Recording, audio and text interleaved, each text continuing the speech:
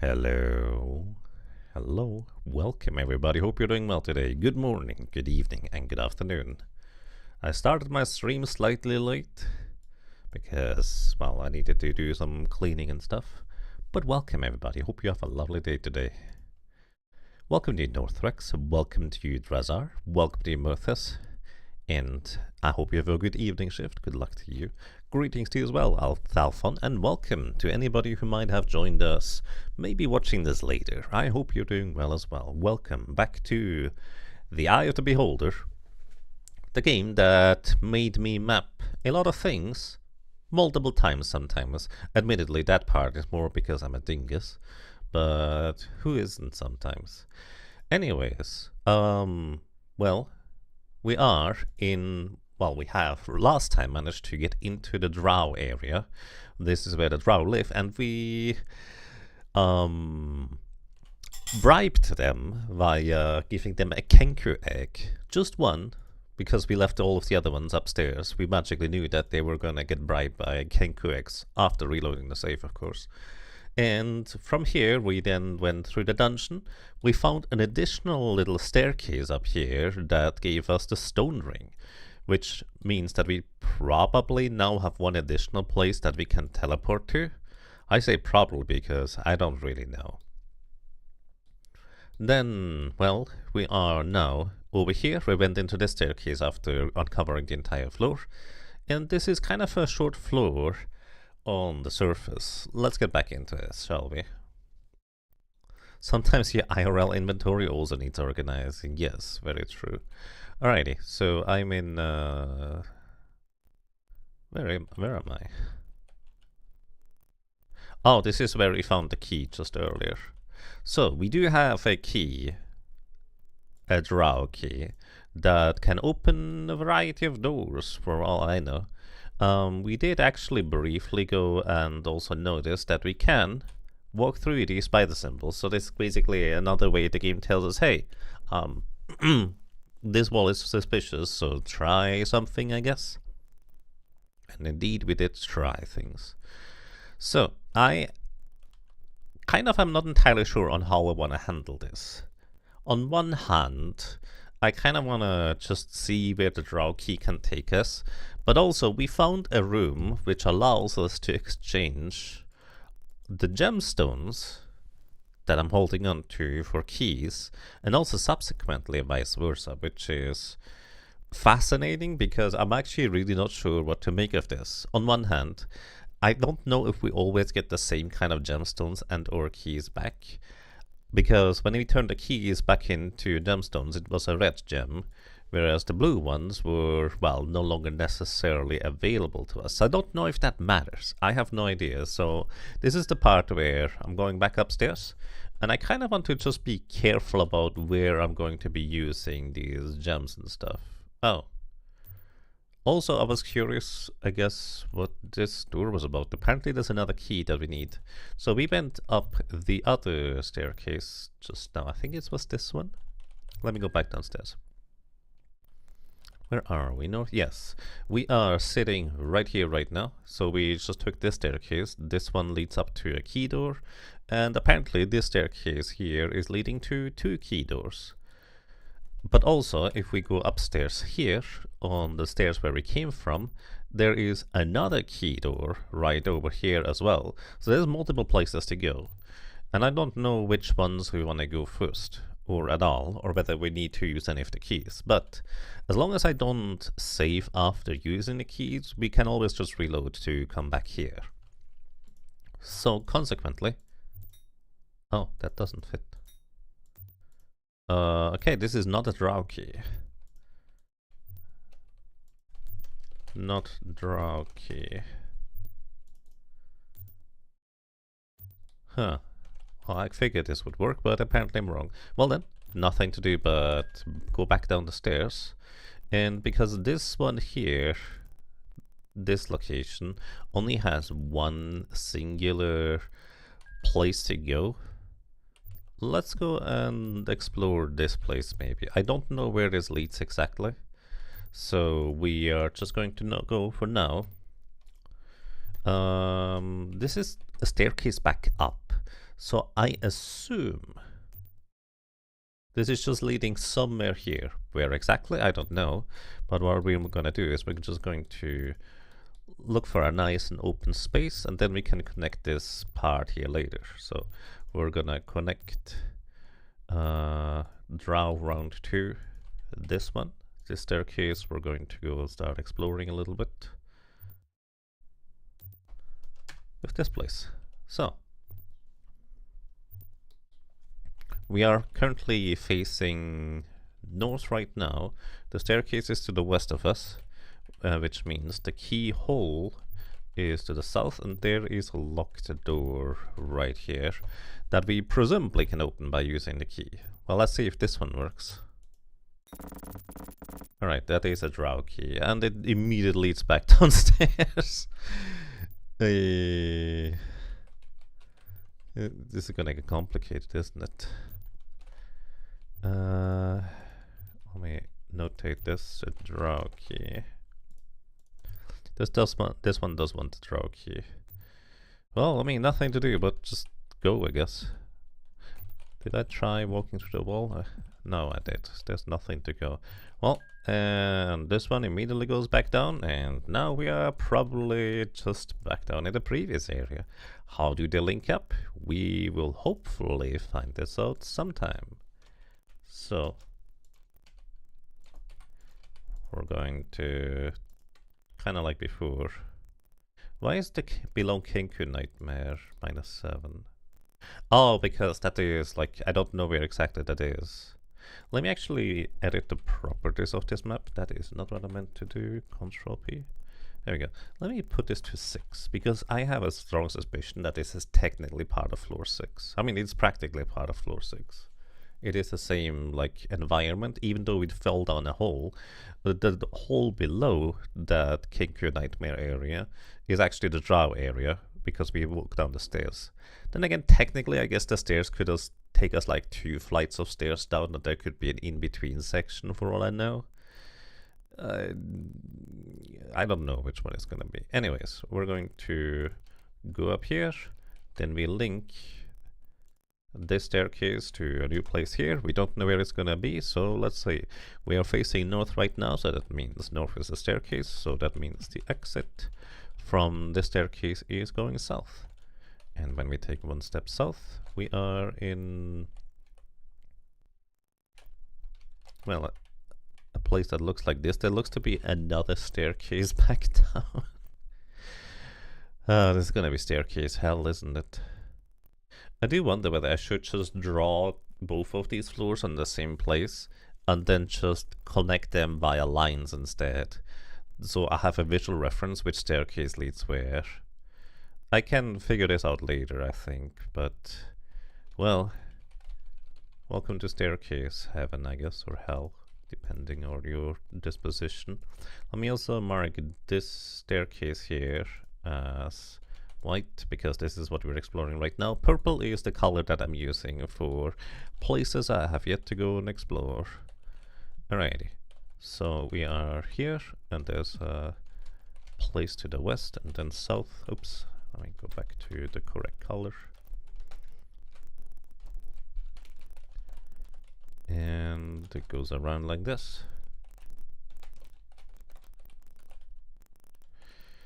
But as well, we need to always check whether any of these walls are pass-throughable.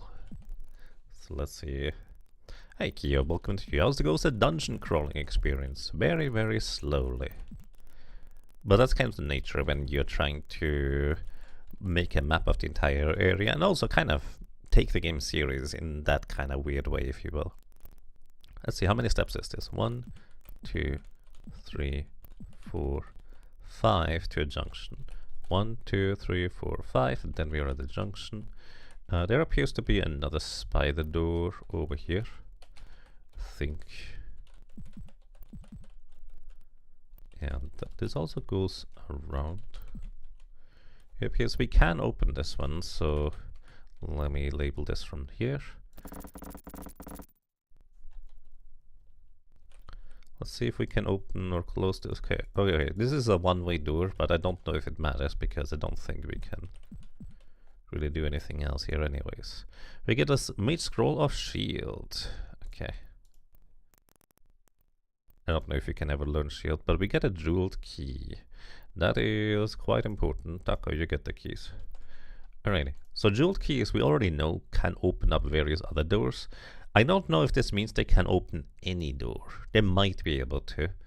Like, I don't know the nature of certain locks or whether certain keys work on certain locks or not. But the jeweled key is what we got when we traded them for gems. So that might be important in the future.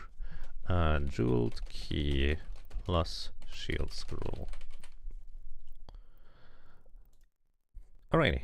Well, we did get another key out of this junction that we have explored, and this appears to just lead back down on the road. Alright, and it doesn't look like we can go anywhere. Let me just take a closer look at all of these walls, see if there's anything written on them. Doesn't seem like it.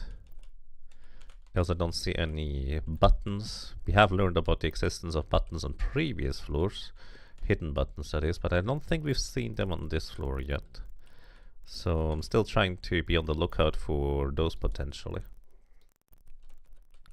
Alright, we get a jeweled key, and well, now we're gonna go back. Oh, this goes further down. Oh dear. Going down. I thought it was going back up, but no, this goes back. This goes further down. Well then, yeah, I'm just gonna do what I said earlier. We're just going to see how these areas connect afterwards. So just gonna do it this way. We'll draw it on the same floor. Ostensibly this is a floor below, probably anyways. But I don't really know. We are facing south, and there appears to be something written on this wall, so let's mark that, I suppose, as such. And then it says storage. Alright. Just a storage. What kind of storage? Who knows? Right, we are right here. Let's see how many steps it is. 1, 2, 3 steps until a junction. 1, 2, 3, and there's a junction south and a locked door here, but we can actually open this one. There is a button associated with it.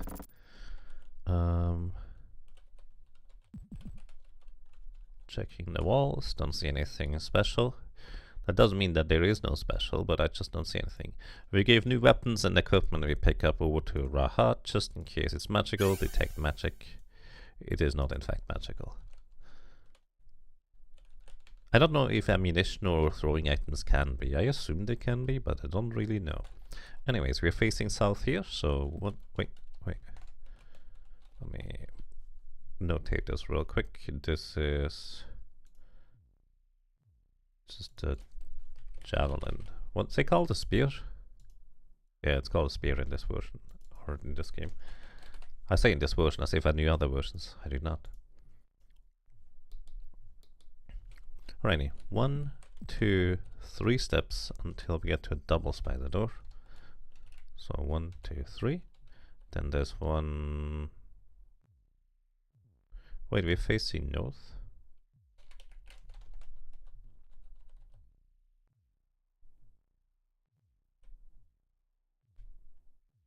Did I get turned around?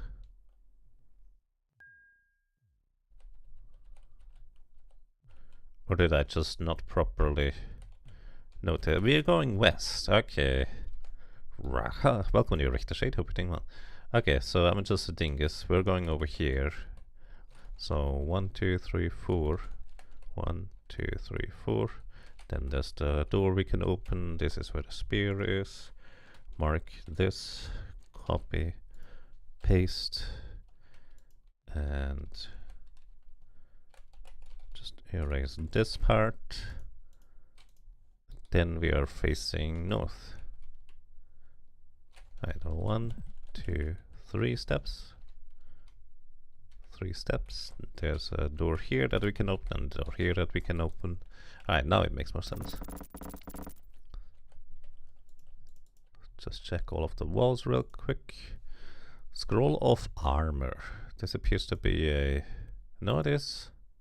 Oh, this is mage armor, isn't it? Sets your AC to a certain value. We don't know that one yet, so I guess you can learn it. Okay, I don't know if that's ever gonna be helpful, but who knows? We're just gonna notate this of scroll of armor.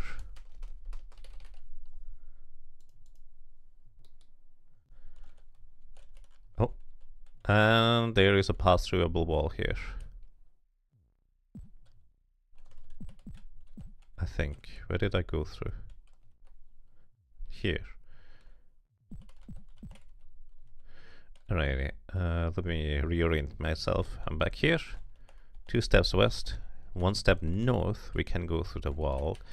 This is a pass-through wall, so let me notate this with yellow because I like to notate them as yellow as such. Then to the west over here, we find another scroll of Flame Blade. Not useful. Probably. Scroll of Flame Blade. May also stop my own YouTube video on the side because it's kind of awkward to just see something moving on the corner of my eye and then it's basically nothing of value. Alrighty, let's take a look at the walls. North, west, south. Alrighty, and this appears to be everything through here, which... Well, these scrolls don't feel useful, but I could be wrong. Anyways, we open up this. Hello. I don't know what you are. But you don't like fireballs, apparently. Okay, I don't see anything here. Okay, I can just label this as monster surprise. What kind of beast was that anyways? It's like a panther type of deal, but with multiple tails. Probably has a specific name, but I don't know that one.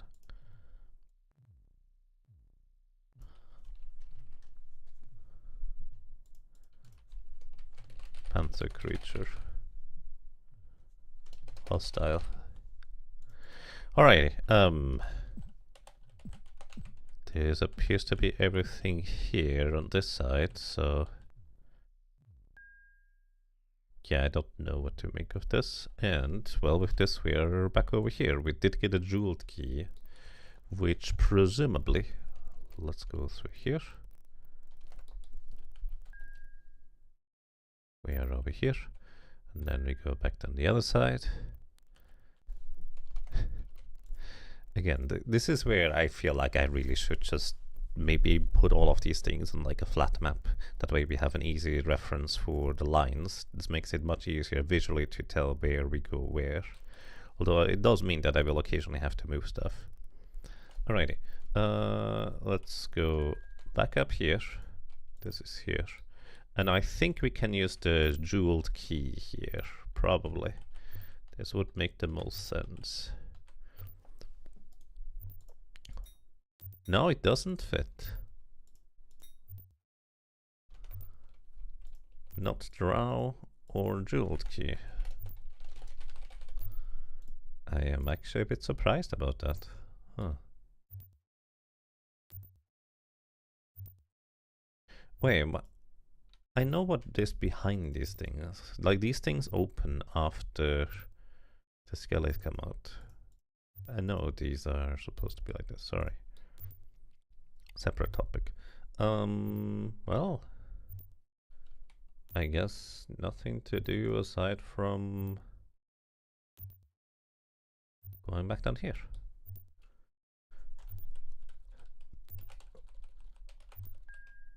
Alrighty, now we are back down here. We can see if the jeweled key fits in here. No, it does not. Not a jeweled key. Okay. It's not a jeweled key, so Let us go down this staircase then, in this case. See where this one leads. This just leads further down. The other one led back up, but this one just goes down. So let's just see where we're going here. Also mark this as white because we're exploring this place now. Right, this was where I did say, or my notes mention, that there's like 2 locked doors. One to the west. This one is locked. The keyhole is on the west wall, and the other one is 1, 2, 3 steps. 1, 2, 3, 1, 2. Let me just test the walls real quick. Have to be thorough with these things.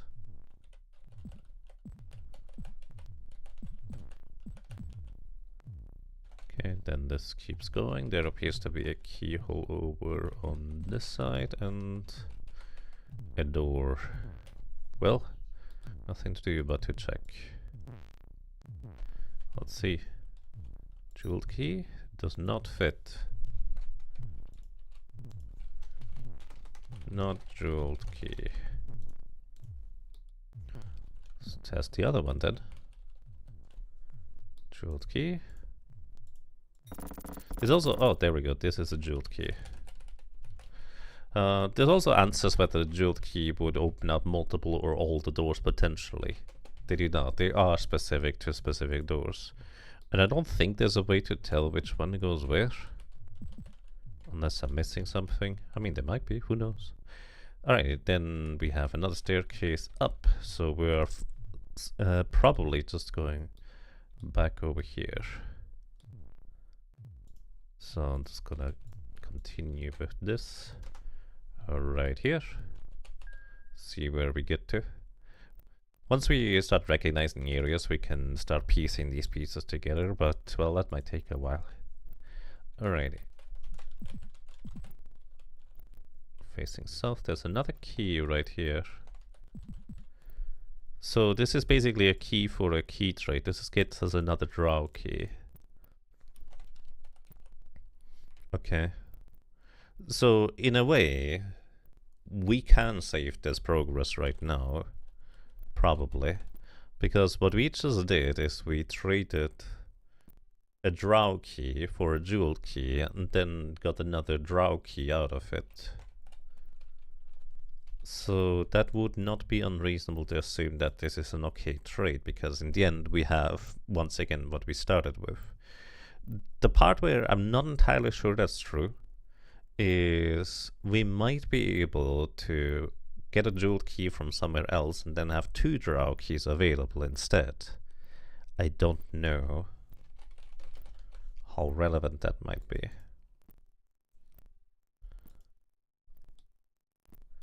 But it is peculiar to me that this is all there is to this in this little section. I don't know what to make of this.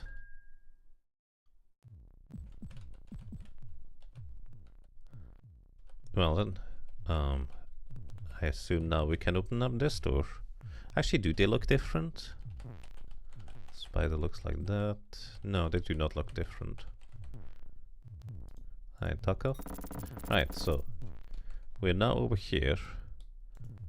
This is the draw key that we need for this door. I believe this is the one we have opened last time and then ended up going to explore, if I'm not mistaken. So 2 steps, a 3rd steps into a room. Should keep going along the wall.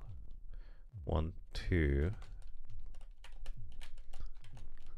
and then there is a keyhole on the east side of the wall and a door that is locked.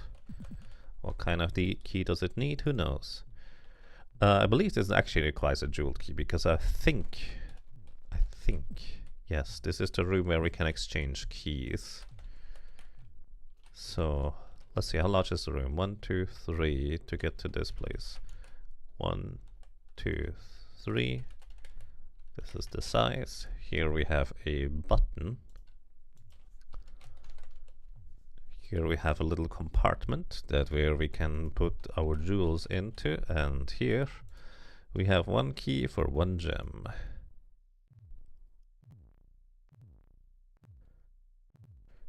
It's written on the wall. One key for one gem. And no matter which one of the jewels we use, we always get a jeweled key out of it.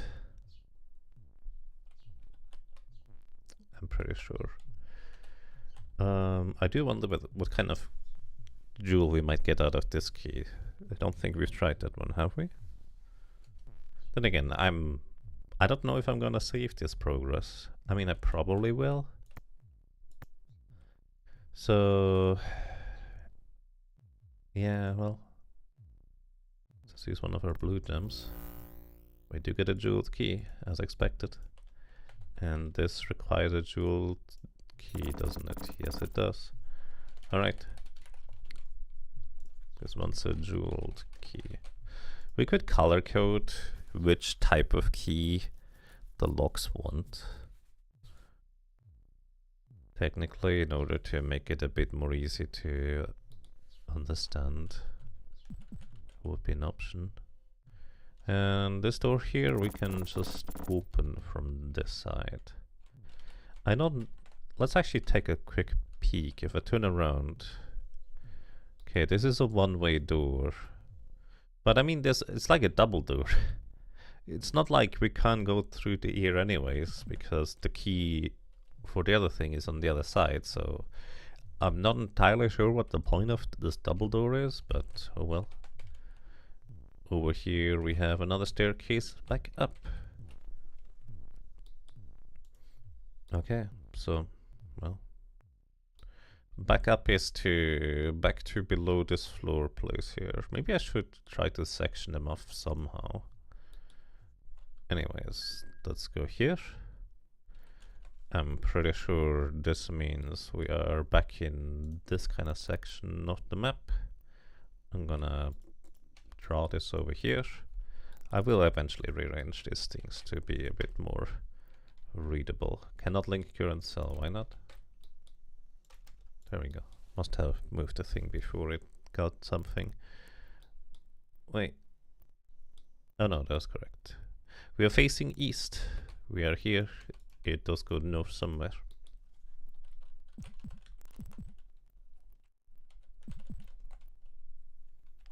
Then there appears to be a junction. Don't know where that goes. Don't know where this one goes, so label this as purple to explore it later.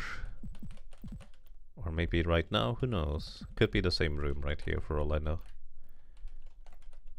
This is indeed the same room, so never mind.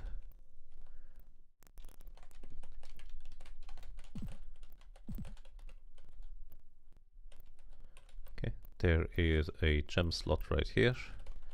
We already know that we can slot in, well, a gem in order to do something here. And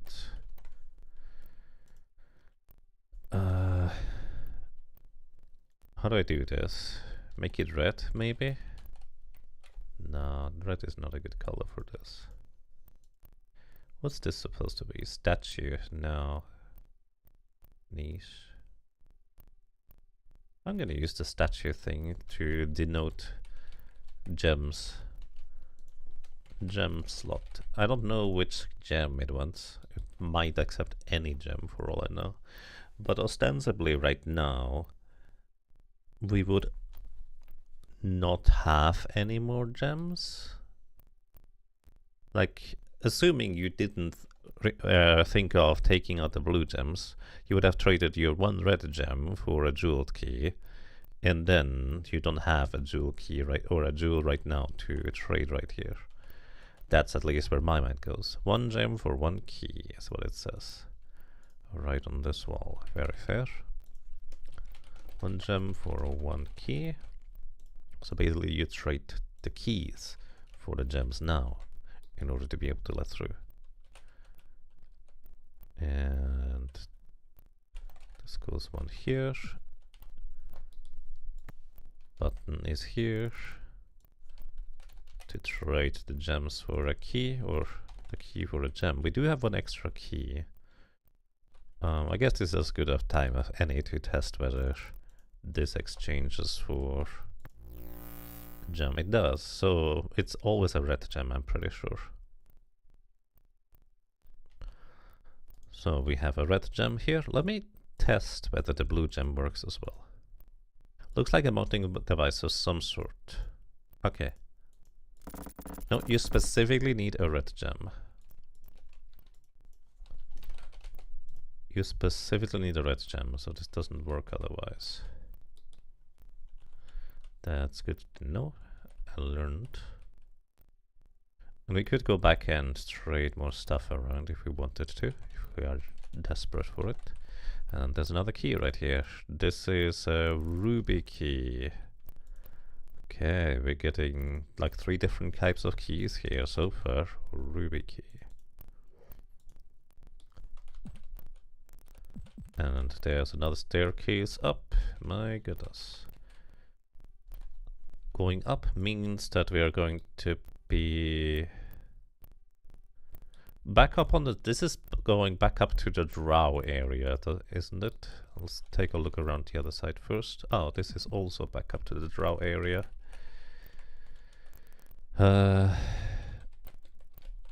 Which one do we pick first? Who knows? One of them. Is this correct? Did I don't think I marked this correctly. 1, 2 steps over. No, it is correct. This is how it looks. I'm gonna go west first. Also, apparently our food is starting to get low, so let's just cast... Oh, we don't have the spell right now to cast food. Just rest the party. Might as well heal in the meantime too. I don't think it's gonna be a problem anytime soon, but just in case. Alrighty then, I guess we're going back upstairs. So this should be leading back up. I probably should just visually, like vertically, rearrange these things, to be completely frank with you. So let me do that. Zoom out as far as I can. That way we know where is up and where is down. So order of operations. Let's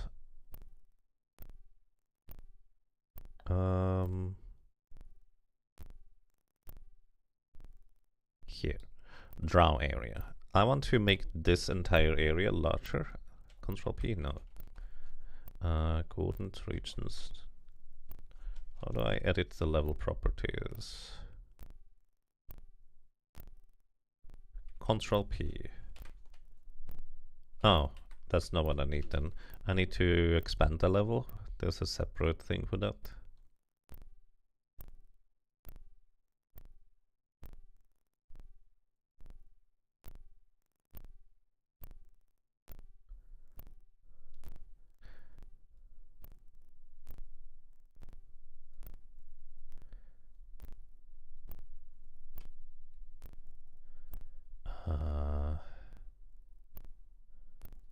Current note pane.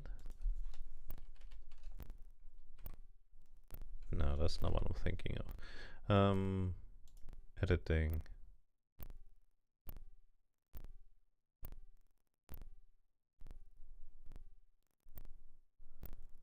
Set floor color. Oh, right. That's the little... Yeah, never mind. I was thinking floor is the level, but that's not the same.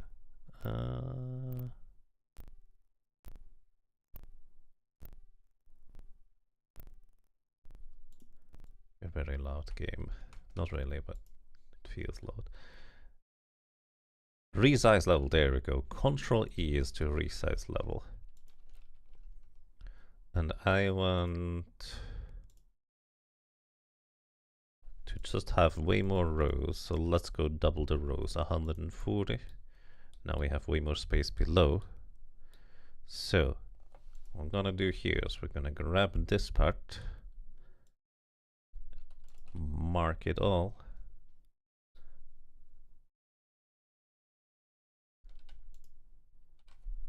copy, Then we go and Shift P to check where we place it. Somewhere here. Just gonna align this like vertically here, because this is kind of where it goes. Then we link this. We're also going to just draw a visual line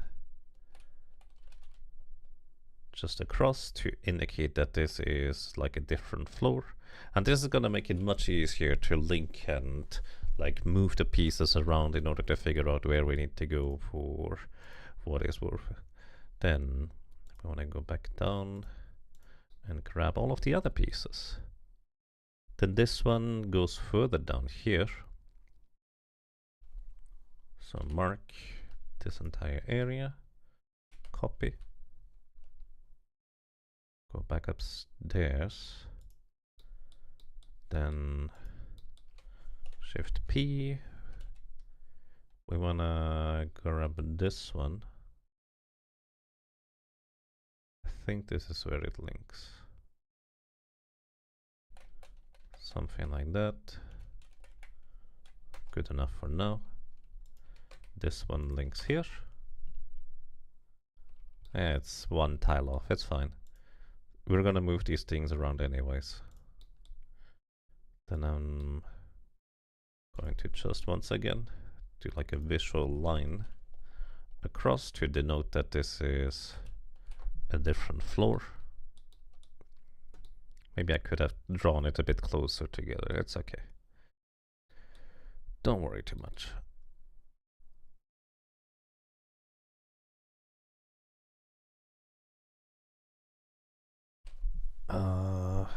Wait, we have gone through here just now, haven't we? This is the part where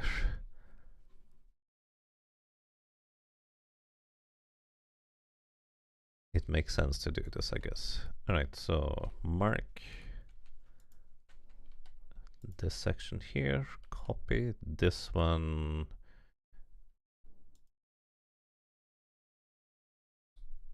Is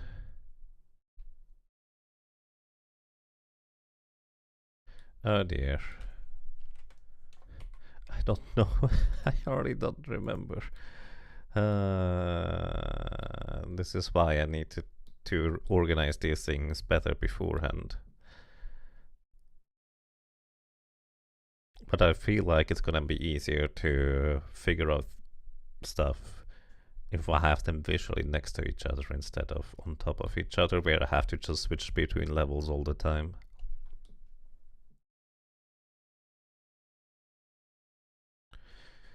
Would it make sense to copy and paste the entire thing, and then move the appropriate ones down the other line? Yeah, that's probably what I should do. It's a good point. I was just thinking copy and pasting is really awkward in this program due to the nature of how it works. But it's probably just gonna be easier. I think you're right.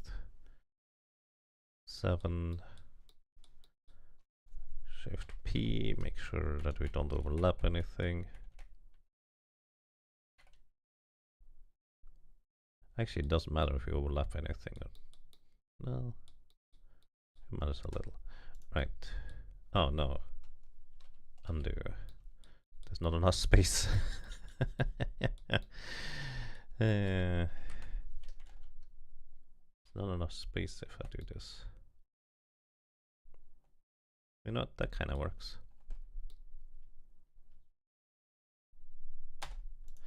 Alright, so it didn't copy the dang lines. So never mind, it doesn't actually help at all. To be completely honest with you, I don't think it helps. Alright, so this one goes to here. Let's just follow this area, I suppose. Which is this one here. This one goes to here. This goes basically back up. So this is actually a fine thing to have right here. I'm gonna mark this, copy, paste this here because I don't know where it's gonna go. Let's erase this.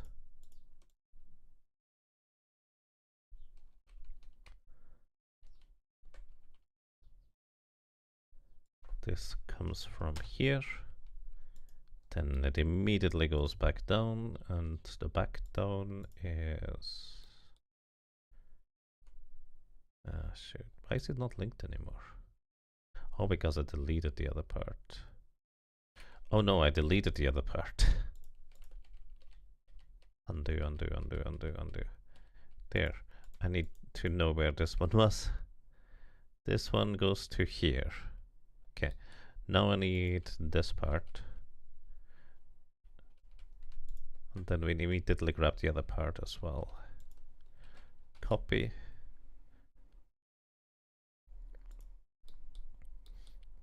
Then this one goes somewhere here. I don't know where it is, but this is good enough. This one goes here. And then we have this one here. Copy. It's not Control C to copy. You need to mark things and then press C to copy instead, which is just a bit awkward for me because I'm not used to like that kind of input method. But it's very Vim, as somebody mentioned at some point. Okay, then you go to here, I'm pretty sure. Let me just double check. Yes, these two connect, which also means we now have redone all of these. Or well, we know that these are now accounted for. Alrighty, and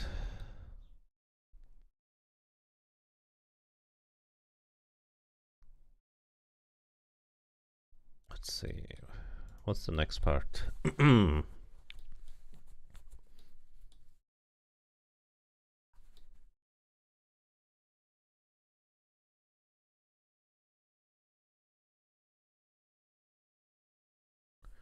This one goes over there. There's nothing else to follow up on. This one here is where I wanna... this is where we exchange the gems. That is literally where we are. Well, this next floor located here is gonna be where we're gonna be at. And this one leads to this room. Okay. Mark this room. Copy it over. And this is a staircase up. So... gonna want to place it somewhere around here because this one just leads back up, whatever that means. And then from here, the entire reason why I did this to begin with, I will be able to just mark this going further up to the higher floor afterwards. I don't need this part anymore. Let's go to floor 8. This one is now accounted for. And all of the connections are done. Oh, this one is not done yet. We need one more connection. Mark this part here, copy. So this floor here is going to connect to a tiny thing.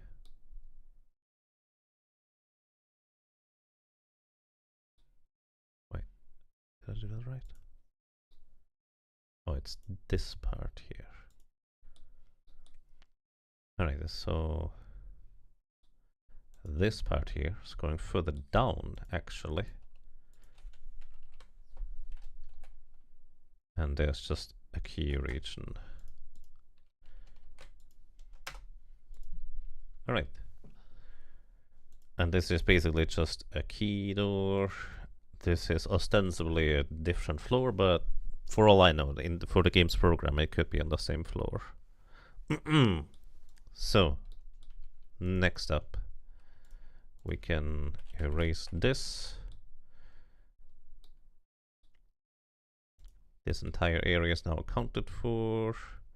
Is this accounted for? Yes, this is where the entire nonsense just starts after we go down here. Which I think this one here I still need to link. Where was that? I don't know, it's not linked anymore. Oh no. Oh no. Where am I? gem here. Let me backtrack.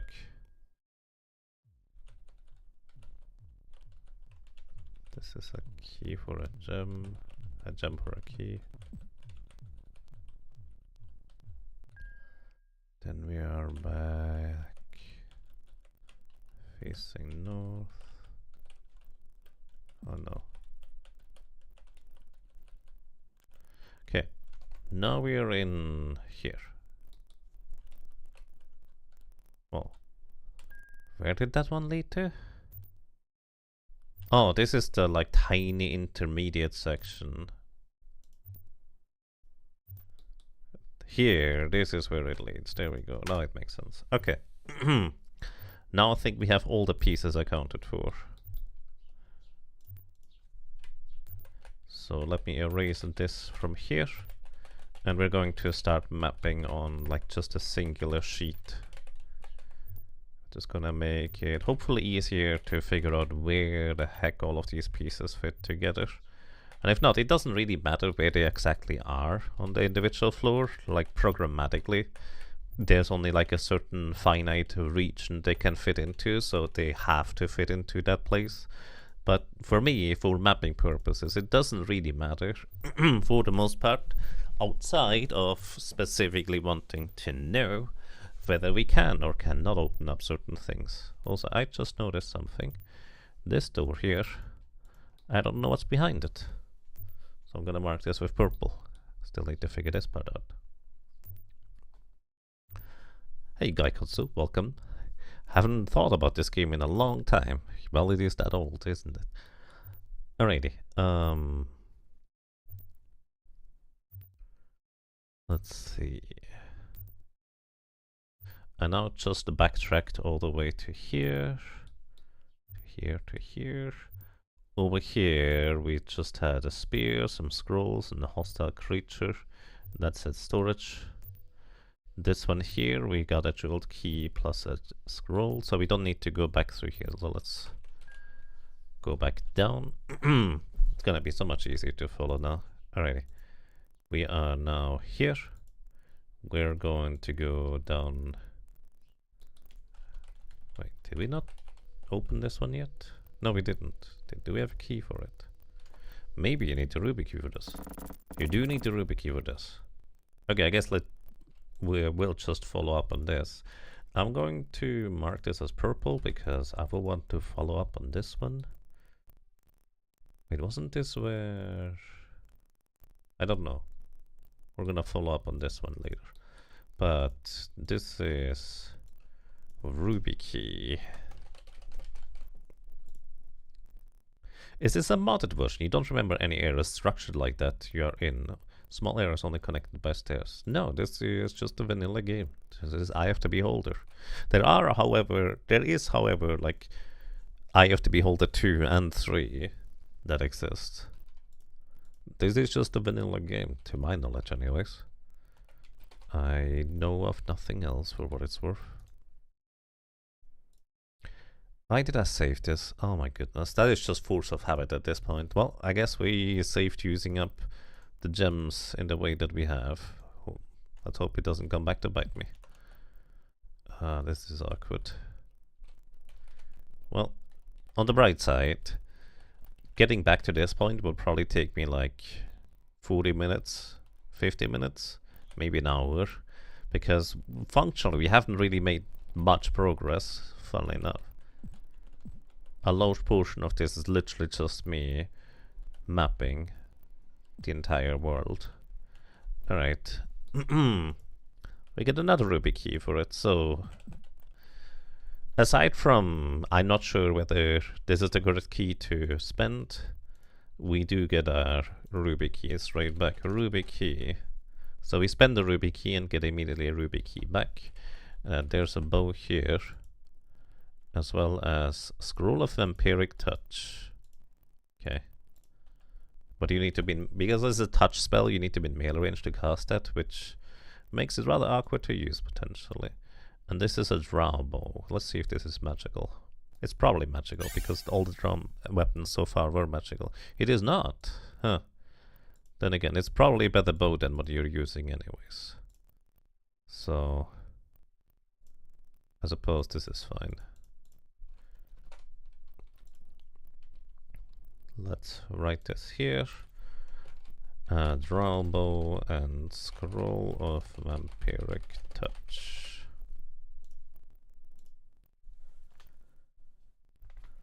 It's been 30 plus years since you played it. Yeah, that sounds about right for when that game was relatively new at the time. Alright, that appears to be just everything here. Let me mark this as explored. So I guess it was a good thing that I went over here first. Because we did get a key for a key, so we are fine. Well, back over here we go. We're going through this staircase. Down here. Then we're going through this staircase over here. So we go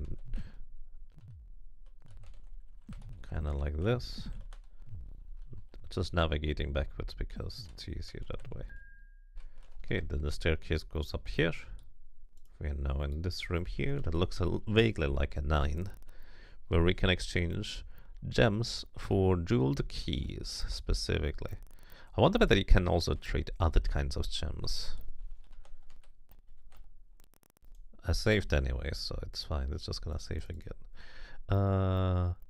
Durham, put your rock in there. Does not work. Gems are not considered rocks. Or the other way around. I am curious what kind of gem I would get for this key though, so I'm actually gonna briefly backtrack to the previous section where we trade keys for gems. Oh. Apparently you cannot trade ruby keys for gems. I was gonna reload the save anyways after doing that, but apparently you can't. Well then. Okay, we are back over here. We still need to explore these sections, so let's go ahead and do that. Let's start with going to the west. This is once again going up. This is also a big reason why I decided to just make this all be on the same floor. That way it's easier to just link them together and see where they go visually, and then we can later disentangle them. Alright, we're facing south. There's a door that we can open. I think there's a switch on it. Let's check the walls. Can't go that way. There's something written. No turning back. Ominous. As written on the west wall.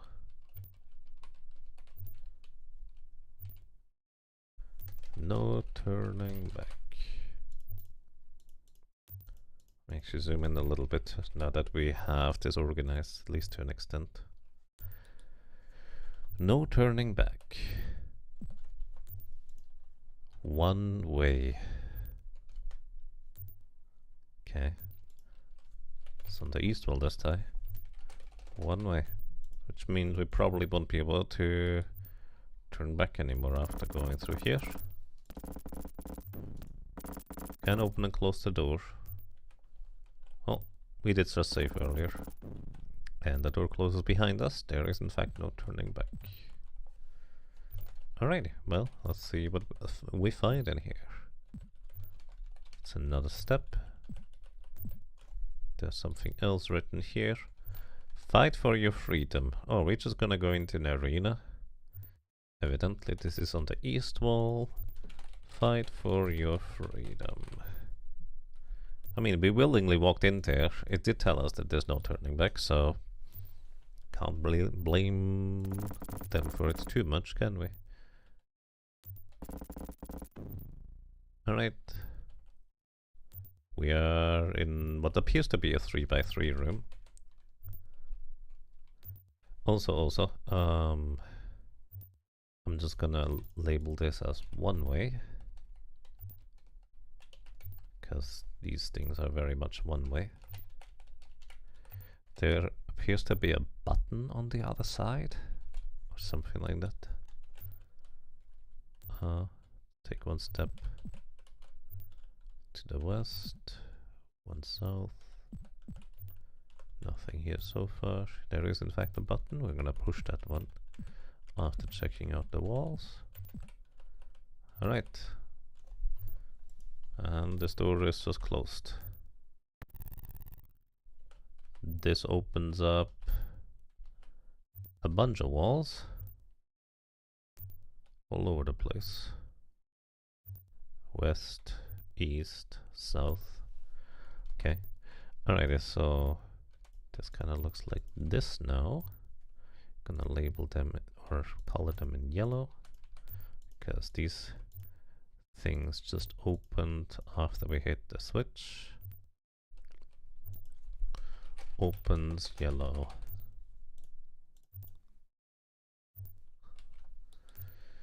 And let's go east first. We are now going to be stepping over here. There are 2 more buttons right here, north and south. Is this 2 steps? No, it's actually just 1 step inside. Buttons, and there appear to be doors. I assume these buttons are just going to open the doors and there's going to be enemies behind. That would just be the most expected thing.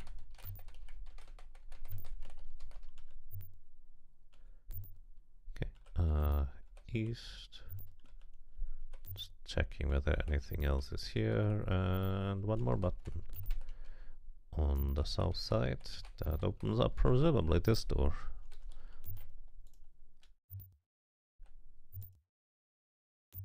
It doesn't.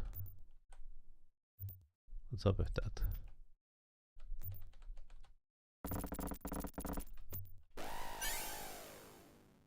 Muff uses the power to turn on that. Good job, Muff. Let's use Bless so we have a better chance to hit.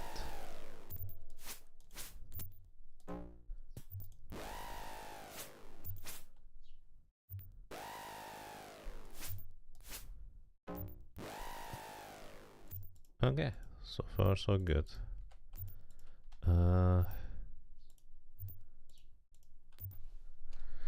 And then we can start labeling the rooms.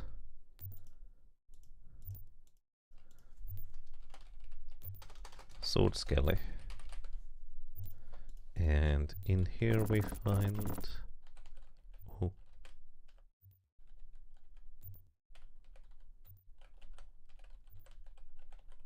I don't see anything else that opened, but stepping here did something.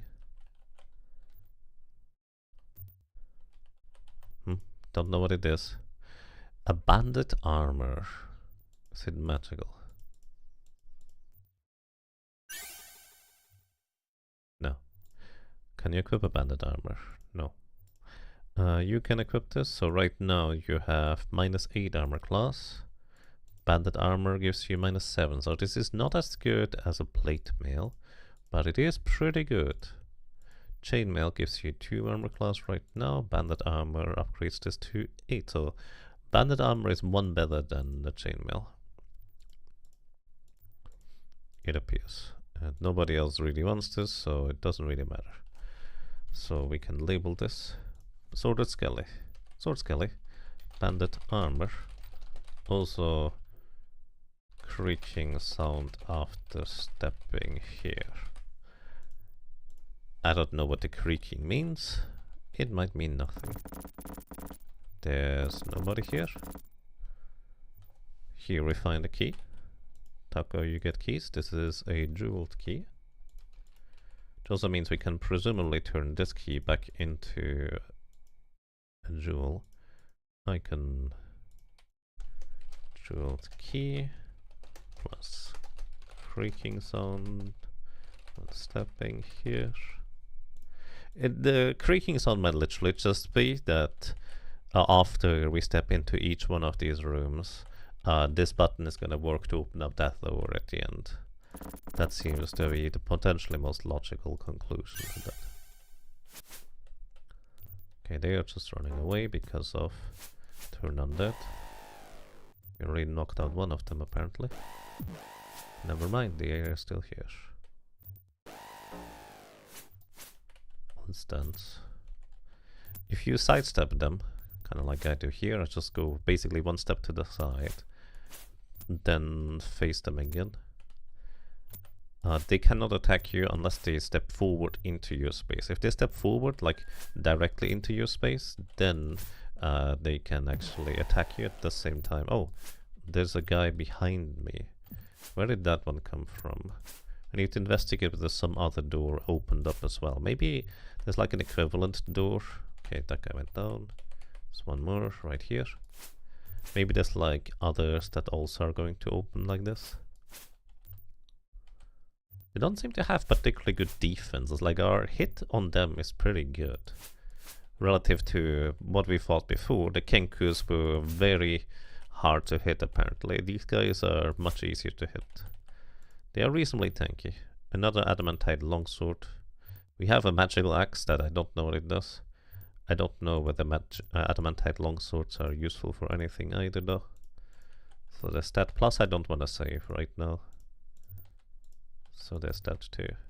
Alright, let's go and take a peek what's in here before I forget to notate everything. It's another ruby key in this door on the south. So ruby key plus creaking. And now we're gonna briefly go to the other side to see. I assume. Oh, yeah. Look at this. These stepping into these rooms does in fact open up the other doors on the equivalent side, I would think. I don't know if these guys drain stats though. I just hope they don't. The only way to figure out whether they do drain stats or not is if I were to check my stats beforehand, get hit, they get drained, and then I would know. However, the non-existence of something that they can't do is much more difficult to figure out. It's just a concern, of course, but I don't know if that concern has any like basis in how the game works. Maybe it would be fair to look up the creatures. It is Dungeons and Dragons after all. Alrighty.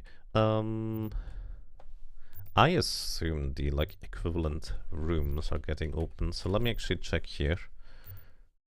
We are standing here, so this is effectively just the exact same setup from what I can tell.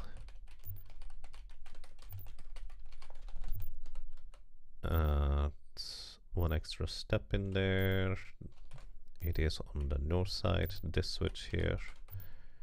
And right now, this door is open. This door is open and this door is open. All but the southwest door are open. So they might be kind of related on like a cross pattern. Probably. And this also does not creak when we step here, so presumably that is exactly what happens. So we're here. This is a jeweled key right here. Jeweled key. Then we check the other side. This is a cleric scroll of cure light wounds. Just use it. It's not particularly impressive, unless we might need them for trade at some point. I don't know if that's a thing. Anyways, here. Cure light wounds scroll is right there.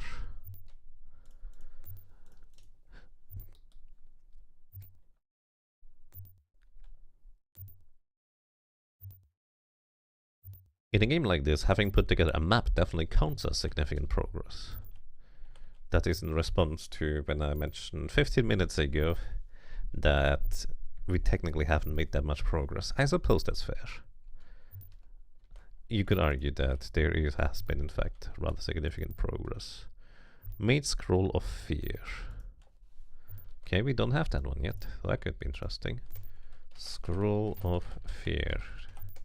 I assume this just means that as a mage scroll, so the mage can use it, rather than a cleric scroll that the cleric can't use. Alright. There is a skelly here. And he is spooked because of turn undead, which just happens passively. But I think anytime we just hit him, it immediately breaks out from the fear. So any feared creature is no longer feared after they take a hit, from what I can tell. Which, you know, that's fair.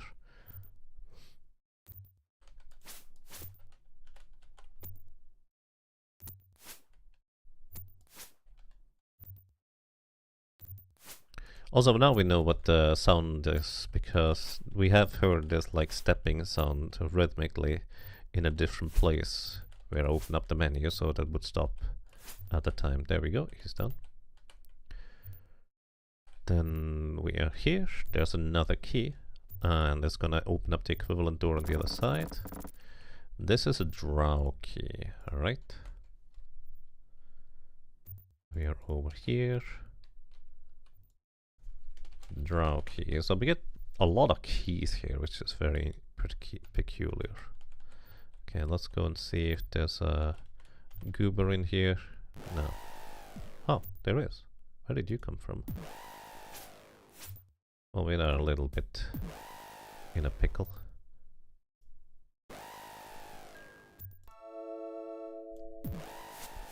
He really does not like you. Alright, let's just fireball this one. He is dealing way too much damage to us. Mostly to Tagor. Alright. Get your arrows back. Rope taken. I don't know if this is magical in nature or not. We're gonna take a look in a second. Same with the arrows. Let's just take a look if the arrows are magical. Unfortunately, there's no identify spell, just detect magic. So I won't know. No, none of these things are magical. Anyways, might as well just get a change of clothes for you. You can have more arrows. I assume they just have a chance to drop these things, rather than it being anything guaranteed otherwise. Alrighty, so this room over here has just a bunch of arrows. 3 arrows. Alright, and I suggest we rest the party. Do we want to save? I think we're fine to save, it's fine.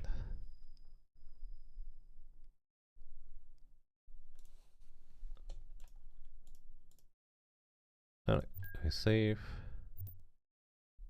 Just cast create food, so I don't forget about it. Alrighty, so now the question is, does this button work now? No, this button does not work yet. I assume the same is true over here. It is not. That is surprising. But yeah, they can step forward and immediately attack. Wait, did I want to be here?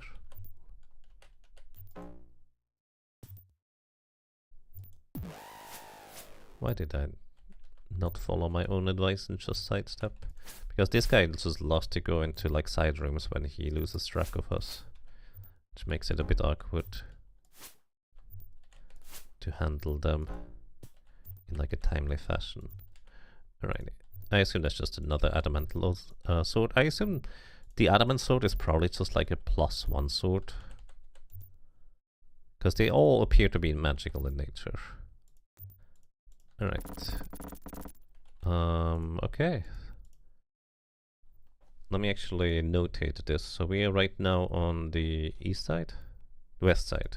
We're on the west side, so this button worked. The one after opening up all the other doors.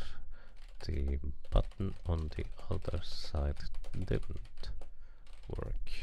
It could be that you need to push in all of the buttons for the various jail cells, or whatever you want to call this, and this is another drow key, okay? So we are here, key, drow key. It's a lot of keys. Or gems, depending on disposition. Let's see if there's another clone. There he is. There's two of them actually. Ow. Let's cast Prayer to get everybody for an increased chance to hit. Lol.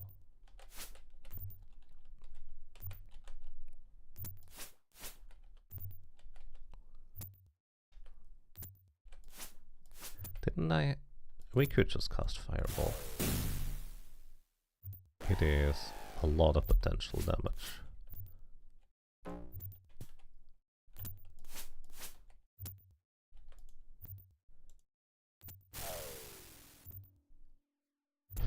I think they dodged it.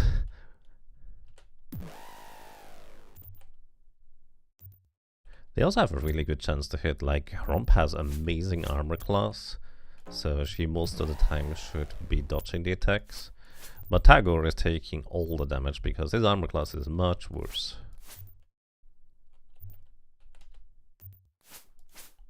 There we go. Once again, we're gonna check whether these are magical. I know for basically a fact that these swords are magical in nature. Give me my arrows back. And Scroll of Lightning Bolt. This might be our first level 4 spell. Actually, I've not been particularly thorough about checking all of these walls.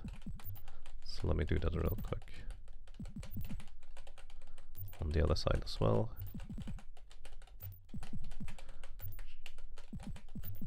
Just face check all of these. Alright, that seems to be fine. Alrighty, let's go and scribe scrolls so we can learn the Lightning Bolt, Vampiric Touch, and Fear spells. And then we can also change our memorized spells. Oh, Fear is level 4 apparently. Maybe it's really good. Who knows? Let's try out Lightning Bolt, shall we? Maybe it's better than Fireball, although... well, I don't know. Could be. Also, let's check whether our stats are any good still. Wisdom, Dexterity, Constitution. Has it always been 14 or has it been better before? His was always 19 and he got hit much more. So it's probably what we had beforehand already. Probably. I don't remember what our stats are from the get-go anyways. And did we learn any more spell slots for you? No, we still have the same stuff. Let's rest, get our fireballs back.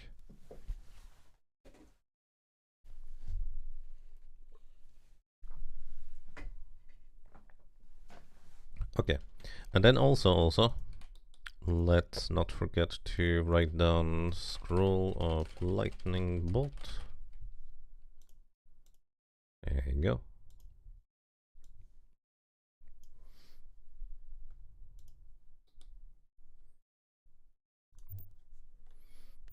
And then we're going through here, I guess. Just check all of the walls, see if anything is fishy or suspicious about them. Not so far. Then over here is a keyhole. It's a different kind of keyhole than what we have seen before. So which one is this gonna work with? Who knows? At this point we might as well save. And Taco, which one do you want to try? This could be a Ruby key. We haven't... no, we have found a place for a Ruby key before. It's not a raw key. It is a jeweled key. Or, let us double check. Game options, load game, yes please. Okay, it is jeweled specifically. Alrighty. And this is taking to the west. Jeweled key.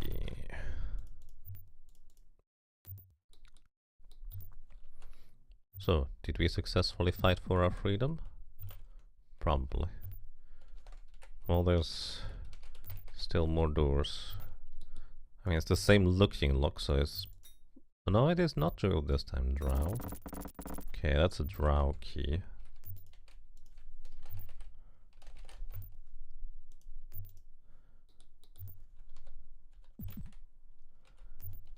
And guess what?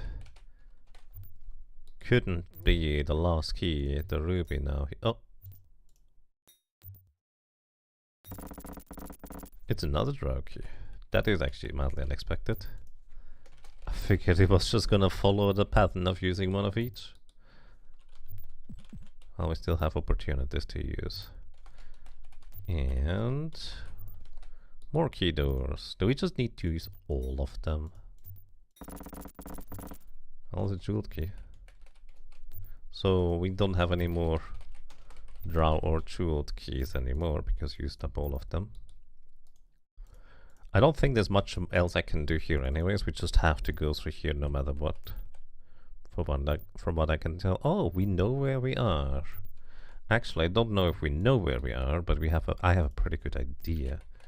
This appears to be the teleporter room with the little nook here. And another nook. And another nook. And then this goes to a keyhole. On this wall, we have seen this room before. I labeled it as teleportation hub question mark 999.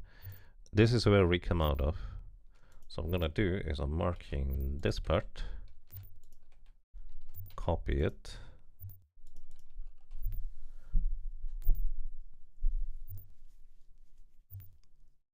spider mural draw floor. Where was this one? Oh, this was from... right. That's fair. Also, this was before I knew about the spider doors opening with the specific kind of things. So this is actually a place I wanted to get back to anyways. So this might just serve us fine. Alrighty, Shift P. This fits right here. Perfect. So this is the teleportation room place. Let me actually mark this. Copy. Wait, I did not mark all of these.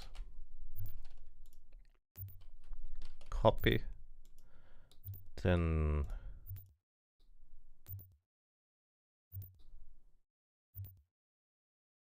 basically I wanna move this a bit further to the right. Shift P. No.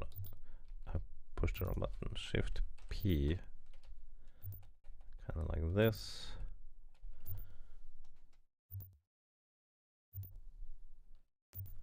Erase these parts.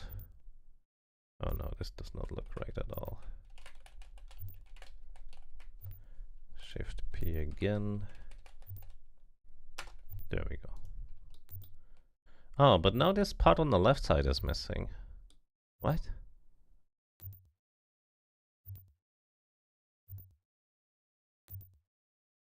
Why? I guess it doesn't matter, I can just put it back. Wait, no, it doesn't matter.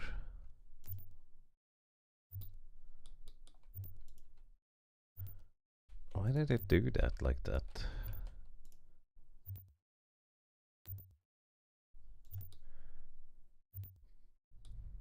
Shift P. There we go. Kinda wish we could just grab a piece of the map and then move it over. But I don't know if this is much of a thing. Alrighty, we are back in here in this teleportation hub place. Since last time we were here, we did get a stone ring. So this appears to be the second from the bottom. But none of these things here except the stone ring as a teleportation gateway. We need a stone gem for the bottom right, and we need the stone symbol for this part. What is written here? Wand, lava stone. Okay, we did find a wand on the lava stone here in this room. Maybe you need to place some specific things in these niches in order to unlock something. And well,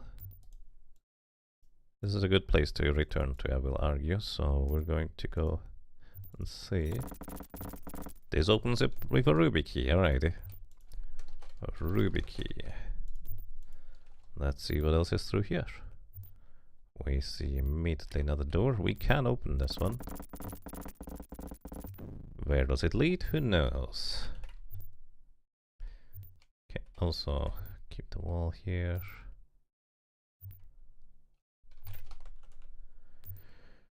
And, well, we can open this one, and there is just a staircase down. Let me mark it with purple because we have not explored it yet. Let's go through the spider door first. Because we have a pretty good idea that we are in the drow area right now, so maybe we can find where this connects to and then shift it into place with like the larger map, if you will. Okay, 2 steps east from here. And then 1, 2, 3 steps up. 1, 2, 3 steps up. And then it goes east again. 1, 2, 3 steps east. 1, 2, 3 steps east. Then 1 north. 1 east. 1 north. 1 east. 1 north.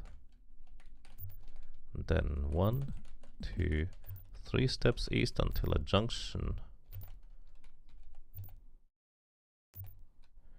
And to the south we see an open doorway.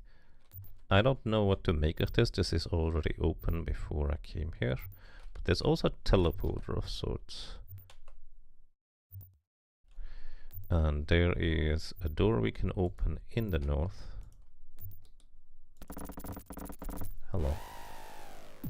This is where the sounds come from, I guess.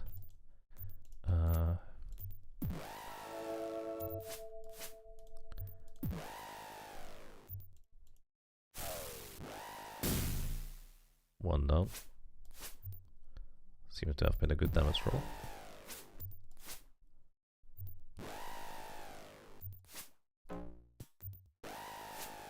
The other one did not receive so much damage. Alright.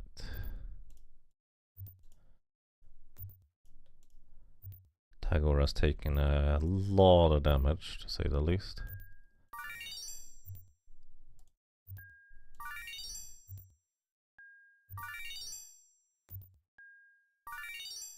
Let's move him to the back and have Durum in the front for now. You exchange shields because your shield is better.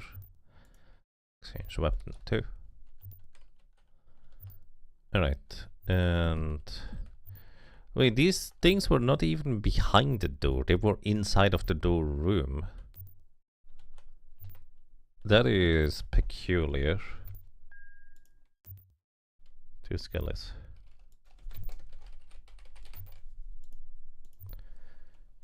That is very peculiar. Alrighty, well,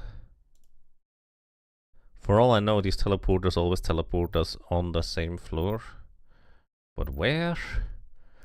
Who knows?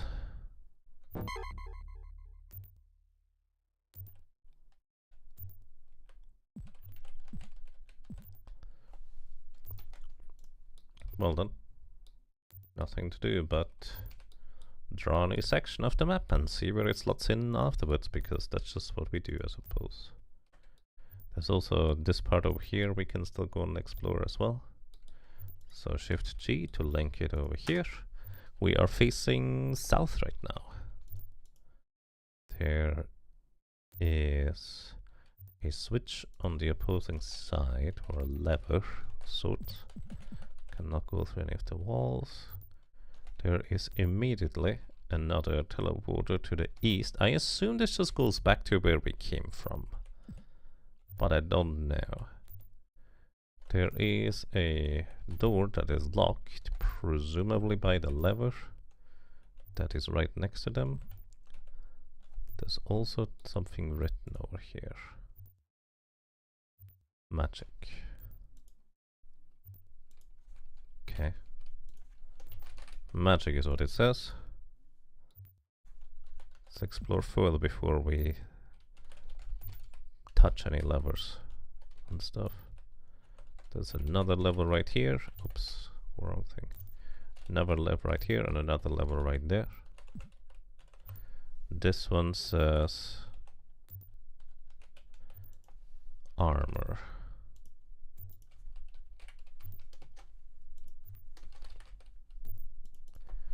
Alright. And then the last one says weapon. Alrighty, well, who wants to bet that this is just going to be more skellies? I'm most interested in maybe learning more magic, I guess. So let's pull this lever here. There appears to be just a singular room with a ring. We need to check for its magical properties or not, so let's just detect magic right now. It is a magical ring. I don't know what it does. It could be cursed. Save game, yes please. Alrighty, let's see. We also don't know what this other magical ring does. I guess... no, it is not the stone ring. We already have the stone ring now. Let's see. Doesn't change the armor class. And I don't know if it does anything else. So... just give it over to Tagore, who is going to be their melee fighter for the most part. And hope for the best, that it's not bad for us. Could also be like a magical ring that enhances your spellcasting ability, but the game doesn't tell me, so how am I supposed to figure out? I just hope it has some vaguely beneficial effect for our character. Actually, you know what, considering it is magic, I do have one idea. Let's equip it on our mage and see if we can memorize more spells. Because this... no. Oh, it might. Hold up, there's 4 remaining.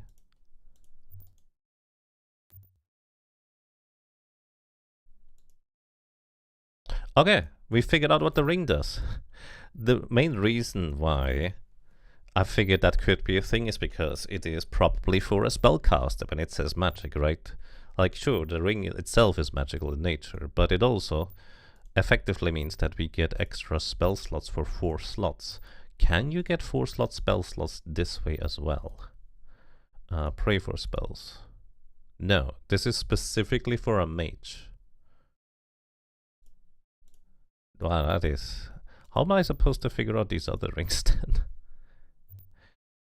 I mean, I guess literally, it just kind of just randomly came to mind, and it happened to be exactly what it is, which is fascinating. So let's actually check this other ring. Which one is it? I think it's the blue one. I think green is... yeah, green gives you -3 armor class, which is really good. Let's see if you can maybe memorize more spells. So pray for spells. You currently have 5, 5, 3, 1.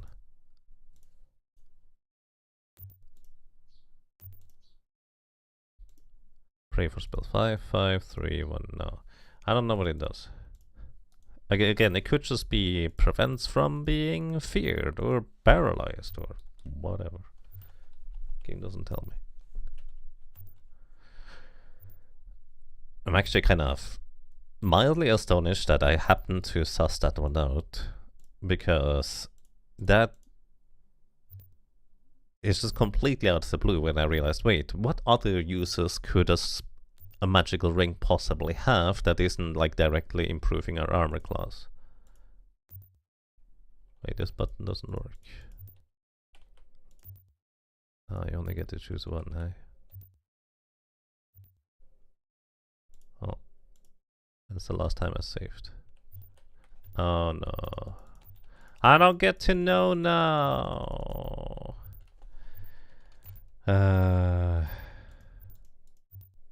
How inconvenient.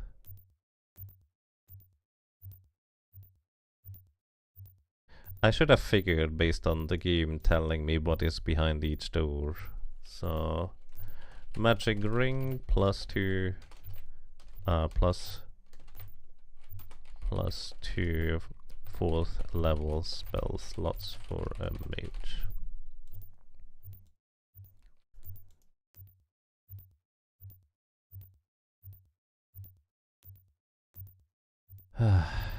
Well, you only get to pick one. And this does indeed just straight lead back. Fair enough.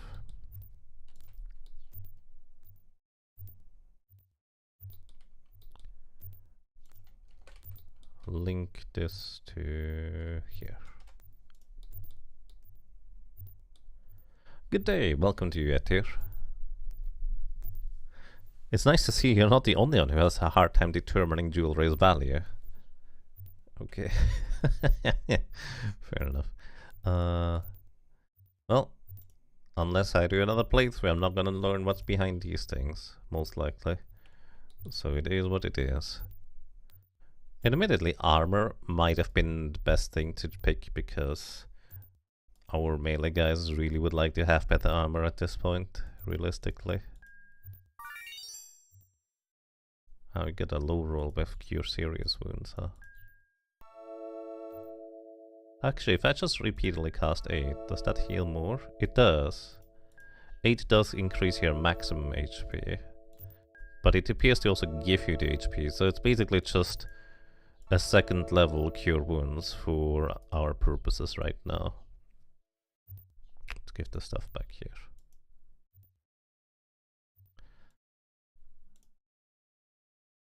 But yeah, no reason to not just save at this point because I already messed up. I've been so careful about so many other things before, but for some reason, not this time. Shame. Anyways.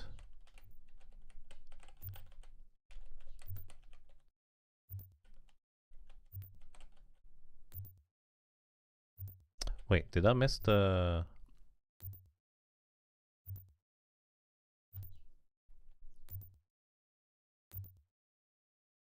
No, I didn't. The portal room is down south. So we know where the portal room leads now. Approximately. Which also means I can go and remove the teleportation hub. Yes, delete the current level. Draw area? No. Is it draw 7?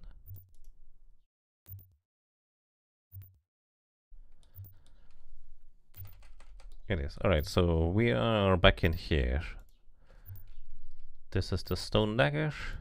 Oh, I didn't link these. That's because I didn't really explore these places either, for what it's worth.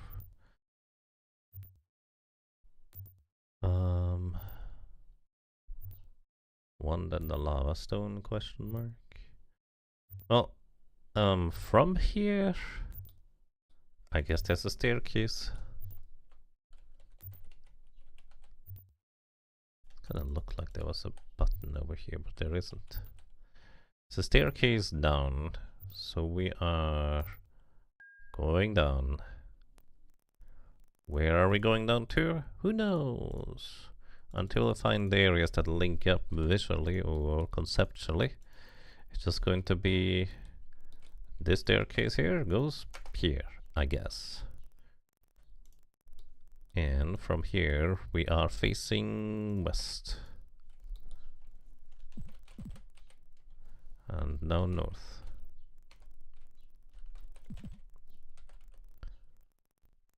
There's a spider door to the west. Wait, is this just 2 steps? It is 2 steps. Spider door to the west, we can open this one. And there are corridors going here and here. And there appear to be even more junctions beyond. Actually, let me real quick copy this here, paste this here, because I think it makes sense to give myself enough space to work for stuff here.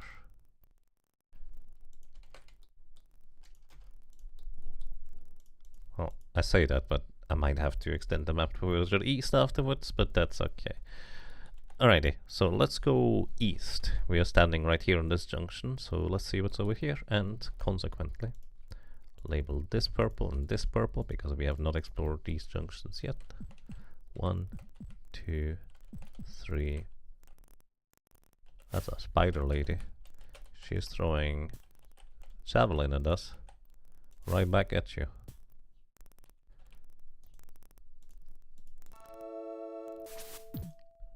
Oh dear.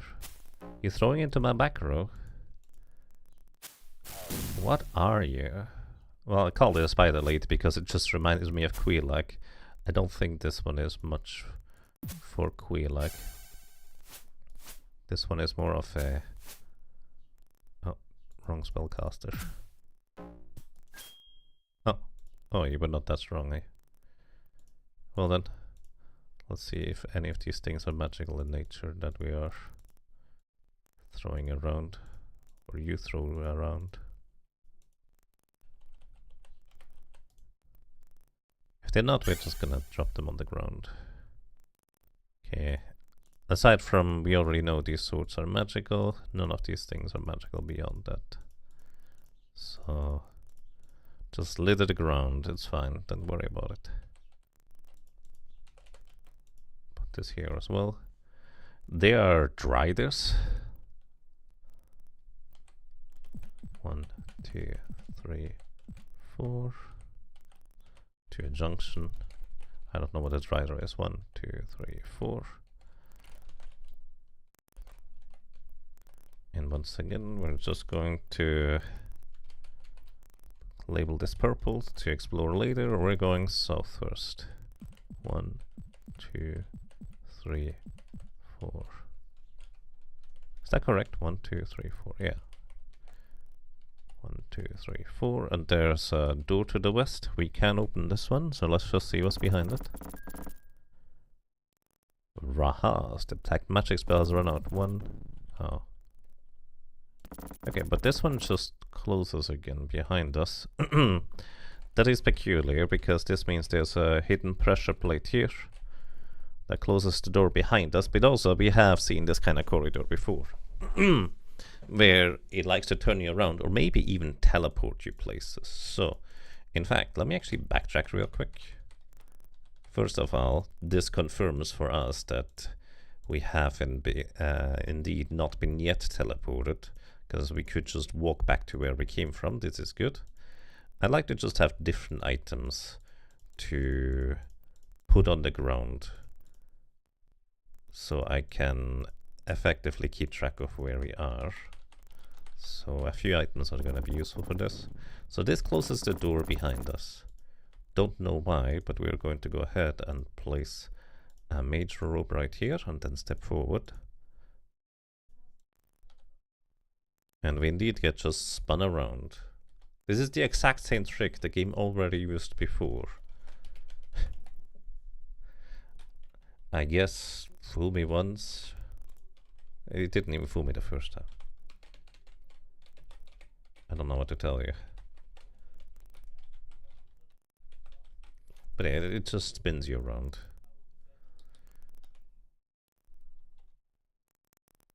Does this mean this is the same place, maybe? I don't think it is. They are driders, drow plus spider, a drider. I see. Like a wrecked baby riding around. Damn it. Quasical was a bit faster there. Alrighty. Opens. Here's a... Alright, hi. Lightning bolt. Oh wow, lightning bolt might have absolutely obliterated this guy. What the heck? Speaking of absolutely obliterating, I think we should probably rest and heal.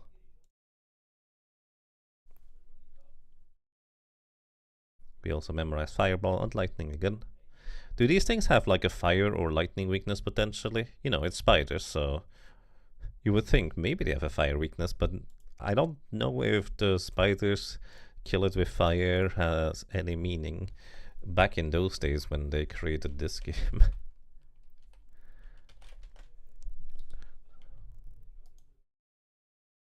Let's save, yes.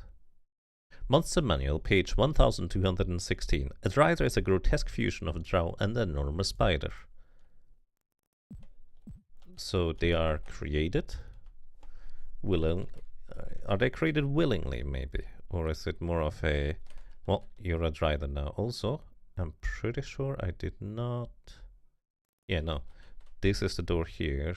Presumably this is another, like, hidden button on the ground. It is indeed. Just needed to double check.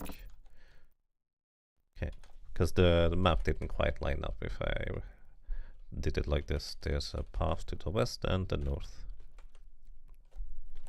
It seems like the north kind of goes like here. Let me label this as purple, because I have not explored that part yet. We're going there eventually. It's sort of, but it's more related to the enemy size versus the damage type, you think. For Fireball. So can like large enemies get hit multiple times by Fireball in this game? Or this rule set? Sort of willingly. All in service of their goddess. You forget their name. I probably haven't heard the name of their goddess before if I were to guess. Okay.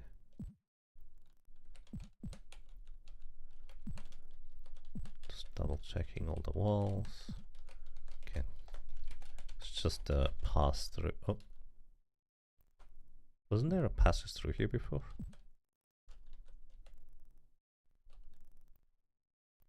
Oh, you're turning me around again, you clowns. Yeah.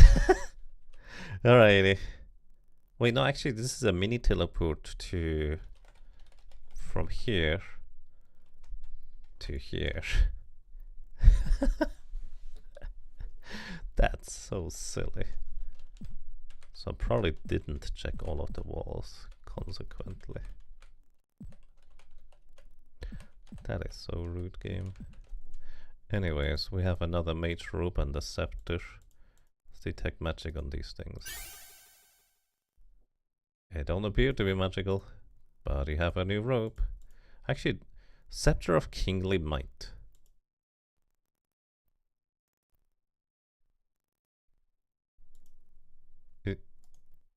This item is automatically... No, it is a weapon. Okay. Sure, we're just gonna attack with a scepter. Do you think it has charges? What does Kingly Might even do? I mean, for all I know, it could just be more of a decorational piece. I already stepped under the teleporter again. But see, this is where it's useful. This is the teleporter here. We're gonna get teleported and then spun around. This is where it's useful to take excessive notes, I guess. Turns us around. Alright, we're back out of this place now. We're going to this junction and then head east from here.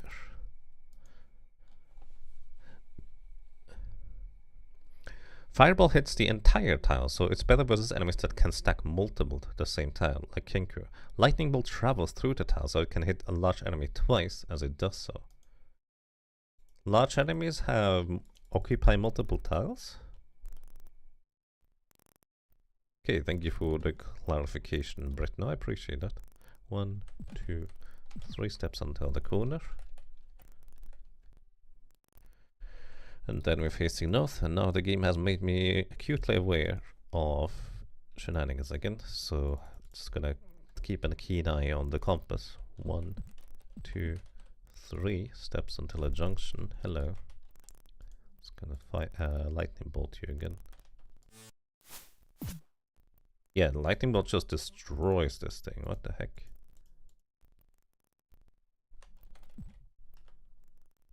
Righty, this means memorize spells. Haraha. We're gonna switch over your fireballs to just lightning bolt. Might not be as good against like groups of enemies. Maybe I should just have one of at least one fireball as well. Yeah, let's do that.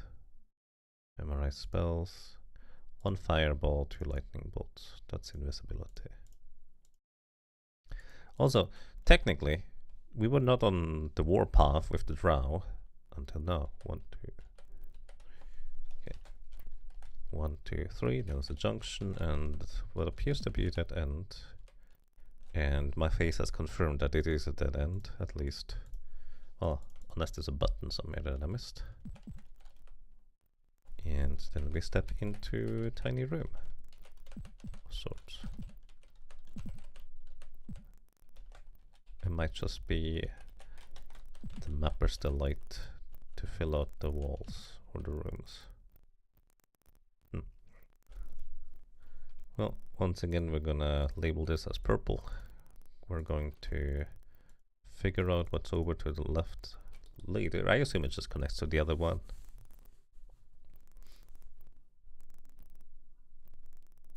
A large creature like the Driders take up an entire tile. Smaller creatures can stack in a tile and can attack you simultaneously. Yes. You can think of each space you move through as being able to be subdivided. Oh, that's what you mean by it hits enemies multiple times.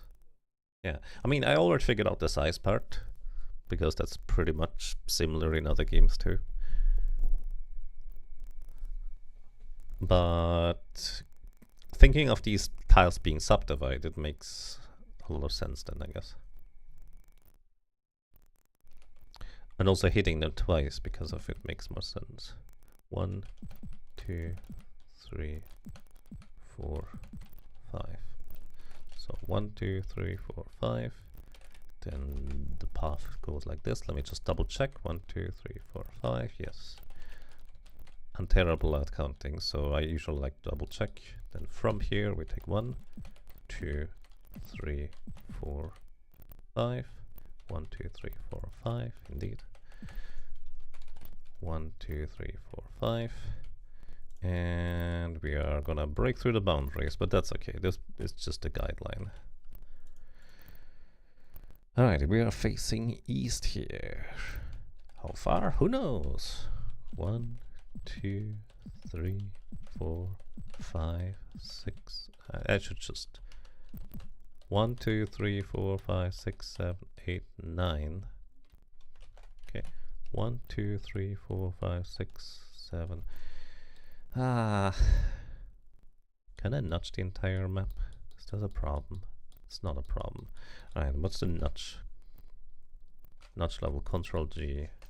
1, 2, 3, 4, 5, 6, 7, 8. Alright. Oh, I didn't actually confirm it.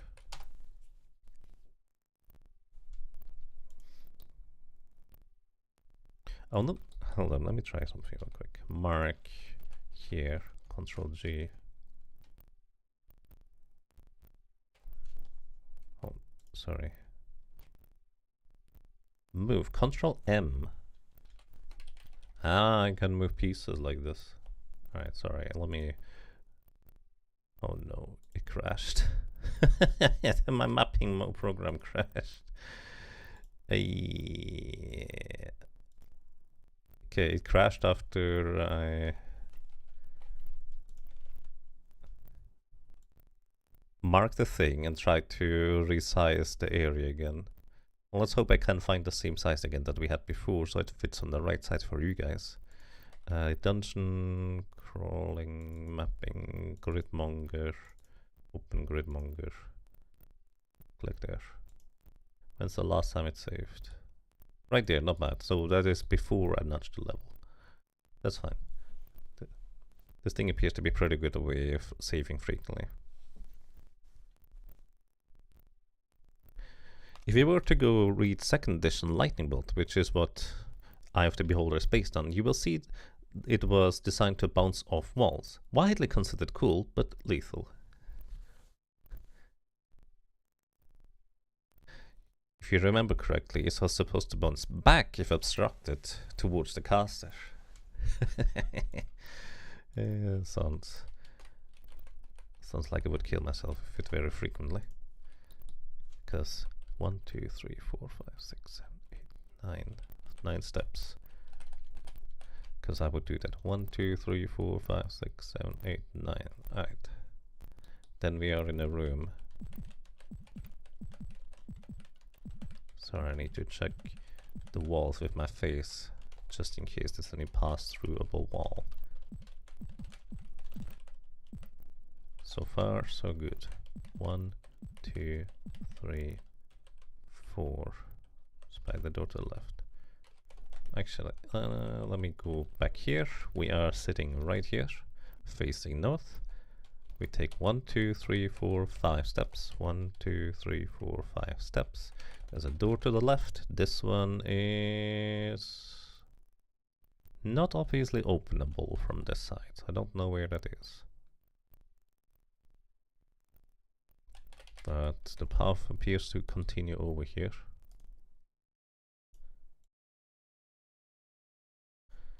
One, two, and continue like this.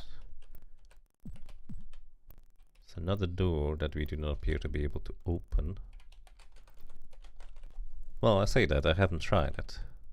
Like, they just don't have buttons like most of the spider doors tend to have, or doors in general. So maybe I should always just try to click on them just in case you can open them anyways. So far, the game has only done that with like visibly different doors that we were able to pry open. But I don't know whether it's gonna always do that. 1, 2, 3 steps. Wait, am I? Oh yeah. I guess I already marked that now. Just happened to be the correct size. 1, 2 steps east. Oh wait, I just realized you guys don't see the entire map now because it's larger. Due to the nature of it. Alright, now you should see most of everything again. There's like a little bit missing. I guess I can make it a bit smaller. That it doesn't fit properly anymore. Okay, I'm gonna try and keep it like centered basically. But right now there's like, I'm working on the right hand side. How do I do that effectively? I guess, no. I can't make it slimmer. This is like the minimum slimness I can have the mapping tool be.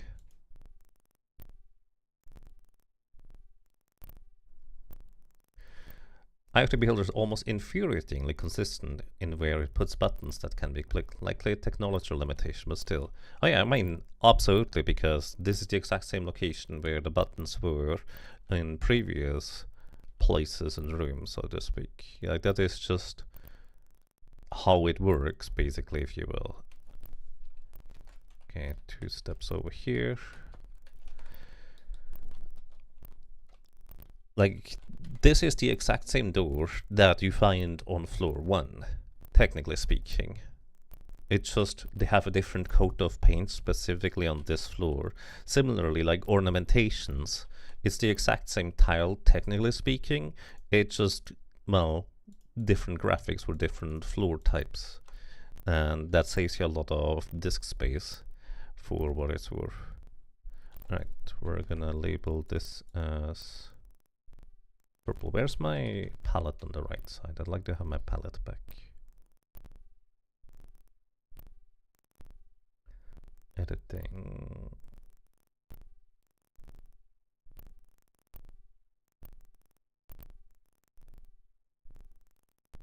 I don't remember how I save my...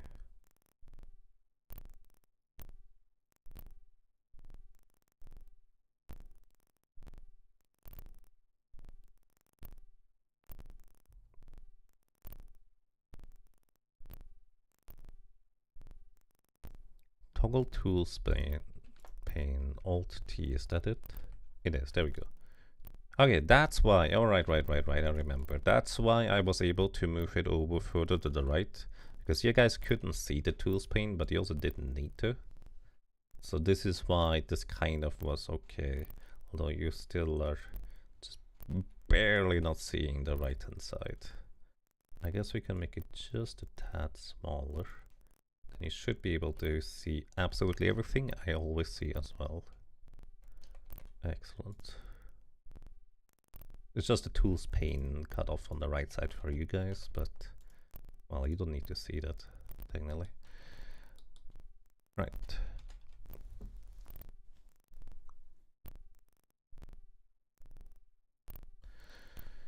Anyways, I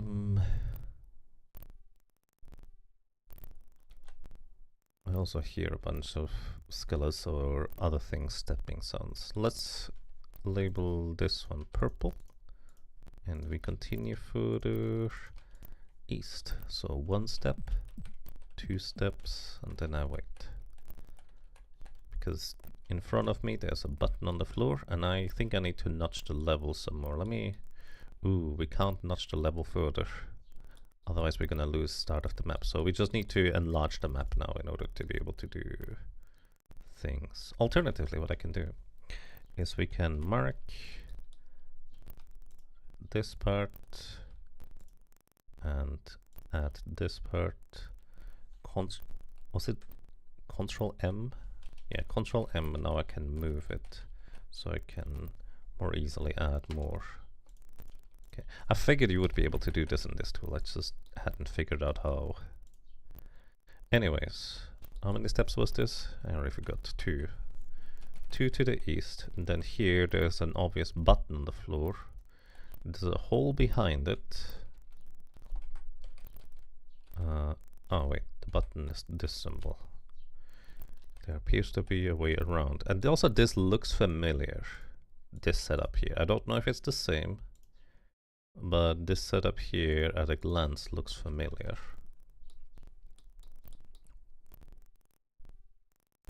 It almost is reminiscent of this place, but it's in a different orientation. So it's almost certainly is not the same.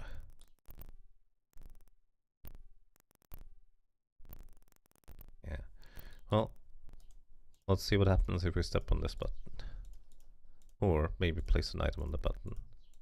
I think, generally speaking, unless it's like very specific program, none of the items interact with buttons unless they are specifically supposed to. So I can't check what the button does by putting an item in it, unfortunately. Would be neat, but it's not a thing, I don't think. Okay, this closes the door. There's a rock over here. And also things there. Okay, this toggles the pit here. It appears. Let's save before we do any shenanigans. Let's step across. 1, 2. Don't know what this does. Probably should have looked around. Don't see any immediate change. Alrighty, we're facing west right now. We are on this side. There is a row of buttons here on these walls going south. Let's see, 1, 2, 3 steps south. There's buttons all along. To south wall there's an exit going in this direction. And I assume there's just pits lining this part across. If you step on the corresponding buttons on the other side.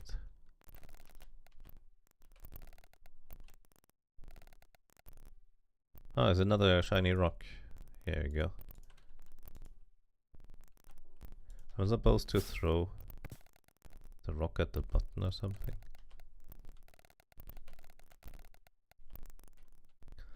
Yeah, alright. Oh, this one did get pressed. So throwing the rocks at these buttons does in fact press them. That is in fact new information I didn't have beforehand. So maybe... Oh, I fell. Oh, there's a new rock here. I'm going to reload the save. After falling, of course. Did somebody throw another rock at me? Or did I throw these rocks? You go, you have new rocks. I don't know if these are better rocks, but they are new rocks. New is always better, right?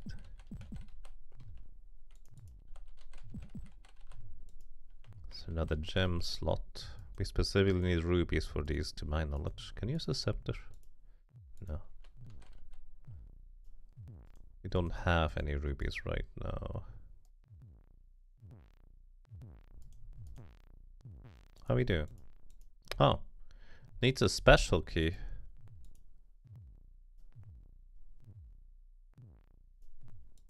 Suppose I don't have one.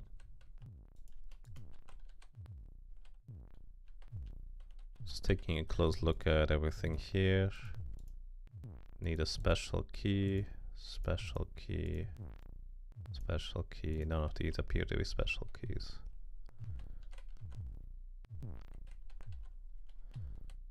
We're going west.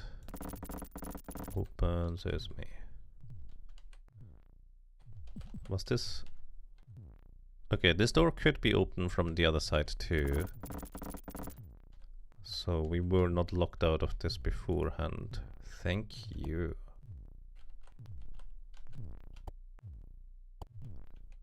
There's a button below me. Don't know what it does. Let's buy the doors. Basically, I'm just randomly wandering around to see what we find. Okay. We now have panthers with flail tails. Oh, the door locked behind me. How rude. Okay, we can't lock this one. That's fine. I'm just exploring anyways. Oh, there's another one here. This was the... Oh, that's the stone dagger door. Okay, so we are reasonably close to where we were originally, so that's good to know. Oh, you get locked in. That's fine, we're gonna reload anyways. Displacer beasts were these. I see. Peculiar.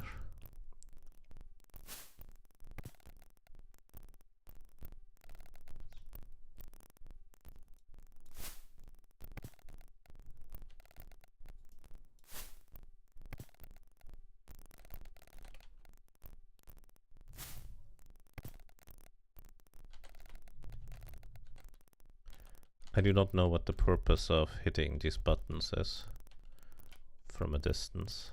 Maybe they need to be unpressed and then we throw the rocks at them. Or maybe we need to throw the specific rocks at them. Or maybe all of the pits need to be opened. And then we throw the rocks at them. This one we closed. This one is closed now. This pit is now open. This pit is now open. This pit is now open. Alright. Now we're gonna close every single pit now. And we open up this pit, throw the rock. Wait, this pit didn't open.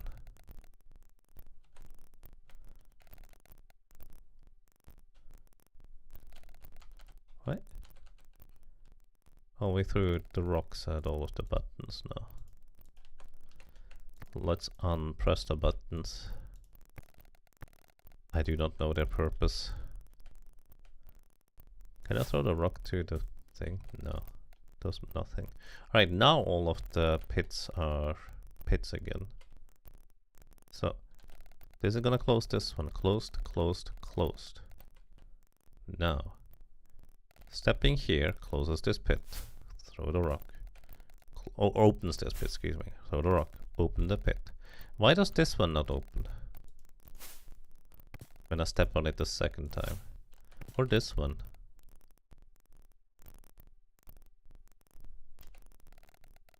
This is very confusing. I do not understand their purpose, like in the least.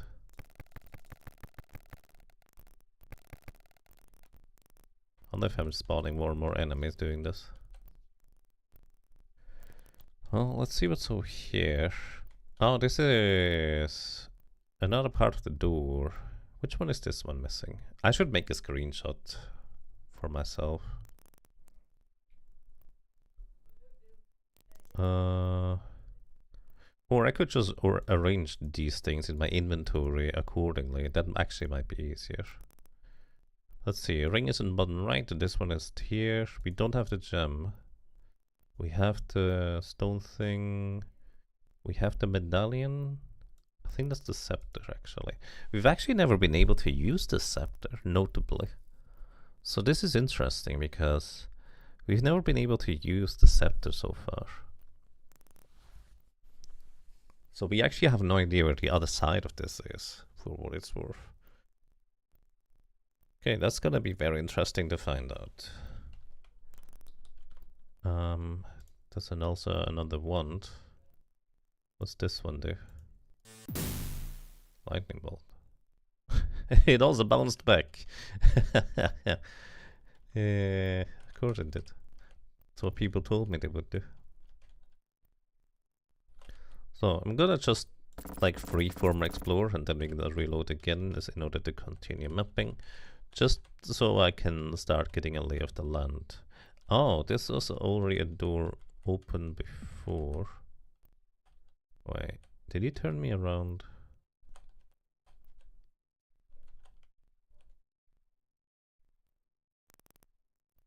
No, it didn't. I just got confused.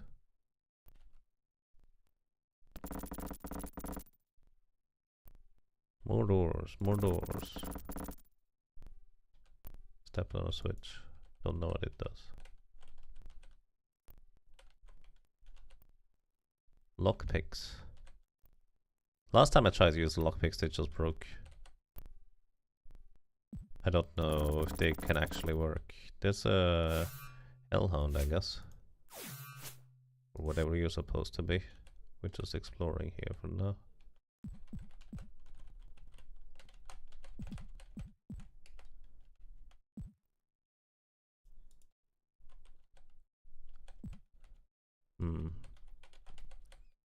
I have no idea where I am, by the way, right now. I'm just trying to see if there's anything we can see. Let's actually try this one. No, it's not this one? Really? Are you sure? I swear this is the correct one. Why does this not work? Is it this scepter? No. That is surprising. I think I'm doing it correctly.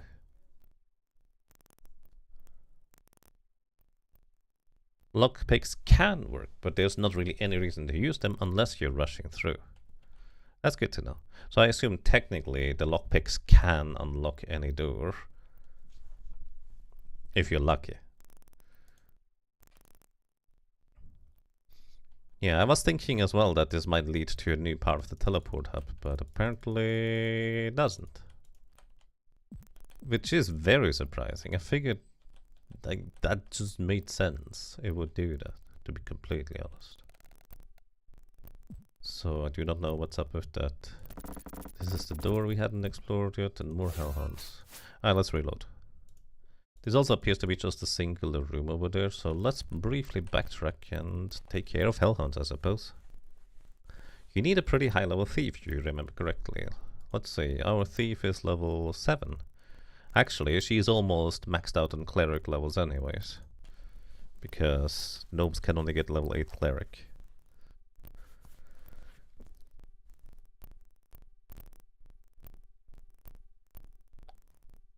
No, most doors are not pickable past the early floors. Okay. Conflicting information, but it's fine. Alrighty. Melts acid arrow. Cast bless. So we hit better. Fear. Can I fear you? I don't know if I feared the guy or not. Probably not.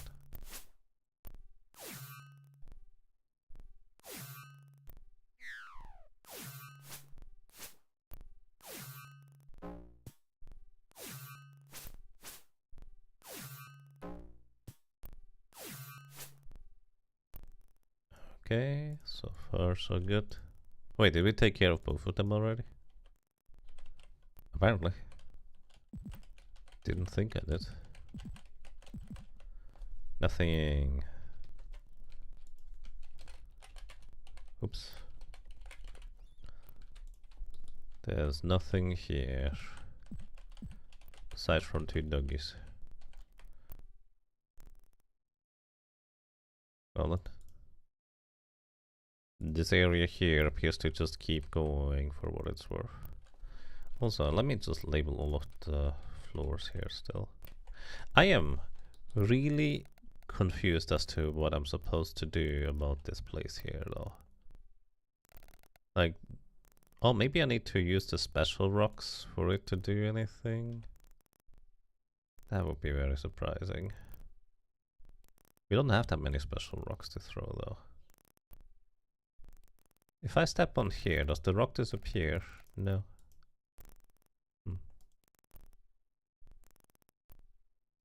A room of nothing, your favorite. Tasty nothing. But yeah, genuinely, no idea what to do with this room. Well, there's buttons over here, obviously. There's 4 pits, 4 buttons. I can activate and deactivate the pits and buttons. Nothing happens. So there's clearly something you can do in this room. There's also a reasonable chance that the game just expects you to experiment until you figure out what this room is for. So I'm going to mark this entire room in... not yellow. We use yellow for other stuff. Let's use blue. Because I don't know what this room is about.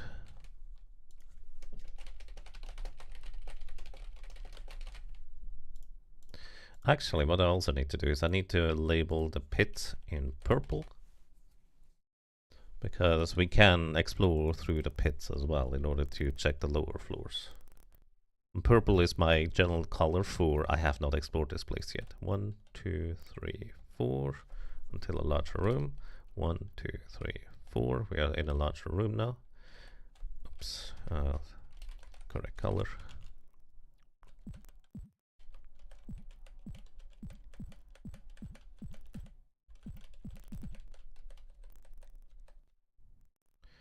Alright, then 1, 2, 3. This room is 3 steps large. There's a little cubby here with a wand of lightning bolt. You know, we might as well equip these ones, right? Just in case we need to cast more spells. Let me also mark this. I can wand of lightning bolt.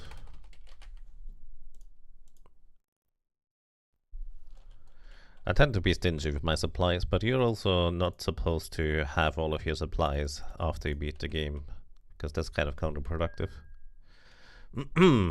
Then, right here is the gateway. And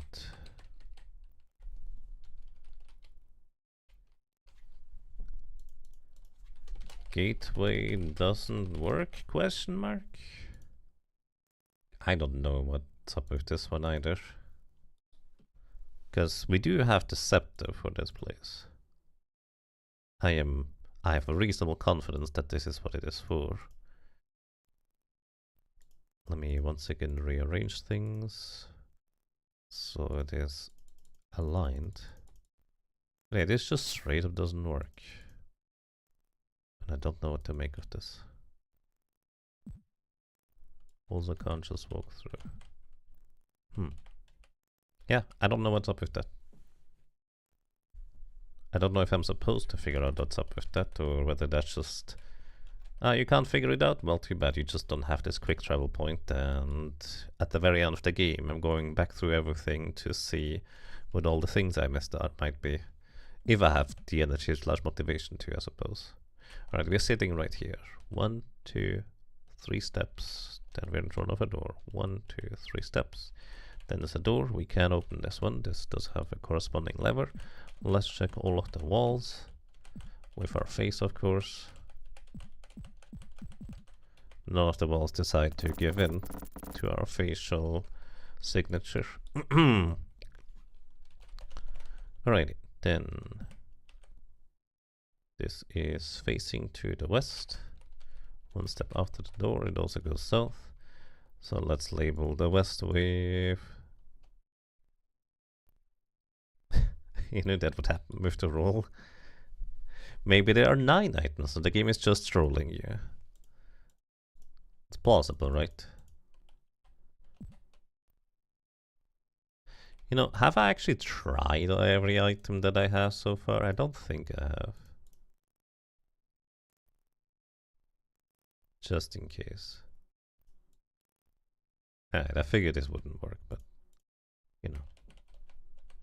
Or maybe this stone item is just a regular old other stone item. It has nothing to do with that part. 1, 2, 3 steps. We're on a corner. 1, 2, 3. The corner goes west. 2 steps, and then there's a junction. 1, 2. Like this thing, it always looks like a button, but it's never a button. Okay, this just joins up here. Let's mark this part with purple. We're gonna continue checking out this part. Once again, 2 steps, and this one goes north, actually. Wait. All of these go north. I went south. Is there a spinner in here? This is where I came from. This is already just... This is once again the room where I already felt like I got turned around.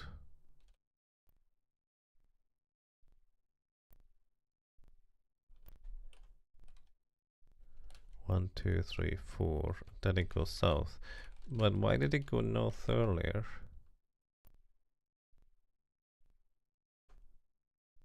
There's something fishy going on here. Or maybe I'm just a dingus. Because when I'm staring at the compass, it's not teleporting or rotating me to any other place. Now this is just how it looks. This is just normal, I guess. Huh. Genuinely? Why did I get turned around?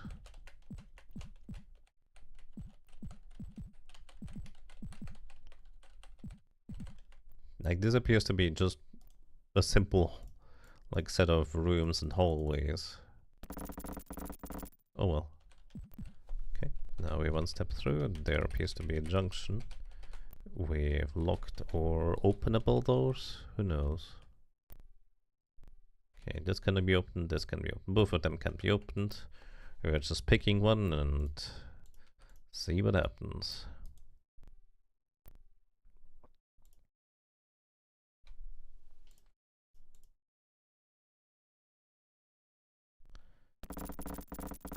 One. Okay, there is a button after this one.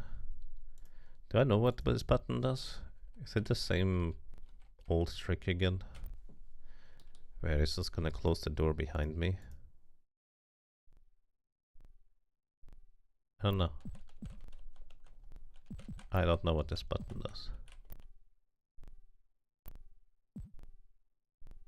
Well, I'm 1 step past the button. Then into a room that faces south and keeps going west afterwards. Then we keep going west. We are right here right now. 1, 2, 3, 4, 5 steps into a corner. 1, 2, 3, 4, 5, and this actually lines up just nicely. There are lockpicks here. I can... what do you label lockpicks as? I don't know. This is fine. Lockpick. Alright, who wants lockpicks? You know, Taco has keys and lockpicks then. What's this scroll? Shield. Can you learn shields? Or can you? You don't have any skills that your mage needs. Yeah, rangers don't learn magic in Dungeons and Dragons 2nd edition, do they? I don't think they do. Anyways, like this just works out nicely here, that it just barely doesn't touch the area, which is kind of what I expected it to, which gives me confidence that I mapped so far correctly anyways, which is nice. Still don't know what this button does. Maybe put the lockpicks on them. I don't know. I have no idea. I'm just gonna label this as blue. No idea what this button does.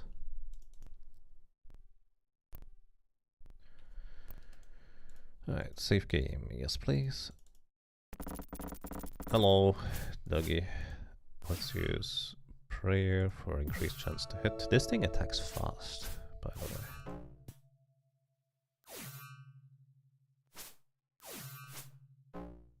Also, I have no idea if that scepter is any good. Maybe it's just supposed to be like a decorative item, and I'm using it for combat, and it turns out it's not particularly good. But how would I know? Outside of just trying it out for a while.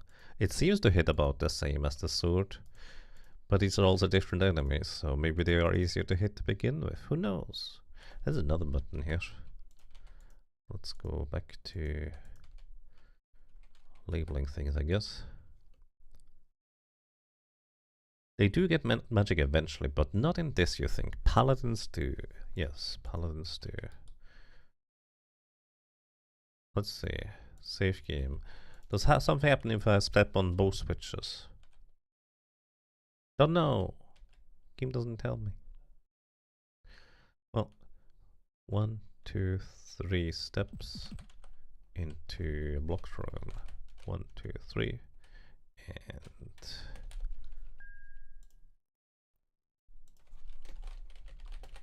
what this button do?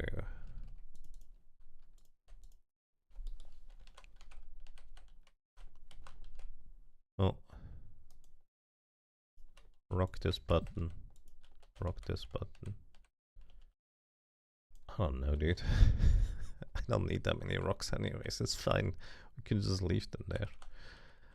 Alright, so I guess we're getting out of here for now. Actually, there's not a whole lot of places to go around here anyways, so I guess we just backtrack all the way to check out what this side has to offer. There's clearly like an entire section in the middle here that probably does something. It's also possible that like these disparate pieces fit into the middle as well. Like this could just be going exactly around them for all I know. In fact, there's a reasonably high chance that this is the case. Trying to determine what would go where. Maybe not. Anyways. Let's continue backtracking all the way around. Then remember to check out these holes eventually. These doors have not opened in the meantime. I think usually you hear a creaking sound if doors do in fact open, even if they are like across the map. Like when something happens and you step on a button, you know it's gonna happen. Alright. We're here. Let us head west from here. 1 step, 2 steps, 3 steps, 4 steps to a junction. 1 steps, 2 steps, 1 step, 2 steps, 3 steps, 4 steps to a junction. I assume this just connects here. I'm gonna check that in a second. This door can be opened. There is a button here. 1, 2, 3. Okay, 1, 2, 3. This is once again a junction. There's a door to the west of us and another door to the east of us. Both of these appear to be openable. Ah, these are all the... I was wondering, what are all these weapons over there? I put them there. So yes, this does confirm that we are here. So let's peek into this room over in the east side of us. This one right here. Because I assume that's just folks in there. No? Ooh, a fancy flail. Flail taken. Let's see if it's magical.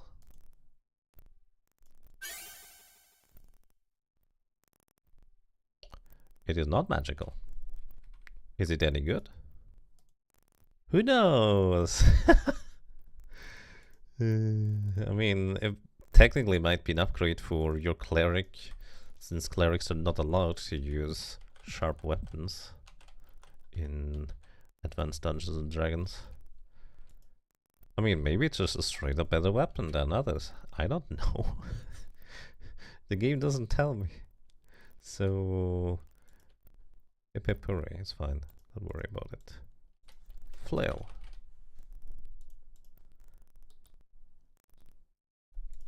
Save. Yes, please. I'm actually kind of going to check out this door over here first.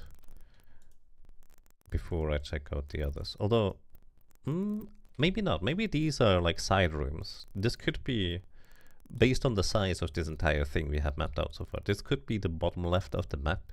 So these might just be like straight hallways or small rooms. So actually, let's go and check out this door right here first. There's immediately another door that we can just open. So, make of that what you will. And another one.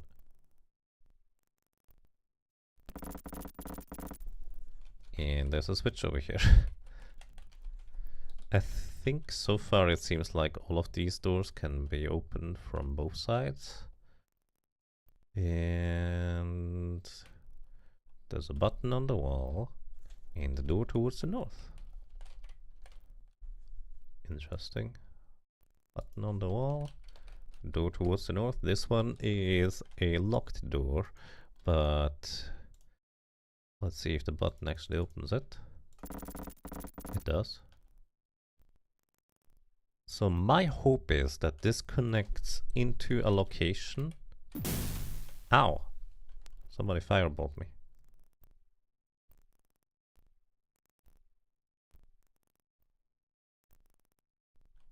Right, I think there's a hidden switch down there, fireball trap.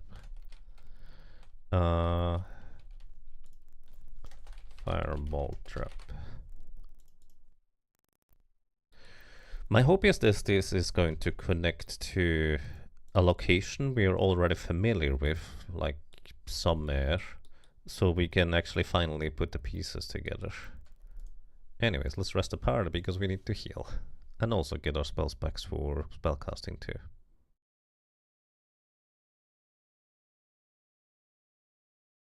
So yeah, we stepped onto a single fireball trap and we have to rest 2 full days and some change in order to regain everything. Actually, that's 3 full days now. That's a long time to rest. But thanks to having literally great food, we don't have to worry about food at all. Honestly, can I just say that I appreciate that when you cast a spell create food, it doesn't just create like 20 pieces of food in your inventory or on the ground that you then have to feed to each individual person one by one. It just fills up your food bar. It's so much easier. Alright, let's take a look at the walls. Let's step here and immediately back, see if there's another fireball trap here. Doesn't look like it. Step here, and we step back again. Alright, so far so good. There does not appear to be another fireball trap yet. Spell code should be called Fill Stomach. Maybe.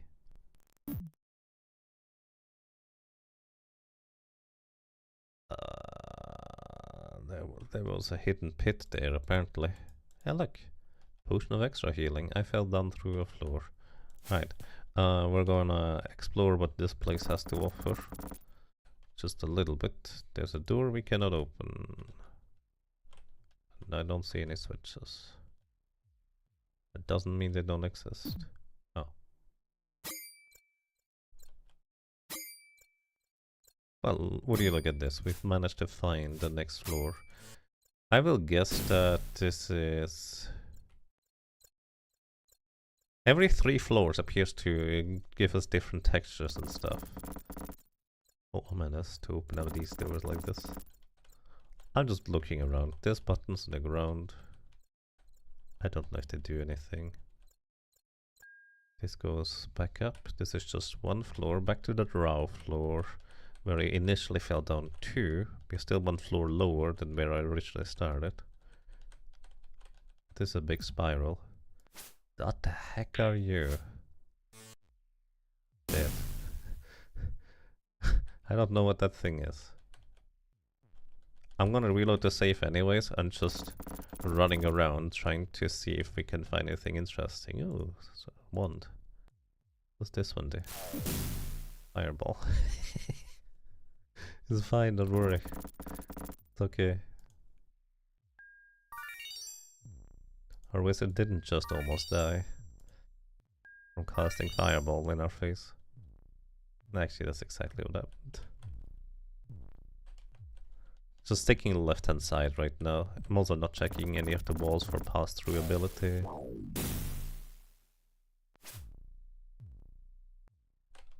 Okay, there appears to be something written. Oracle of Devouring. Devour this. No.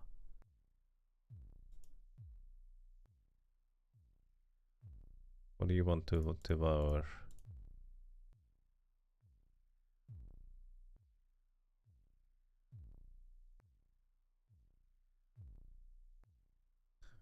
Egg.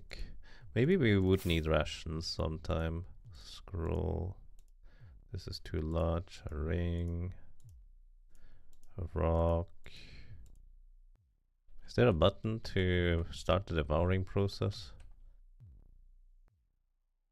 Wait. Wasn't there... Okay, so we learned about the other wizard dude telling us about the oracle that needs to be activated with a special wand.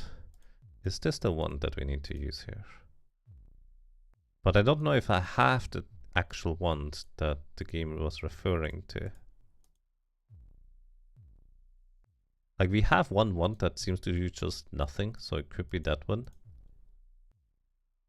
But nothing here seems to do anything, so I'm not sure what's up with that. There's more of you clowns. I'm just gonna continue exploring for a bit.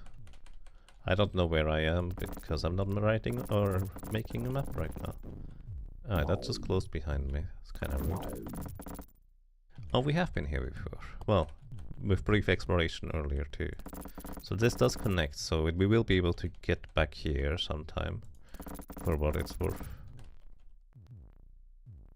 Donate sword. Here you go. Donate armor. Here you go. Donate food. Egg. Donate missile.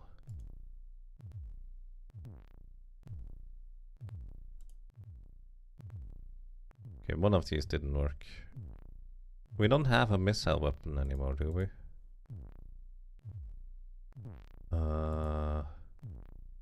But the food could also be that we need rations for it. So I would have to backtrack to get some. Because it's not like I had any reason to keep them. Although funny enough, the pantry giving us like a secret quest after doing things could have clued me in on the fact that there might in fact be more reasons to keep food around. Oh, we're back here. Okay. Where did you get here? We are... Oh! We're over here. We came from this door, from the other side. So this does eventually link over. Alright, let's reload. Load game, yes. So, for reference, we were here. We stepped 1 step forward. And then this one here dropped us down into the lower room, stepping here. So, I don't know how we can prevent that. Maybe shoot an arrow that does something. A rock maybe.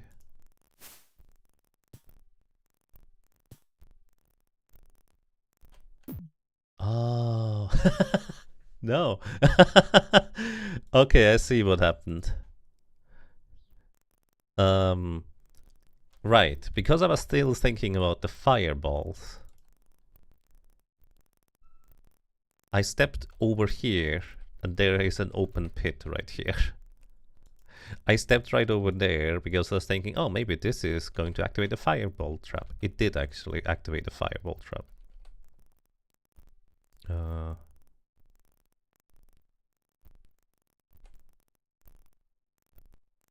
It did actually activate the fireball trap. But basically, I immediately stepped around this part here and fell down. That's why. I thought the bit was right here, but because I basically pressed one button right after another, the screen immediately transitioned from us standing in the hallway here to being falling down the hole here. That's why. Whee. Alrighty. Then... Oh. Ow, that is so unnecessary. And there's another one right there. How inconvenient. Actually, let me just double check. Is this one on as well? Stepping backwards? It is, alright. Okay, that's pretty rude. So there's a hidden fireball. Let's see. Okay, here we can in fact step to the left. Oops, I need to color this differently. And there's an open pit right here.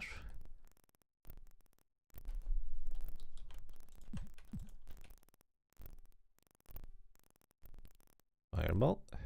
No fireball here. Fireball here. Yes, okay. There's a fireball trap right here, although I don't know where this one comes from. There's also Dougie. I think Tagore and Taco might be in a bit of trouble here. Just a hunch. Oh, it didn't come over. Wonder why. Anyways. Fireball trap. Oh, don't save. Saving right now would be a questionable choice. Just gonna explore if there's more fireball traps or trap doors. Dougie.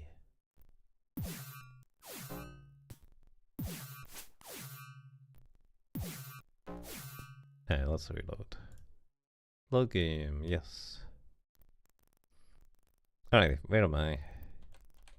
Thing like this. Fireball goes past. Then we go like this. Fireball goes past. Then like this, and we're good. Excellent. Then we need to take care of this guy coming over.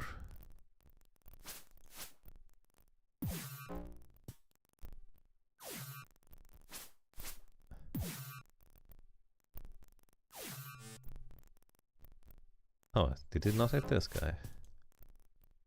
Should've. Okay, increase our chance to hit, please.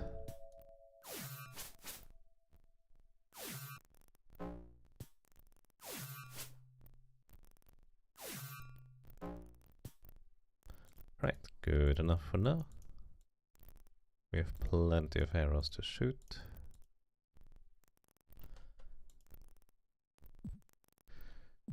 Alright, then let's start exploring this hallway. I assume there's nothing to the west because I have a strong suspicion over here is basically the edge of the map anyways. Which is good because then I don't have to move this part here around. 1, 2... Wait. Oh, it turned me around. It teleported me. Did it not? Yeah, it did. 1 step, 2 steps, 3 steps.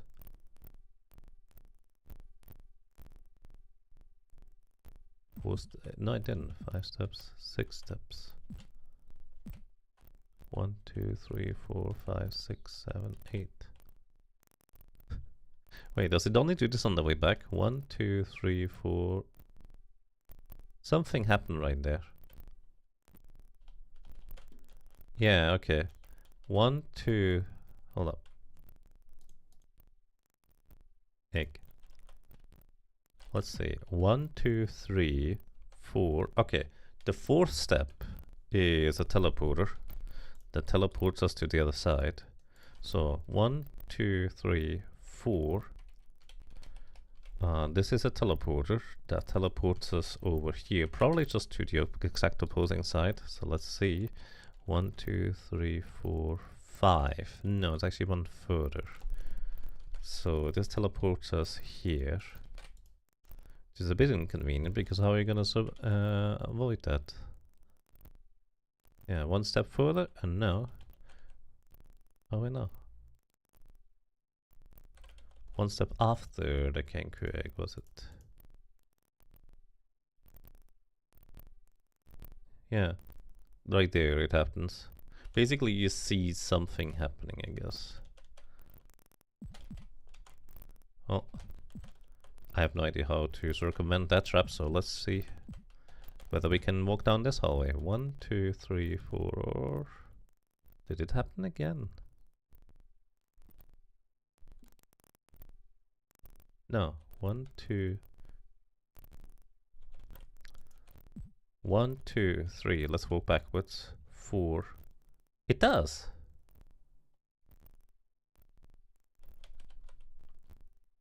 We're facing south right now. Let's put the flail here.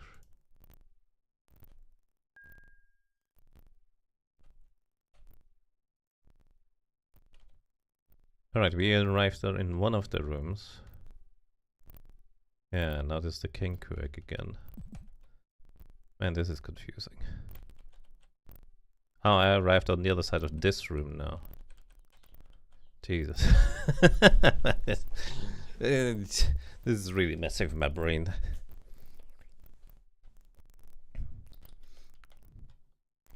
Alright, so let's see. 1, 2, 3, 4. The 4 steps on this side as well teleports us, I think, over here, but only specifically when we are moving north. When we're not moving north, then it doesn't teleport us, as it might be indicated by here. So right now we are here. If I take one step south, if this oh no, it doesn't. It does teleport me still. Which means if I want to just keep going south, no. What?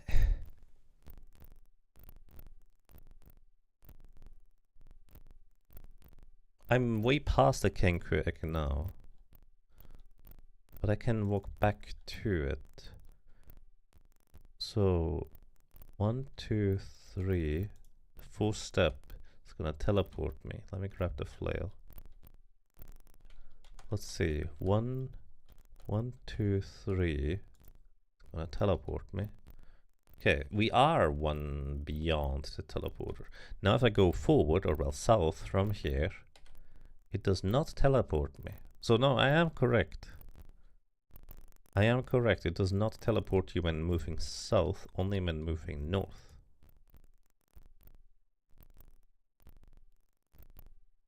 And now it teleported us to the east side.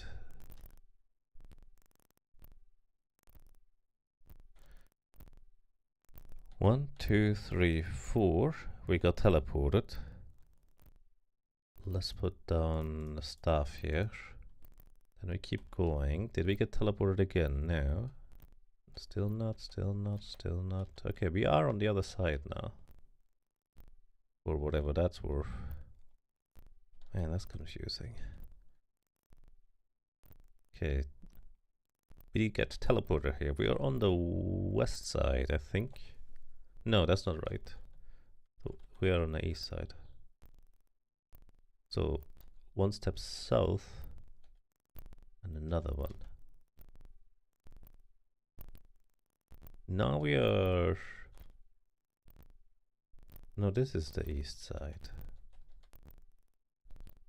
These are not the same length hallways, too. How am I supposed to map something nonsensical like this? Come on, game. That's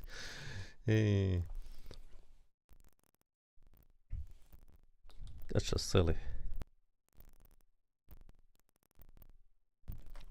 Anyways, so there's the fireball trap here. We go east. We are in this corner now. We take 1, 2, 3 steps forward. Then we get teleported from here to here. Probably. I don't know if this is true or not. The flail is over there. Actually, it might teleport us on top of the teleport trap, which is why we can go backwards and forwards. So actually, okay, I think this, yeah, this makes more sense. This teleports us to here. Okay, they just teleport us from one side to another.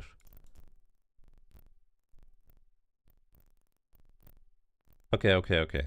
Because now we can step south in order to get past the teleport trap. Like, this didn't make sense initially. Now it does make sense. Alright, now we're over here. We take 1, 2, 3, 4, 5 steps. 6 steps into the corner. 1, 2, 3, 4, 5, 6 steps into the corner. And this room opens up towards the east. 1, 2. There appears to be a cubby over here. With a ring. Let's see if it's magical. It is in fact magical. What do you think this ring does? It could be cursed. Let's see. Armor class is 10 right now. Still 10. Let's memorize spells. 1, 3, 3, 4. Still the same. I think it's still the same. Maybe it's not. Memorize spells. 1, 3, 3, 4. It is the same. Maybe it's for a cleric. Could just be like ring of poison resistance. You can resist poison once a day with this ring. Pray for spells. 5, 5, 3, 1. Nothing different here either. I don't know what it does. No idea. So give it a Tagore, I guess. Hope that it does something useful. Let me notate this. I can... Magical ring. No idea what it does. Well, it's gonna be a mystery until we look it up after the game has been played through. That's okay. Alrighty, so now from here, if my theory is correct, we take 1, 2, 3, 4, 5 steps south. 1, 2, 3, 4, 5. Oh no, it's not correct. 6 steps. So this means this entire thing is actually just a little bit here.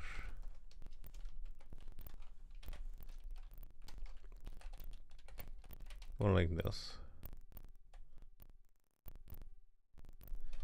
Alright, anyways, I'd like to go to the other side real quick to pick up my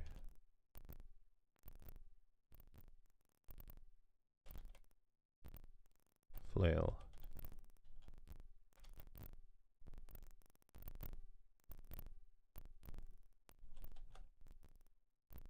I am so confused right now. Alright, I'm pretty sure I do not have this hallway marked properly. Okay, I have a new idea on how I can do this. I have a new idea on how I can try and mark this one. We're gonna go from 1 rock, 2 rocks, 3 rocks, 4 rocks, 5 rocks. The rocks are gone. 6 rocks, 7 rocks, 8 rocks, 9 rocks, 10 rocks, 11 rocks. Alright. Then, this is basically the path that we have taken just now. Okay. No, it does get us past the teleporter. I was actually right with my first assumption. Okay. So... it does get us past the teleporter here.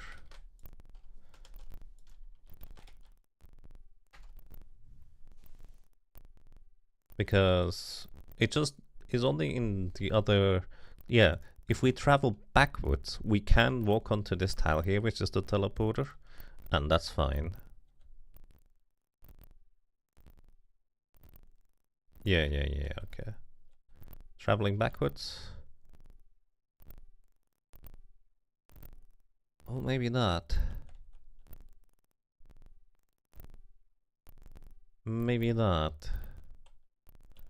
Traveling backwards did teleport me right here. From this place. My brain hurts, guys. I'm gonna grab a coffee. I'll be right back. Quick break. What is going on?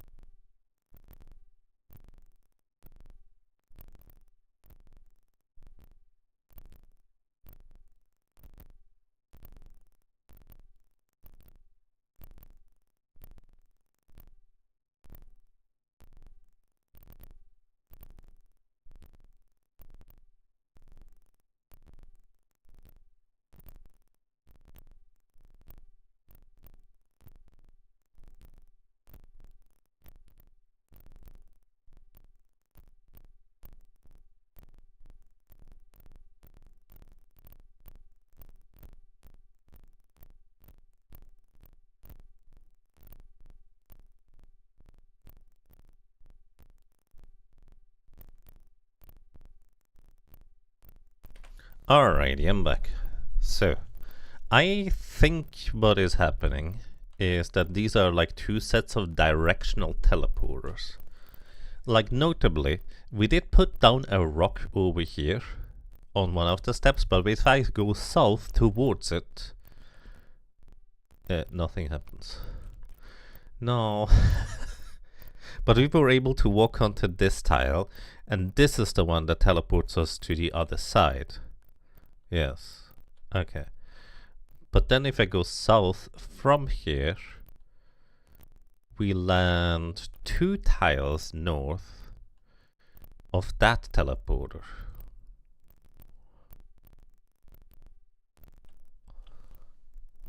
So basically I stepped here, put down a rock, 2, 3, 4, and then I got teleported over here, 5, 6, 7, 8, 9, 10, 11. This does kind of seem to largely work with that idea. But can I just walk backwards now here? I can. Yeah, these are in fact directional teleport. What if I happen to step here? Okay, you can go...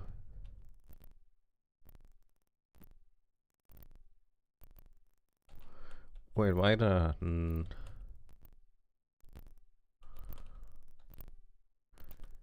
There's like 2 sets of 2 teleporters.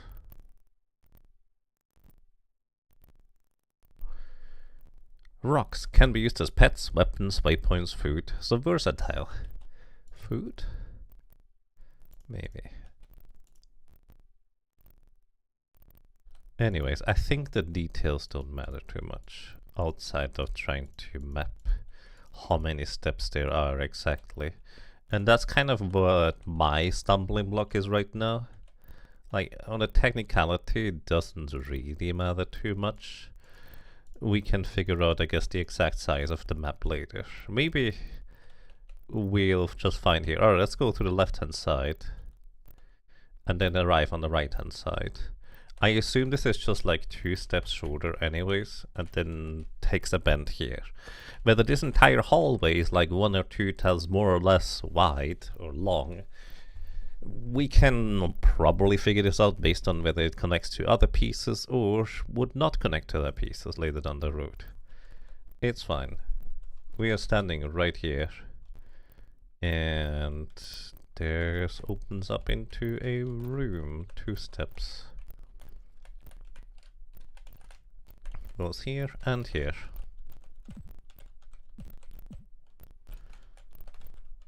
And this one is a spider opening door. So let's label this over here as purple. I have not explored this one yet. Let's open the door. Hello, doggy. And let's use some lightning bolts. This should hit all of the enemies in a row. And probably obliterate at least some of them. Fireball! They might be immune to fire, by the way. Just a hunch. And then we use prayer for increased chance to hit. Probably shoot the bow as well. Oh. 1 down. Maybe 2, who knows.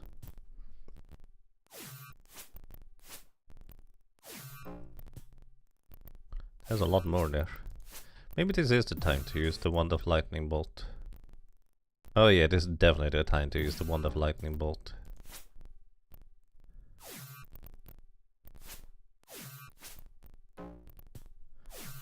There's a bunch of them over there. Okay, and probably also just start healing. Tagore a little bit.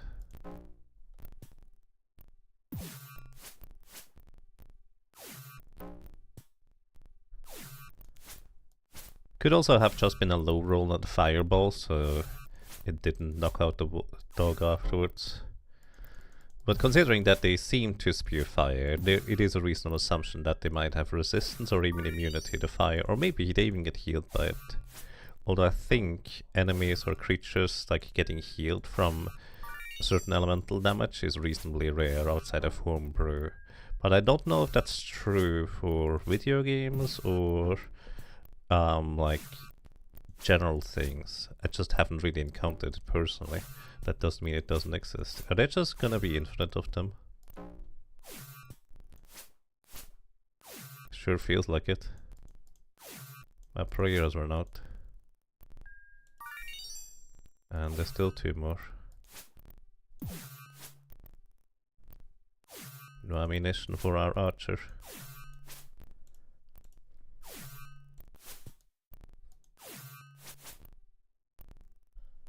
Alright, how many more do you have, game?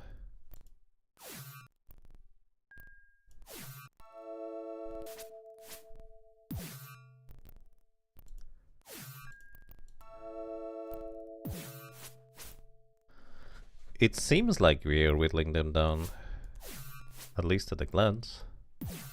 Throw some spears, I guess.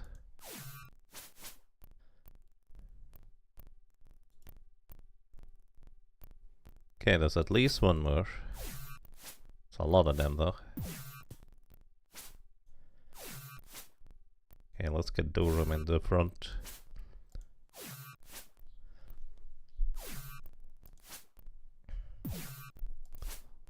He has a lot more health remaining than Tagor.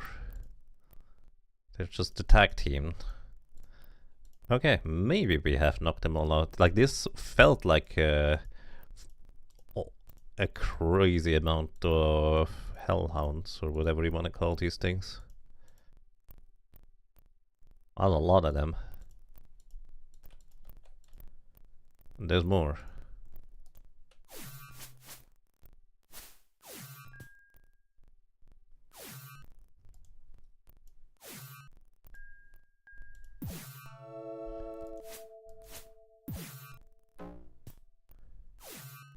He's also standing on a switch.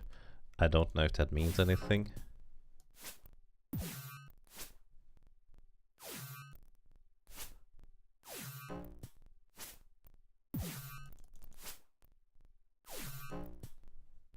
Yeah, these are beefy.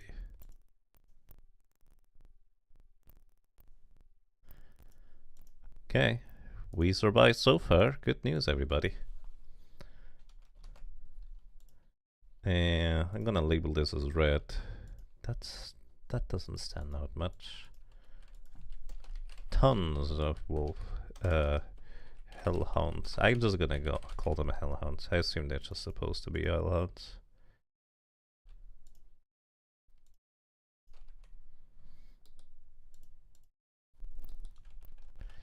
Do you think stepping in here is gonna close the door behind me? What a surprise. Quelle surprise. I did say before stepping in here, so we're probably fine to just map out what is here. Although this would have been significantly more dangerous if...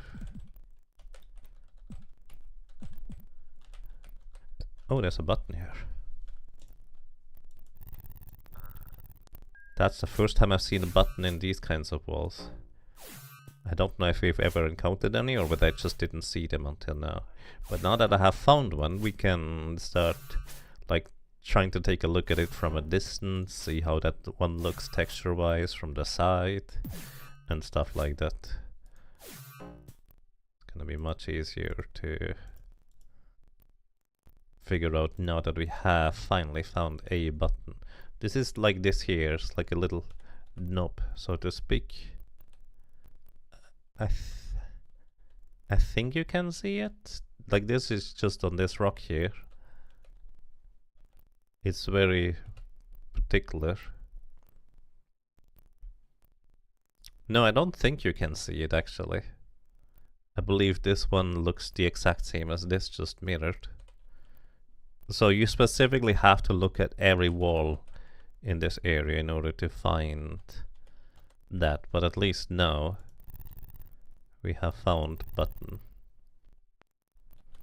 Okay. That is towards the south side, and it opens up this wall here. I don't know exactly what it does yet. Actually, this probably just leads outside if I were to guess. It does not. Oh.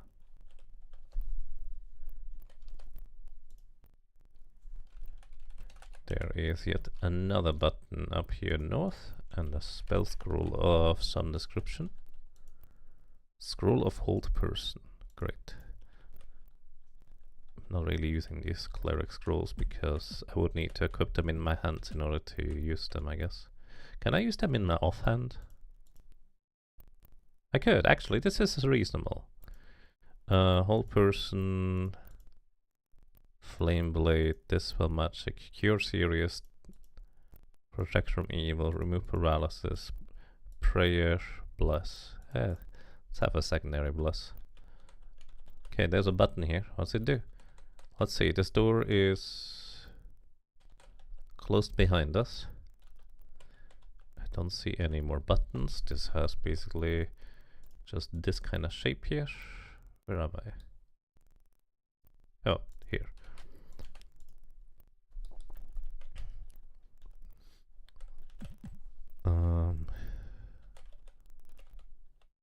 This seems to go just further down like this.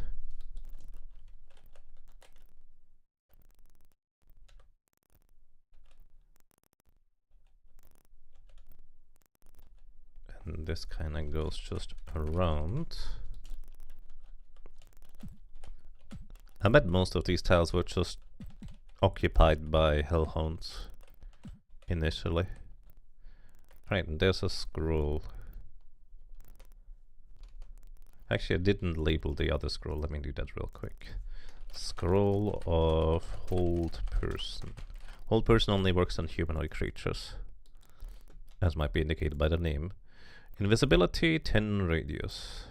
So, if I ever feel the need to use invisibility, I guess this would have technically been useful. But then again, a lot of the demonic creatures tend to be able to see anyways. So it's anybody's guess on how useful that really is. Scroll of invisibility, 10 foot, aka your entire party rather than just one person. No, do not load yet. Oh, actually, do I want to save? Maybe I don't want to save.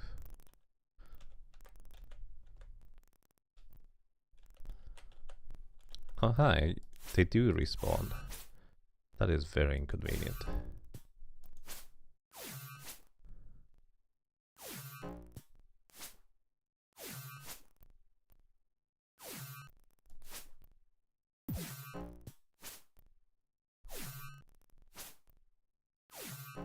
Unless we just open the cubby by walking this path, and that opened up one more door where there's one more of these clowns.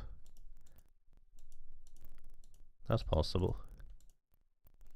Although I think the map still lines up with what I knew beforehand. Alright, this opens up this wall here. Let's label it yellow. And this just goes out into what appears to be a hallway. And I assume this is just our way out of this room. Honestly, I think what this is the developer's way of teaching you, hey, these are the kind of buttons you need to look out for. Because, well, we literally couldn't get out of here otherwise unless we specifically found that button. So 1, 2, 3, 4, 5. So from here, 1, 2, 3, 4, 5. Okay, yeah, that lines up. I think this just makes sense. Basically, up until now, it's entirely possible that there might have been these kinds of buttons, and now that I know how they look, and that I cannot see them from the sides, we have more of an idea. Oh no. Turn around, you just teleported me.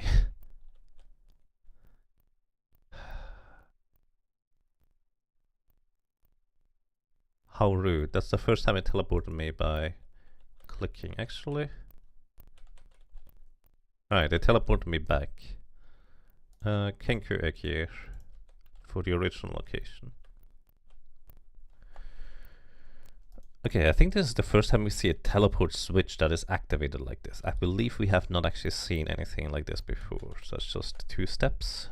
We are right here. There is a path south and west. This is turn around. Teleports you to somewhere. When clicked on the text.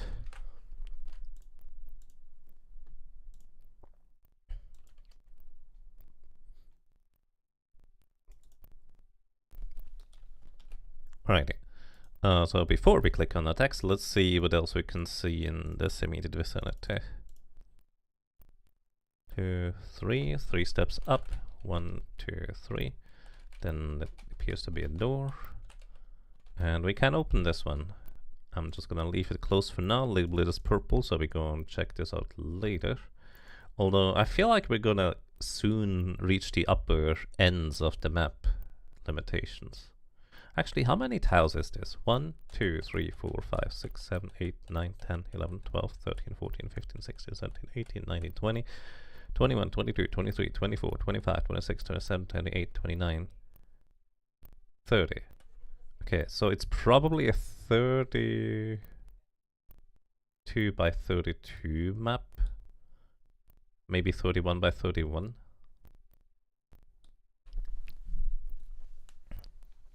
Anyways, we're gonna open the door, peek in, don't see anything of note, close it again.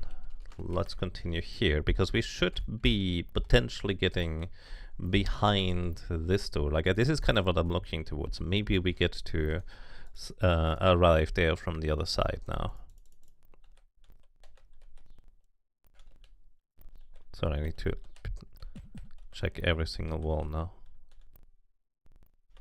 2 steps, 3 steps until, so 1, 2, 3, until we see a door at the end over here.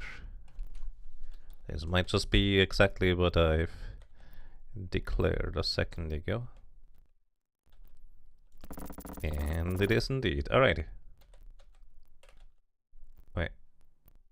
Oh no, this is correct. This is the door that doesn't open it. Okay, cool. So now we know this is a one-way door. This just goes, well, undo. This just goes through here. Or more specific, like this opens from there. More like it. It's kind of my way of denoting it. Oh, is this the other teleport text? It probably is. Let me guess. 1, 2, 3 steps south.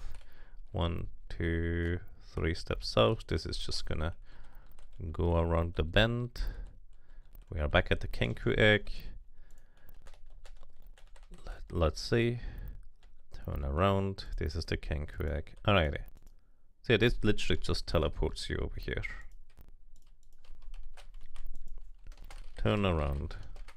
Teleport to other text. This is just to confuse you, I suppose.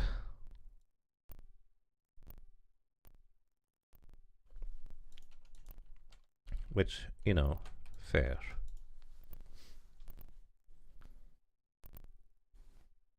But because I'm actually actively paying attention, it doesn't confuse me nearly as much as it otherwise could, I would imagine. Ah!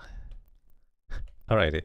So, I sussed this one out, because for once I didn't bump into every wall, but I was thinking, this is kind of a suspicious little corner. It was indeed a suspicious little corner. This is a illusory wall right here. Nice. It's very satisfying when you see, well, there could be something over there. And then, in fact, there was something over there.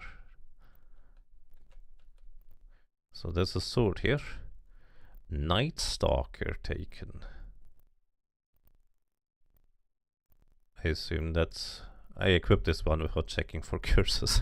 It's fine, don't worry about it. I assume it's magical. Yeah, Night Stalker is in fact magical. Is it any good? Who knows? We know the mace +3 is definitely good. Who wants to keep magical weapons. We're gonna give this weapon to you.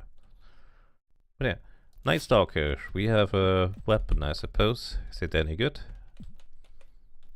It's anybody's guess. Not mine, though. It's okay. Alright, now we go and check out what this door is about. Let's see. 1, 2, 3, 4, 5.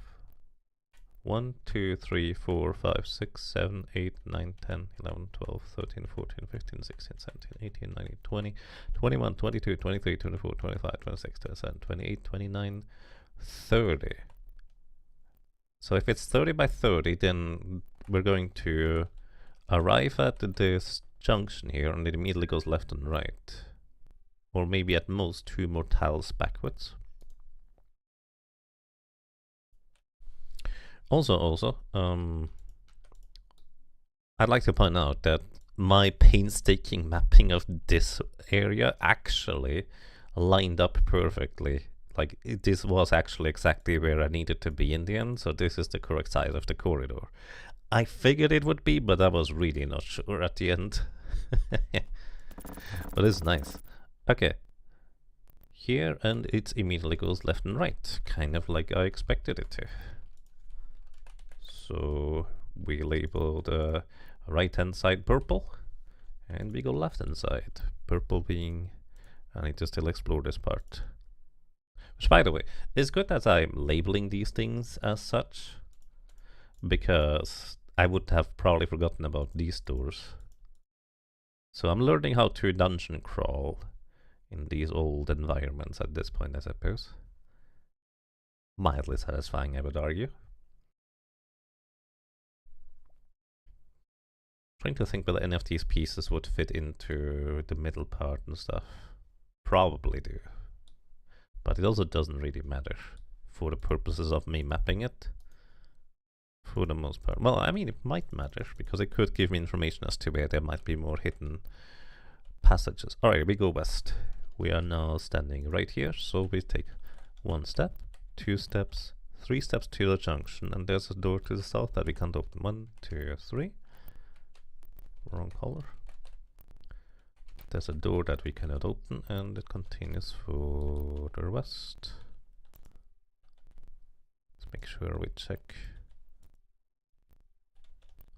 the walls, I suppose. 1 step, 2 steps west. Once again, a door that we cannot open from this side.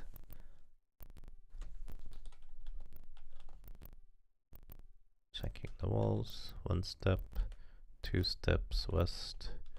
Once again, doors I cannot open. Let's save once in a while.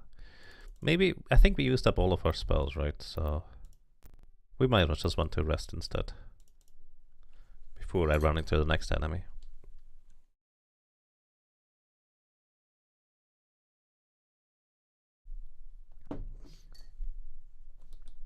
All characters are fully rested. Excellent. Also, once in a while, create food, or fill stomach, I guess.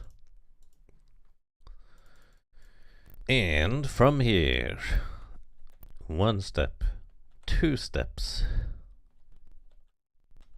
And it's another door that we cannot open here. But there's a very suspicious looking button over here that, frankly, you know what's gonna happen when we press this button. The doors are gonna open, and we have to fight many enemies in order to get back from here.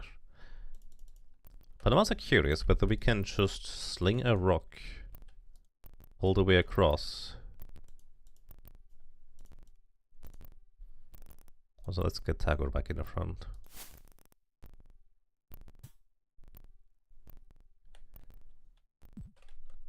Well, apparently this button cannot be pressed from a distance. The game is kind of inconsistent about what it can and cannot be pressed by. Kind of makes me appreciate Legend of Grimrock a whole lot more, personally. Because that one is very consistent about what you can or cannot do, for that matter. Okay, cast Bless. Increased chance to hit.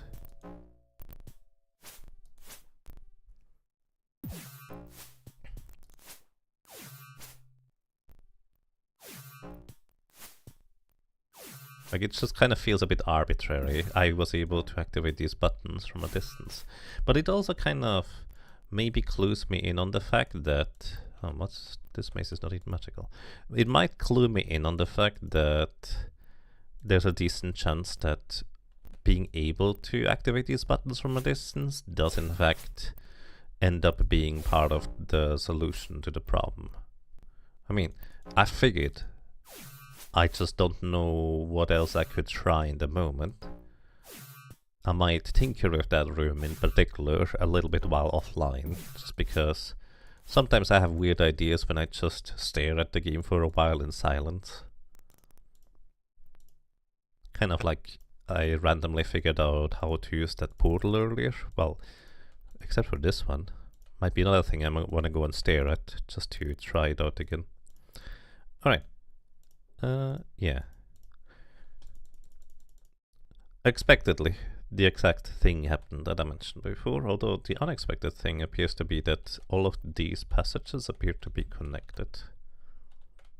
I want to double check all of the walls, but this seems to be rather straightforward for how this layout looks.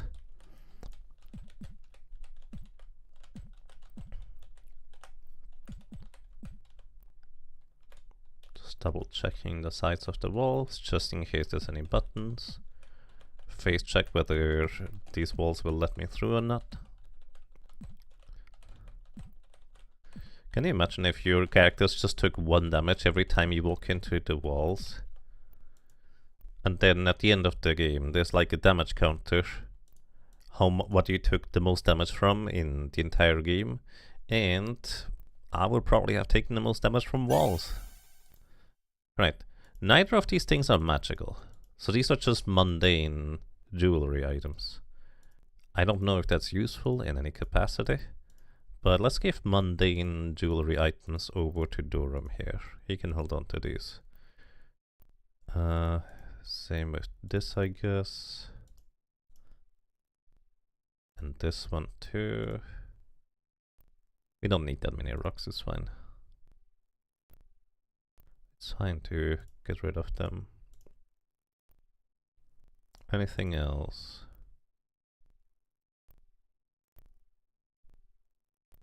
This is the weird one that doesn't seem to do anything. I think the game told me this item cannot be used that way when I tried at the time. I was gonna deposit a pile of nonsense here. Also, let us just label their jewelry. Ring and necklace. Non-magical. These things could be important or maybe not, who knows? I mean, maybe these necklaces and rings do have like jewels on them, so you can trade them for keys. I could see that being a possibility. Has this been... Oh, no, this is the exit. Right. No, this makes sense.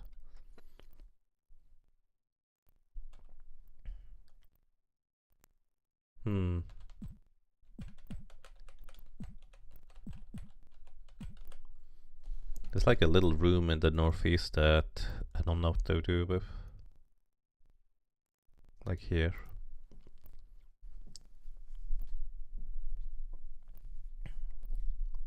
Do you think we would rest better if we slept on something that wasn't a cobblestone floor? Nah, just sleep for 40 hours, you know how it is. Just rest forever, it's fine. Okie dokie. Now we're going to the other side. We're going to the east from here. It's actually kind of nice when... Honestly, let me be completely honest. I really like mapping out these big floors. When it's just like little disparate pieces here and there where you go up and down and up and down and up and down. I don't like that much, to be honest. Like, it's so much more difficult to get a grasp as to the layout and the landscape, because you never know where exactly it is. Like, if the staircase is mapped exactly up and down on the same like X and Y coordinate, then it would be one thing, but I don't think they do. Or at least, let me be frank, I would be surprised if they did. And I mean, I could be surprised, who knows? I'm actually not sure if they do or not. I would need to double check. Anyways, let's continue to the east. 1 step, 2 steps, 3 steps until a junction. So we go here, 1 step, 2 steps, 3 steps, there's a junction. There's a door here, and this door does open from this side. So let's go and check out this little cubby first. There's another one of these doors. Alright. Wait, is that right? Is there one extra step? There is one extra step, that is correct. Well, we're gonna check out one of these 2 doors after I check every single wall for a button. I don't see any buttons. Doesn't mean there are none, I just didn't see any. Alright, we're going here. 1 step, 2 steps, 3 steps, 4 steps, 5 steps, 6 steps, 7 steps into a corner. Unless we got teleported, then it might be more or less. 1, 2, 3, 4, 5, 6, 7. The corner goes south. At least the orientation seems to be holding true. 1, 2, 3, 4, 5, 6, 7. Alright, that is correct. We did not get teleported this time around. Then 1 step south, 2 steps south, 3 steps south, 4 steps south, and now we have to deal with this clown. Alright. Oh, we're getting attacked from the back as well, I think. Or the side, maybe? No. Oh, you're throwing items, so you can hit our guys in the back row. You don't seem to have much HP, though, to be completely honest with you. Like, you are surprisingly tame to take down. Yeah, you do throw javelins for what it's worth, but we can even dodge these. Well, as long as we are not right in front of you, that is. Okay, the Night Stalker sword is hitting really well though, like damage-wise at least. You missed your arrow. Tagor gained a level of experience. Good job, buddy. You're now level 8 as a fighter. You're almost certainly way stronger than any of your dwarven brethren. Aside from maybe Dorum at this point.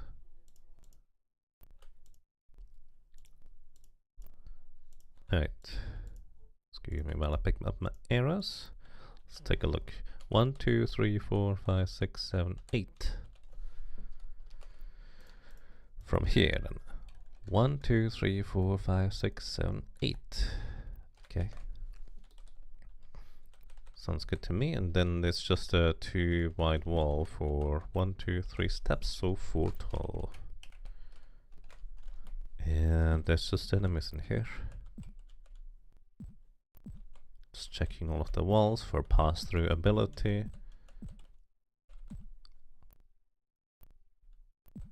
And buttons. I see neither buttons nor pass-through ability. Alright. Just double checking. Then we go to this other door. We're already here. Open sesame.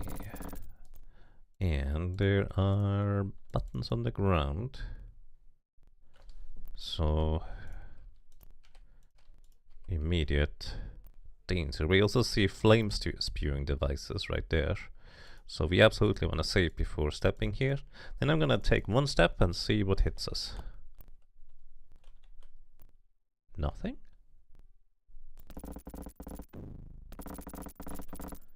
That's surprising. Maybe it's a thing that activates when you step off of it. No? Huh.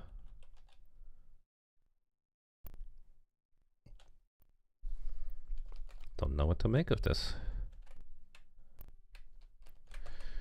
Well then, so let's take 1 step east. 1. Sorry, I need to check for walls. 2, 3, 4. Okay. 1, 2, 3, 4. I mean, it just fills out the room. There appear to be scrolls in here. Is it triggered by me picking up the scrolls then? Let's see.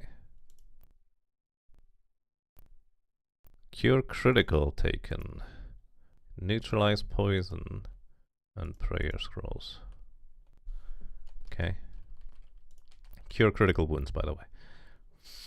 which I think is just basically higher level. Nowadays you can just upcast Cure Wounds for a stronger effect, but back then specific spells were just locked to their specific spell levels. So there was Cure Wounds, Cure Serious Wounds, and Cure Critical Wounds. Alright. Cure Critical Wounds, Neutralize Poison, and Prayer Scrolls. Okay. 2, 3. I feel like I accidentally just solved the room or something like that. Surely something is supposed to happen when there's so many spewers over there, but it just doesn't. I'm gonna note that down. Nothing happens in this room. Or I was lucky. I was probably lucky. Cure Wounds, that actually does something, yeah. Because basic Cure Wounds is 1d8 of healing, which, you know, there's no extra healing based on your wisdom bonus. There is no such thing as an extra wisdom bonus. It's just, you can just roll a 1 and you heal for 1. Admittedly, generally speaking, in Dungeons & Dragons, healing is more of a band-aid. Like, it's never efficient. Let me back off real quick. In Dungeons & Dragons, to my experience anyways, it's more efficient to use your spells to knock out the enemies and then maybe heal up somebody after the danger is quelled, because you prevent significantly more damage by using your spells offensively than you would heal up by healing instead. In most cases. Except for like specific high level spells like heal, that heal like 70 HP exactly. I'm sorry, I'm so confused about this room. But there's nothing in here. You would think that this would be dangerous, but nothing happens. What do you mean nothing happens? Also, did I miscount from here? Because it feels like there would be another room beyond this door here, somewhere around here, but this feels like it could be like the end of the map, but it wasn't. Did I miscount the tiles? Let me just count again. From, let's go to the junction. This is the junction here. Let's take steps east. 1, 2, 3, 4, 5, 6, 7, 8, 9. I think I'm correct. 1, 2, 3, 4, 5, 6, 7, 8, 9. This is weird, because it definitely feels like this is wrong, because there's a door here that we cannot open for now, maybe eventually. Like, this just feels wrong for the room to be like this. Maybe I miscounted steps to this junction. 1, 2, 3. No, it is. Now we should be here. Then we go south. 1, 2, 3. What? Why is there a staircase down? Okay, I did miscount, because I didn't realize there was a second path over here. Alrighty, now it makes sense. Good thing I double checked, because I was so confused as to what the heck was going on there, and now I know. I goofed, which frankly is not that surprising. I'm pretty sure this is supposed to be like this. This is actually really good that I double checked, because I would not have known about that staircase down unless I went back to check. So right now I'm standing here. So 1, 2, 3 steps to the east is this room. 1, 2, 3. That goes south. 1, 2, 3 steps south, and then 1 east, and then there's a staircase down into the lower section. Okay, this now makes more sense, map-wise. Is this the same game that was on the GBA at some point? You assume no, but there's a game with this name that there's as well, and it was way too much for your younger self. I don't recall there being a Game Boy Advance version of this game, but I could be wrong. I think there was like a Super Nintendo version. It's a remake of sorts. GBA Eye of the Beholder. I don't think I've heard of that one. There is a GBA Eye of the Beholder. I mean, I figured. You told me as much. It's a remake of sorts. This looks more of a... Oh, it does have top-down combat gameplay too. I know nothing about that one. Well, I know barely anything about this one, to be fair.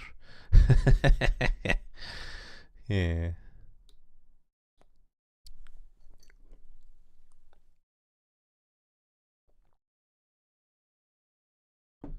The Super Nintendo version was basically a direct port, to my knowledge. Which, by the way, I have the Super Nintendo version in the cupboard behind me. And I'm kind of curious whether I should check it out after we play through this one. But from what I gathered, it's usually recommended to play the MS-DOS version or the Saturn version if you want to have funky music. Hello, welcome to you. Anyways, well, we don't know where this one is exactly, or goes to exactly. But there's also these rooms over here that I really want to go and explore them. So let us return through here. Sorry, I know you can't really see where I'm going if I'm going fast. I should be... Oh dear. Oh no. Here. I am right here right now. We're going all the way backwards through this corridor. Actually, I'm gonna be going all the way back through this corridor facing the wall. Sideways moving, just in case we find a button that I might have missed before. Where did you come from?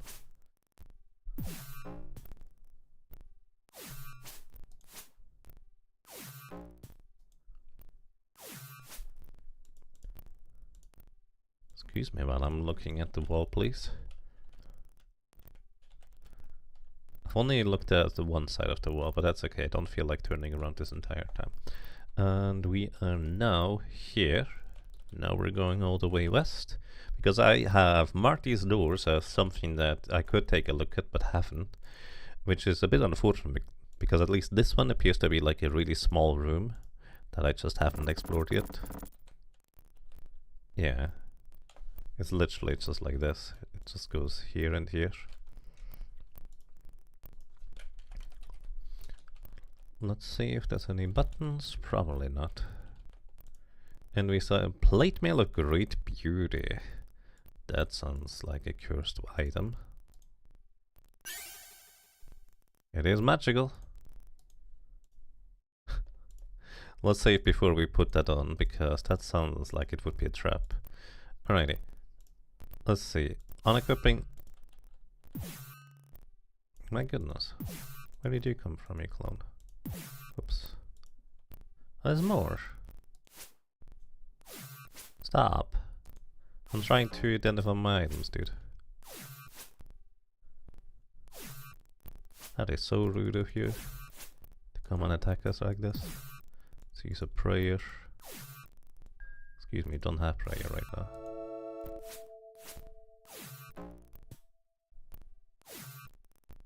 I don't feel like picking up rocks and arrows, so I'm just using one or the other. And arrows seem to generally do pretty well overall. Let's see, you have right now 8 armor class. Okay, we can still take it off. -2 armor class, that is way worse.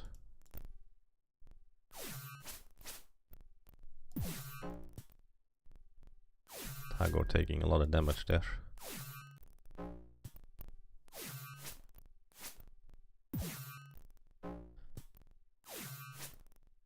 maybe the Great Beauty is like a person that it refers to, and she wore the shining piece of armor or something like that. Well, then again, my brain immediately, when I read the word beauty, goes to a female figure, but that does not necessarily have to be the case, does it? Let's see, you have -1 armor class, -2. This is a horrible armor. Can our mage equip this? No. This is not a good armor. Yeah. I don't know what's up with that. Maybe... Here. Throw it at the doggy. How many more are there going to be? I wonder whether standing on this tile where I am is just gonna continuously, infinitely spawn dogs. Because it sure feels like it. Or maybe anytime I take the armor in hand, it's gonna spawn more dogs. Oops, wrong button.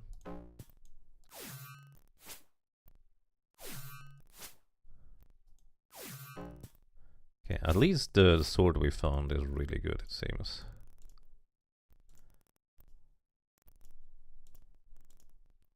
Okay, was that all of them? Definitely spawned a bunch of them. Let's try to rest. Because Tagore needs a bit of healing. Okay, in the meantime I can label this place. I don't know what this armor is for, no clue. Plate mail of Great Beauty. So it's anybody's guess as to what that actually means. This uses Thaco, right? Since it's 2nd edition. In that case, -2 AC is really good. Yes, but Rump here has just baseline -1 AC. And with a proper armor, she reaches -8, which is crazy. So effectively, the armor only reduces your AC by 1, as opposed to other armor that reduces your AC by more than that. Also, are we sitting in a place where there's just infinite dog spawning? I was hoping we were over infinite enemy spawning shenanigans at this point. But I mean, why would we be? That's just silly. The developers developed the game mechanic of enemies respawning, and they're gosh dang darn to use it. Probably. Infinite experience, I guess technically yes, but I just don't care for it. Did I load the game? I think I accidentally loaded the game. That's fine. Oh, there's a bunch of dudes in there. Hello. Time for lightning bolt. Oh, that dealt a lot of damage to them. I think the lightning bolt even... Oh, no, it doesn't come back. There's just a dude here. Can you fear this one? Go away. And then you lightning bolt the big guy. I think you missed.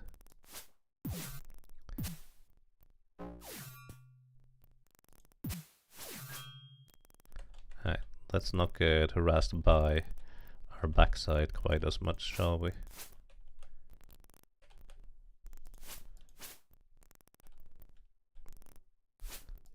The Draider. Drowder? Drowder? What were they called? The Drow Spiders. All in the name of... It's probably not a loon in this game, is it?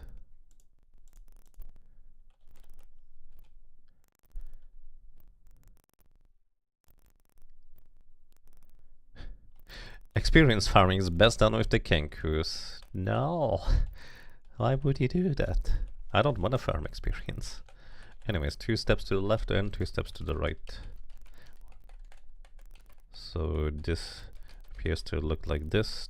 I think we can open up that door over there. Anyways, where did the doggy go? Well, it's still wandering around out there. It's fine. I don't need to find it.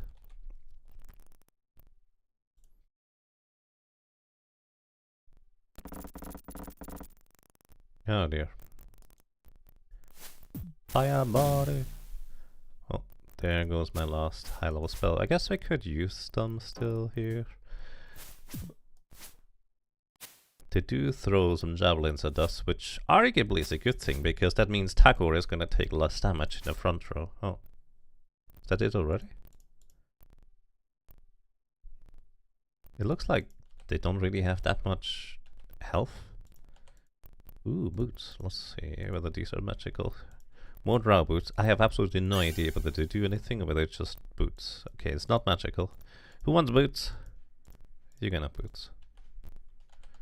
And protect evil. Clerics. I don't care, I'm just gonna leave this here. And we have found another. Oh, this is the other side of the portal.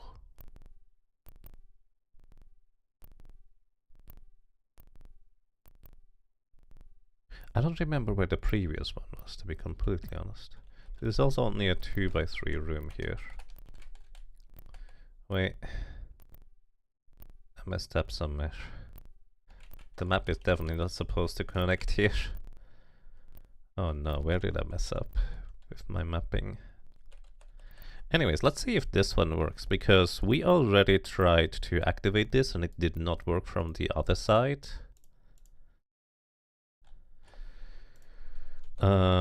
Anyways, first of all, doorway goes here.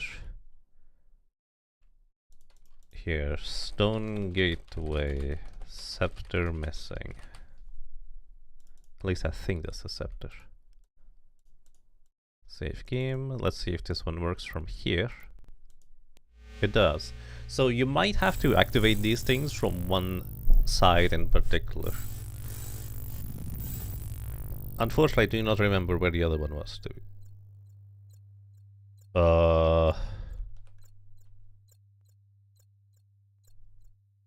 Never mind. This doesn't lead to this one.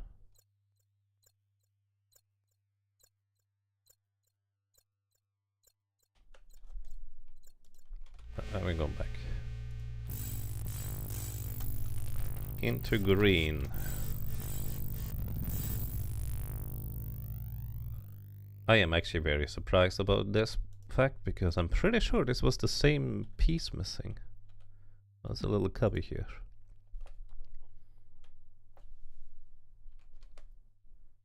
That's on the south side. Wait.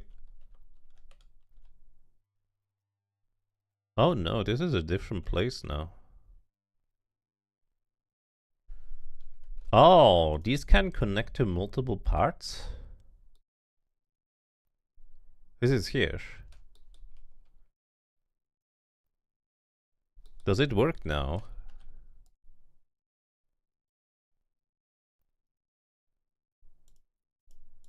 No. Huh.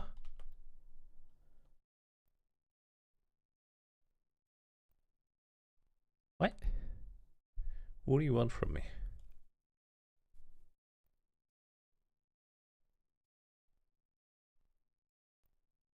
Well, anyways.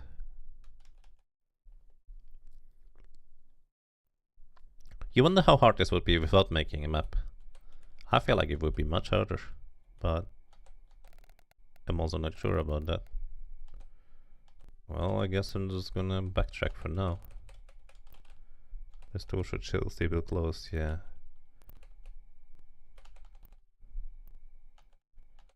Gets me to the other side. Doggy! What are you doing here? You missed the arrow, buddy. Not your fault, I suppose. It's the dice's fault, as usual.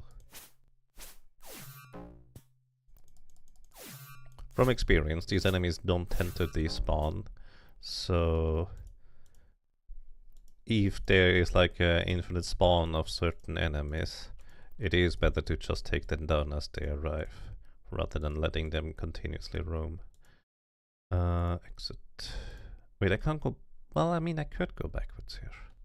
But let's not do that. Let's go south here, then west, south, more doggies. Why are you spawning, you clowns? Get out of my face. You have prayer or bless. There we go.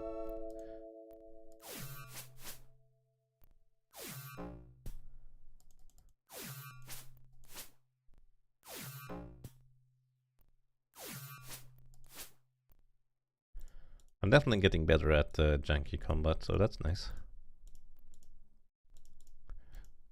Although the fact is that I'm functionally only really using 3 characters for the most part. Dorim is more of a backup guy. We are now here, in case you're curious, or couldn't keep track, which, you know, is fair. Also, I wonder whether I can actually go somewhere here. I'm gonna check that out in a second. Let's go west. Yeah, this is this room. And this is the stone gate over here. Now, I need to figure out where I made a mistake in mapping. Because it's probably on the other side, realistically. Like this part here is probably where I made a mistake. That would make the most sense. Let's go east from here. 1, 2, 3, 4, 5. North from here. 1, 2, 3, 4, 5. 1 to the east. Then 1, 2, 3, 4, 5. 1, 2, 3, 4, 5. Okay. And then the rest of the map does fit to... My goodness. Get away. The rest of the map does fit together, so... It's almost certain that I made a mistake on the other side in the wolf room. I wonder if they started spawning because I unleashed them from their prison there. In this section here, was it? I think it was around here. Alright. Oh, did they just all respawn in here? They do, don't they? Now we're surrounded. Oh well. Excuse me while I'm trying to map this place, please. Ooh, they're large creatures? Lightning will absolutely destroy these guys.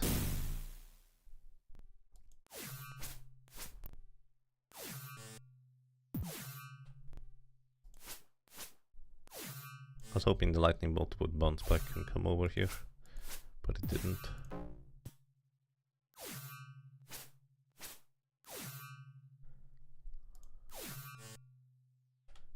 I'm gonna reload the save anyways, I'm just here for mapping purposes. So this is the cubby here, where I thought I was. Let's see. 1, 2, 3 forward. 1, 2, 3. 1 west. 1 west. 1, 2. 1, 2. Oh, this is... Okay, I see. I see what I made. Here is another one.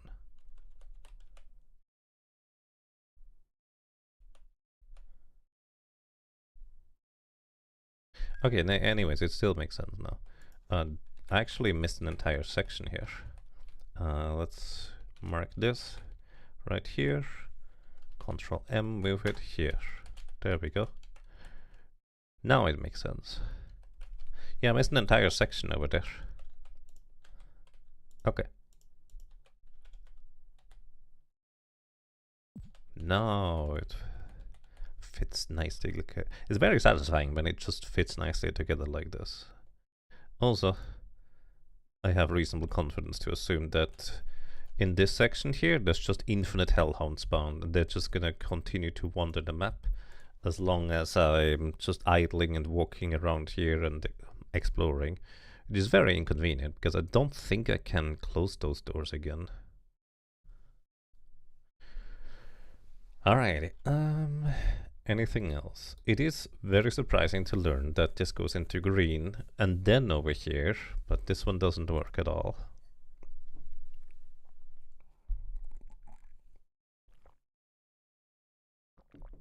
Okay, let's see if this section over here is actually somewhere we can still explore. There is a reason why nowadays mark these things purple, so I would be able to tell more easily. Where am I?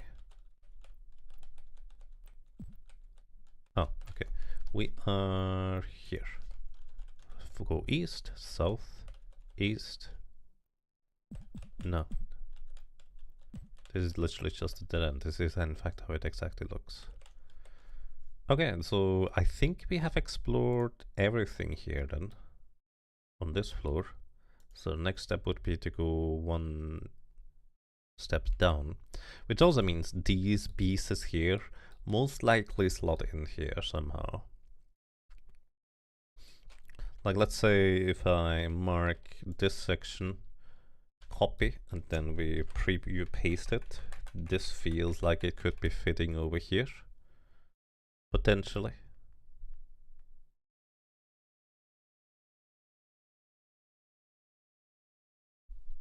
Yeah, actually that would actually, maybe.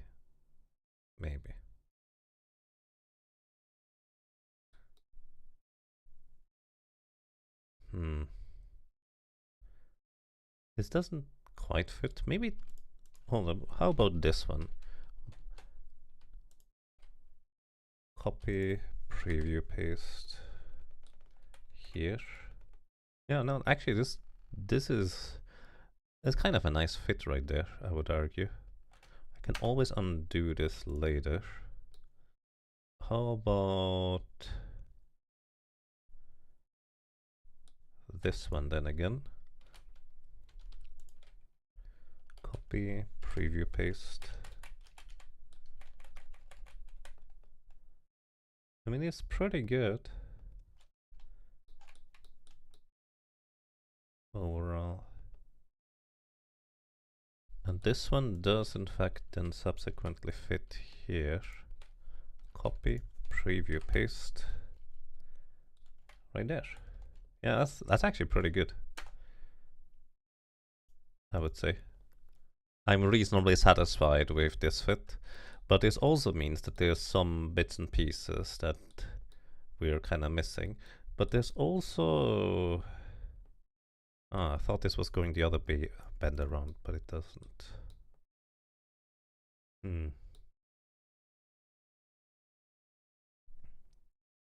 Hello, welcome to Lionel Parks, hope you're doing well. Yeah, there is like an entire section here, here, and here that could still be filled. We know there is something here. There's almost certainly something here. All of these other pieces may or may not have anything. Like they're small enough. But then again, this part here as well feels like it could have something.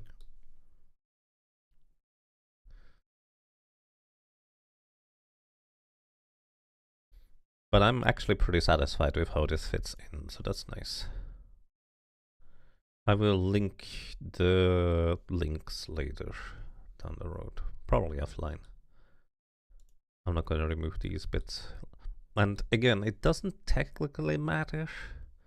Practically, it might actually be even nicer to keep these things separate so we know they are in like separate locations and go up and down, because putting them in here kind of makes the map just a lot more messy, even if it fits in reasonably nicely. So apparently this part here is something we also haven't explored yet, which goes up the stairs. So maybe we should go there first, because then we would be able to maybe fill in this part of the map here.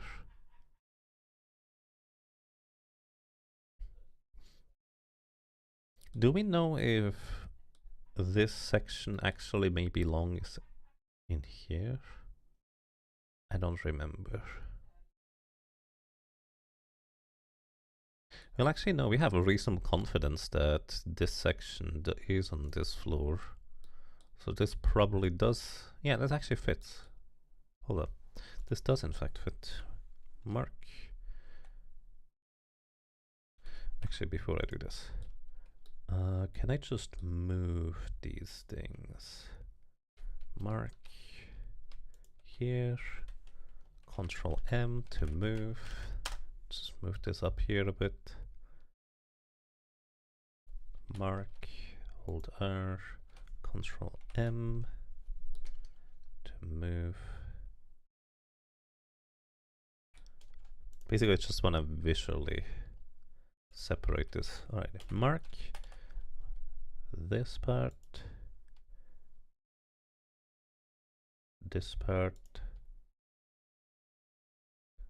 Just going to make little slices so I'm not using too much other potential map space. Okay, move. Ah, shoot. That's awkward. I missed a few pieces. That's okay.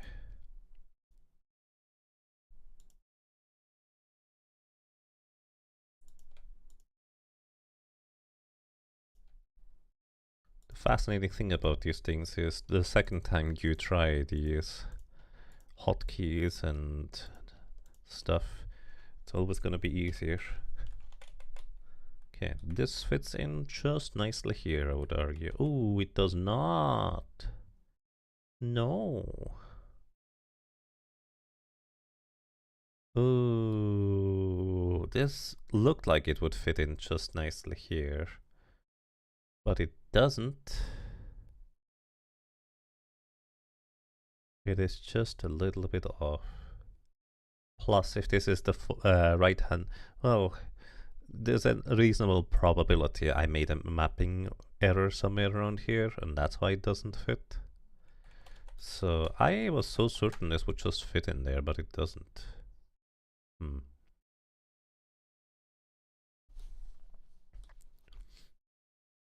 Okay.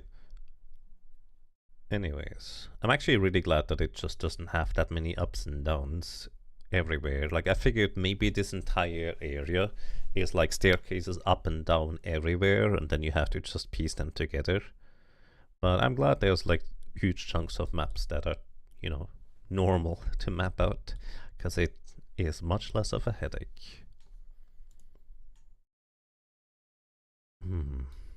Is there anything that I could fit in over there? Not really.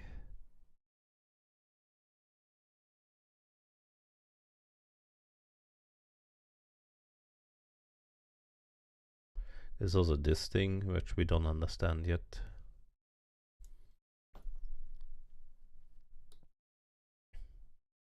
Okay, I think my objective is to get to this staircase here, which should lead us up to somewhere here, and we will be able to most likely continue mapping. Also worth noting, in the meantime, we also have managed to acquire a ruby key, which might be what we need in order to open up the door, because this is neither a drow nor a jeweled key, so there's a high chance this is a ruby key. Okay. Good enough for me. Let's see, how do I get back? Where is this? This leads up to here. I don't think this helps me for where I want to go. Is there another staircase anywhere that I want to take instead? Not really, actually haven't linked anything here, for what it's worth. Trying to get to this one, but this is not a linked cell. This is all the way down here, which links all the way up here, which links all the way back. This one links over here, and then this one links down here, but that's nothing useful for where I want to go anyways. Is this the only map exit that we have?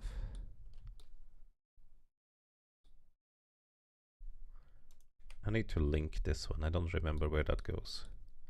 Okay, let's go here to this location. This is a staircase up, and I am somewhere. It's a problem when I'm looking at staring at the map so long. I actually forget where I am.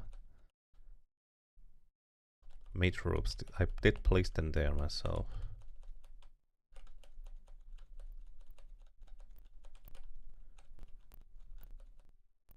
I hear footsteps.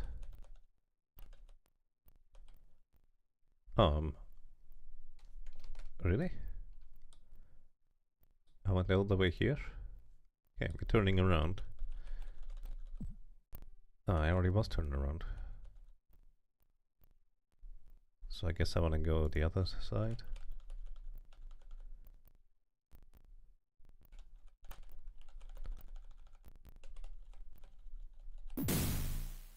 Huh.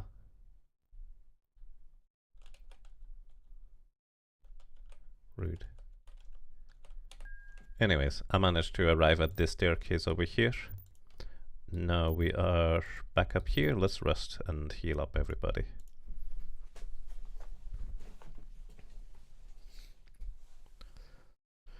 And then... what's this say? There's like a note here. 2 skellies. Alright, this was like the weird door that didn't lead anywhere. It was literally just skeletons inside of the door for some bizarre reason. So then we are... oh, that's... oh, this does... no. Oh, this is probably why it doesn't quite fit, because staircases are special. Staircases are technically inside of the wall of this tile. I think that's why it doesn't fit. Maybe. Let me actually just check one more time real quick. This time quick and dirty.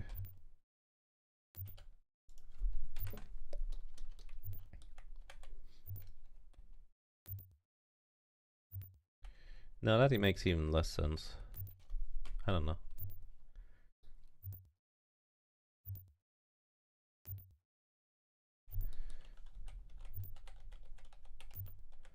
Okay, we are back in a teleportal room.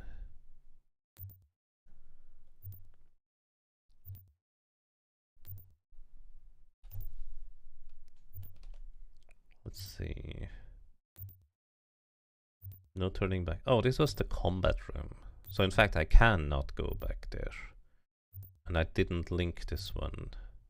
So I don't know where it came from. That's a shame. Because I'm pretty sure we literally cannot go backwards through that room because it is a one-way. Yeah. That's annoying.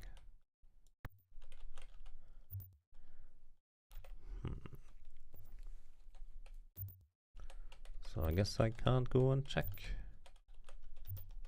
So actually I have to use these teleportals if I want to go back, because there's no other way to go back right now.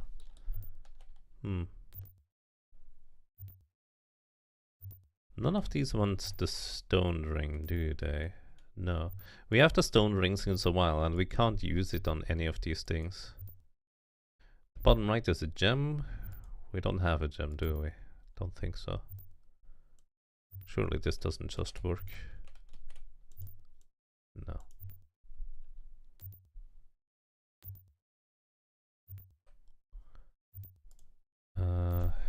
Where did the one on the left lead to? Not a linked cell, I disagree. This one, this one. All of these are technically linked cells. But evidently, I think somewhere in the copy paste stuff, the links got lost. So I guess let's go and check them again. This is the necklace.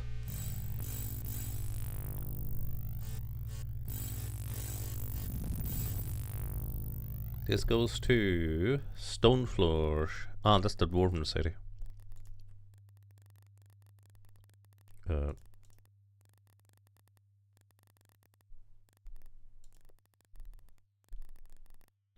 Yeah, this goes to the Dwarven city. So let's establish a link to the Dwarven posse. This goes right here. And then it comes back here. From here we could go downstairs.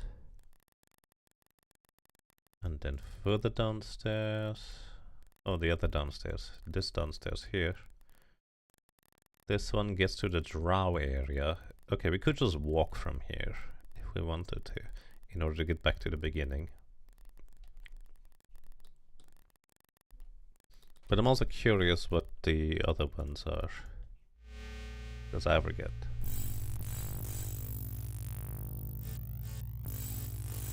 I just wanna link them back up again.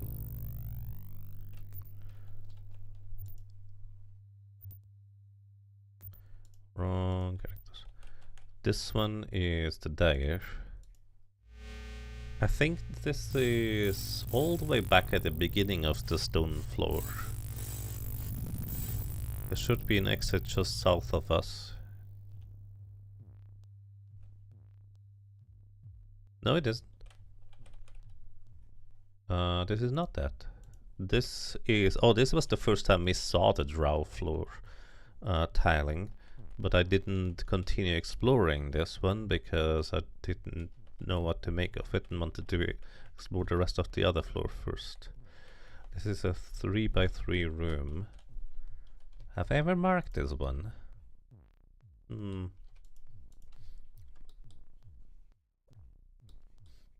I don't think I've ever found the other side, if you will. So I don't know which drow floor this is. This could be drow floor 1, this could be drow floor 2, this could be drow floor 3. Anyways, stone spider floor, yeah. Okay, let's link this one because I have absolute confidence. Where this one goes, it goes up here. Okay, in this case, let's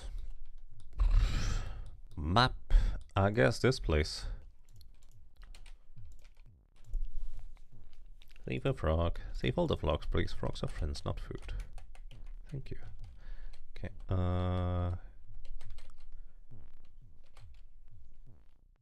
so we label this as stone dagger portal. You know what I should do before I do anything else? Let's see if this actually goes back to where we came from. Because we now know that there's some portals that link to multiple places. This one does just go back. Okay.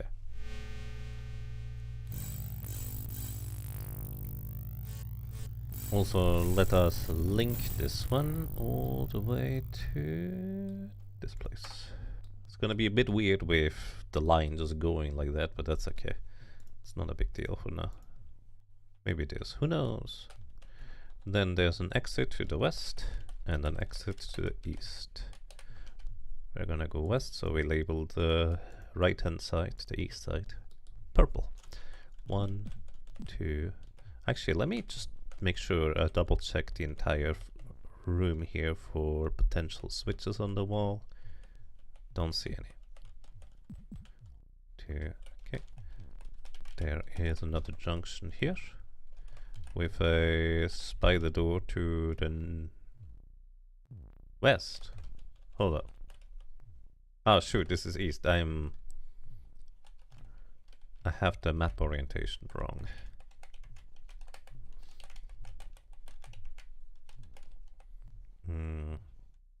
So this is on the east wall, which means it's like this.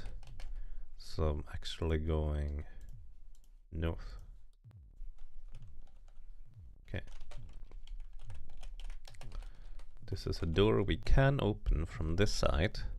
And I'm actually kind of keen to just open doors as a priority. Because it's always a possibility that we cannot open it from the other side, and this might just link to the entire other place. It does not, in fact, link to the entire other place.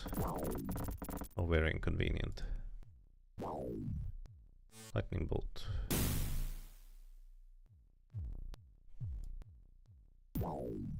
Lightning bolt.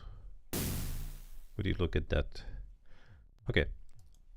Memorize spells. Raha! I would like for you to have 3 lightning bolts, because they are just clearly significantly better than anything else at this point.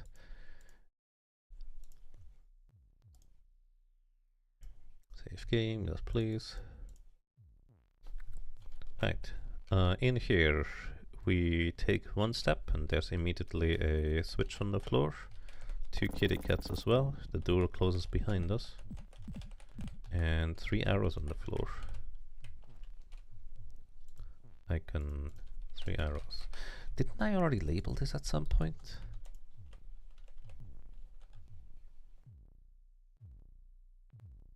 I've been here before. I think we are on draw floor 3. Yes. I'm pretty sure this is draw floor number 3. Also, this is a closed door. Don't know where it goes. Okay, the reason I'm saying this is because we have entered that room before. I distinctly remember there being 3 arrows on the ground after seeing 2 kitty cats.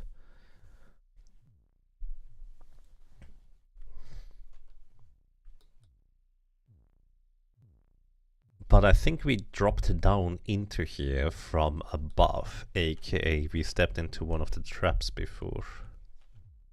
Let me just save real quick.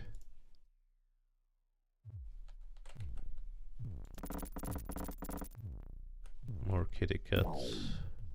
There's a nook behind you. I'm curious what it is. I just saved, so can't go that way. Oracle of Devouring. Yeah, we have been here. So this is floor 3. So I would rather map this one out from above in some capacity. There's a button. Do you think that activates the Oracle of Devouring? Certainly didn't open up this door here. This one doesn't have a description. Is this another exchange? Ah.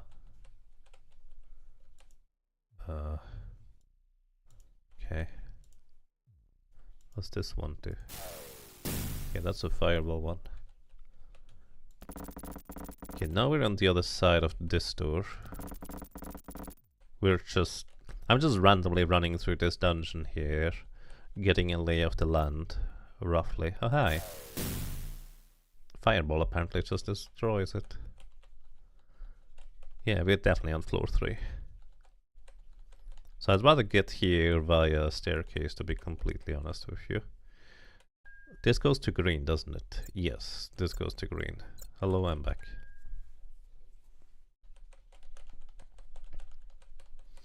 Okay, so I think my theory has arms and legs, I would argue, where every 3 floors the texture detail mapping changes, which is nice.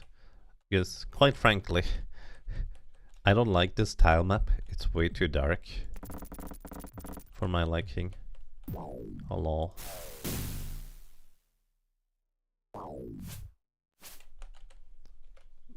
So I'm just running through this place here, see if we can find anything of interest in the meantime.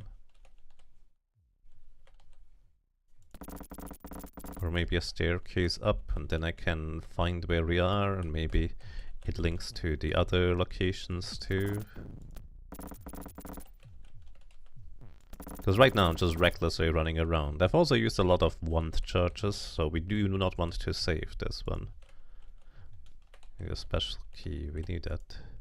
What's your head? There's rocks here. Oh, this is where you drop down from above. Okay, we know where this is. This was our original entry point into this place. Oh, this is the thing we need in order to open up this thing. I did not actually figure this out the first time I was here. Fireball. Goodbye. Interesting. So these rocks do have a purpose. We also found another drow key. Is there a button? No. I'm just linking on the right hand side. Okay, there's a staircase up. Let's see, this probably opens from... Oh, no, okay. We know where we are. We're right here. Name, huh? I don't know what the name is. Was it supposed to be capitalized name? Was it username?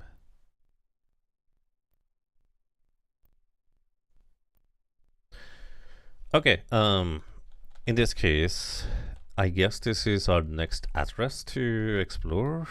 I suppose. Well, not really. Let me load before I forget about it. Because right now I'm on the other side of this portal. So we know this portal is on floor 3. That's good to know.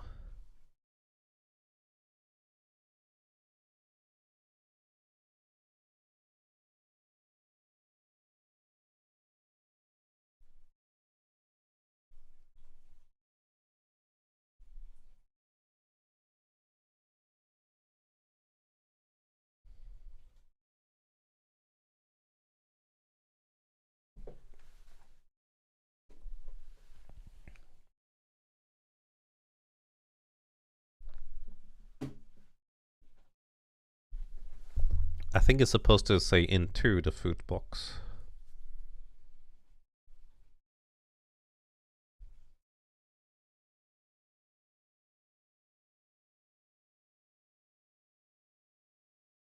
Oh, it's user. Okay, thank you, Quadlight.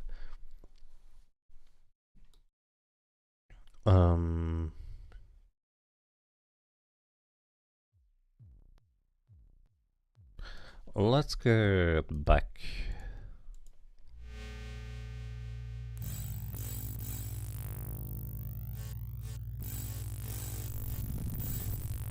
Because we know where this one goes in the end. Wrong guy.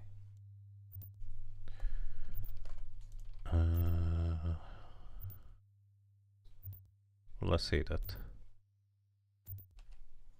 There's the other side. Okay. Considering this is a one-way place to go.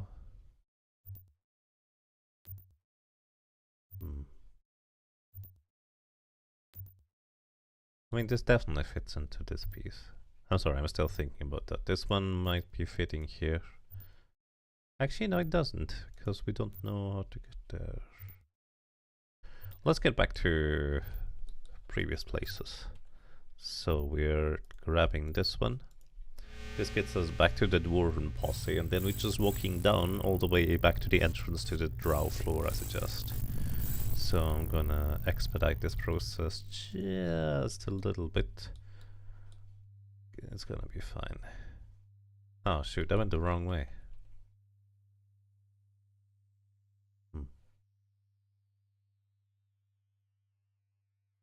I am tempted to go and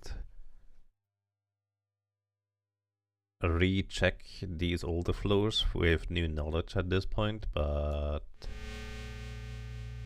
I think we can do that later.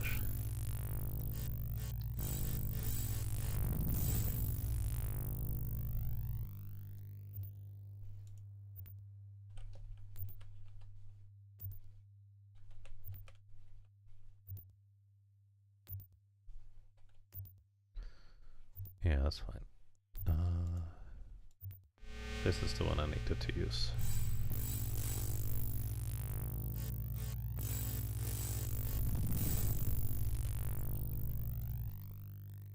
We're going here. Alright. I'm just gonna make my way all the way south, east. No, wait. South, further south, east, up and around into here. That's the plan. In case you get lost along the way, don't worry. So will I. That's just how that goes. Oh yeah, right. We did find more bones, didn't we? Do we still have the bones? We do. And our cleric friend probably has recovered enough to resurrect Ilaria. Who is Ilaria? We have no idea who that is, but we just found more bones. So let's say Ilaria, or Elira, looks about jubilant. May the gods be praised. I am Sister Elira. I journeyed with my comrades into these dungeons to fight evil and bring good, but we were overwhelmed and most of us were killed. I see that because of my faith, I have been given another chance to carry on my mission of good. May I accompany you with my ability to heal the wounded? It could be of great help. You know what? Arguably, that's a better choice than having another dwarf with us. And we are right here where we can just tell Doran You know what? We're gonna have somebody else. Yes. Ilaria joins your party. Alrighty. Dorum, was a pleasure. We will find you, Prince. Don't worry. Um, Actually, you know what? It kind of makes more sense to drop off Tagor here because he just wanted to be reunited with his buddies. I think.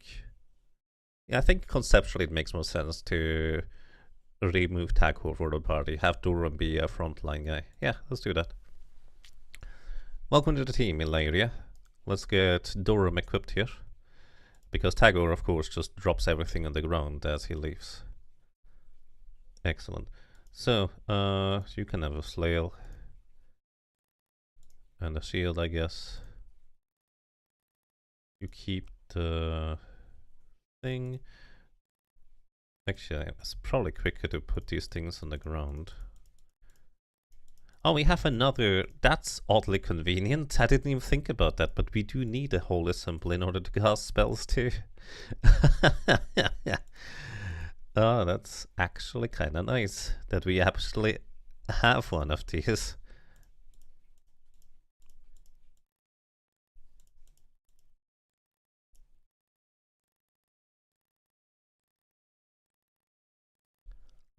Because now we have a second cleric. What's your level? You're level 8. That's... Oh, excuse me. No, you're level 6. That's still decent. She's also human. Straight up human, I think. Anyways, put the jewelry on the ground. I don't like to equip the things that I know are non-magical because then I might need to recheck. Yeah, you're fine. Okay, you can get all of these things that belong to our other buddy. I don't remember the order. That's okay. You get the shield. You get the drumstick. You get the boots. Oh, that's another helmet. You can have this one. I don't know if it does anything for you. You can have better armor. Can you equip chainmail? You can. How convenient. The stone ring goes here. More things. Letter of the Marquis. I have absolutely no idea if this is ever going to be important, but it is a unique item, so I just like to carry it around with me.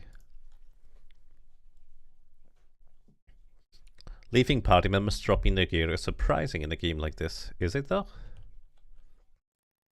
I mean, I imagine Tagor was just like, you know what? I'm done with this adventuring for now. I'm out of here. Which is very fair if you ask me. Let's say, pray for spells for Ilaria. Let's have her be the person just casting Bless the entire time for increased chance to hit. You can also be the one to have old person. You can even create food already.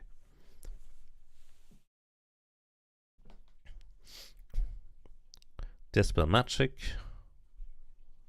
In case we get like magically hold person. Yeah, that's fine. Right. Sounds good to me. Welcome to the team. I was actually kind of thinking it would be nice to have a second cleric, and this feels like a good opportunity. Also, I'm not really going to use these scrolls. Actually, neutralize poison. Maybe this is one of the few that I might use. But the others are just a little bit extra.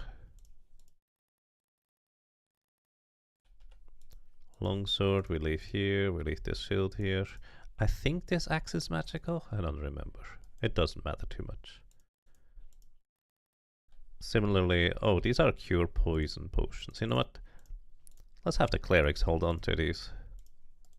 We have not run into any enemies that poison us. It's literally just the spiders on the stone floors. That way we have a bit more inventory space for Taco. And this is Scroll of Shield. Kind of like before, I don't really have any use for these that we already have.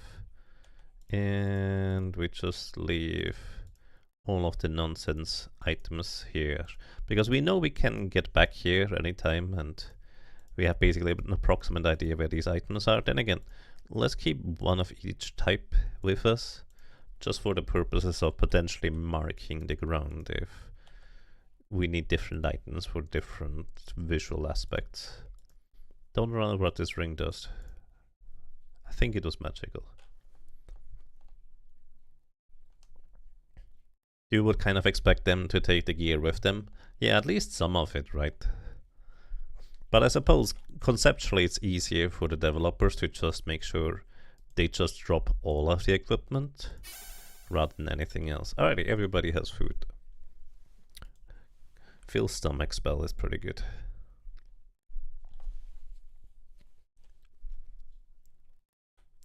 Okay, cool.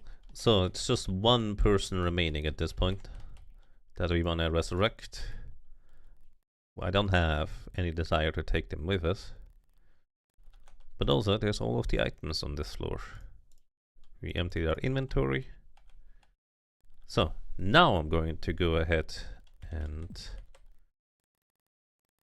run all the way through this place. Wait, this was not the place I needed to run through.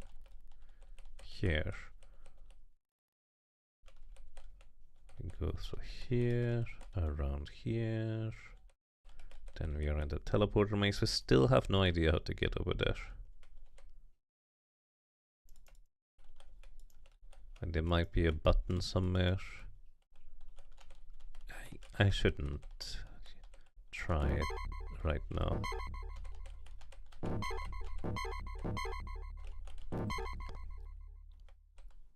Is this correct? This is correct. Right. We're on the staircase now. We're gonna land over here. Going down. Then from here we wanna go south. Oh, Kenku. Hello, sir. Kind of a big meanie. I think he can cast a second spell after. No? Probably not. There it is. Alright. Just trying to see whether this door is open now. Which is also where we want to go through.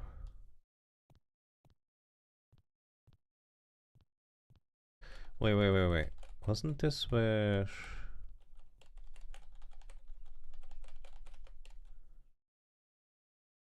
the stone ring? Have we ever gone through here with a stone ring?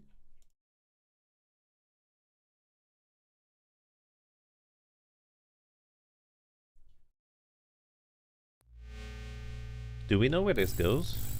Surely we did.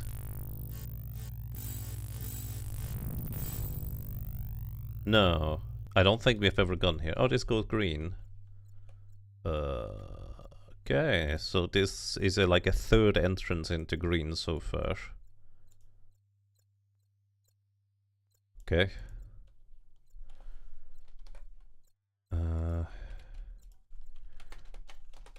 This leads to green. I'm not ready to green yet, so we're going back. Okay, but that's actually really good. Because that means I should label this as purple.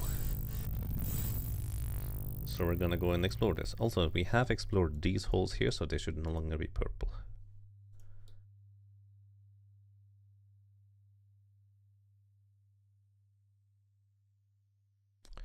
Yeah, okay. Anything else? Not really. Let me real quick actually rearrange my inventory. So it is resembling this organization. Okay, actually that's correct. Cool. Then we wanna go downstairs. So south of here, we're going to go into the west entrance over here. Then there's a staircase. We just went down through here, and this leads us back to the beginning of the drow area. Now, before I do anything else, this door here is kind of bugging me down here, so I'm gonna go down and see if there's any switches on the wall that we might have missed the first time through, because I didn't know how they looked. And in other areas you can actually see the switches from a distance and from the side. In this area, seemingly not. Anyways, oh.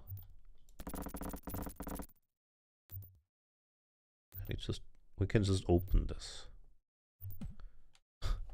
Oh, this is before I figured out that you can just open these spider doors. One step in, 1, 2, 3. These holes look scorched. And also, I bet I'm gonna get burned. 1, 2, 3, and 1, 2, 3. Sweet. Okay, there is a key here. What kind of key? Who knows? Let's save before we pick it up, because I think we might die if we do. Key taken. Don't know what kind of key. It's a gold key and a potion of healing. We didn't get burned. Maybe we hit a button somewhere that disabled the trap, or maybe this was just not a trap to begin with. Who knows? Gold key, potion of healing. Okay. Good thing I went to check down there, because I just figured that seems kind of strange. I suppose somewhere in the back of my mind was like remembering that I didn't know how to press these buttons yet on the doors. Now I do.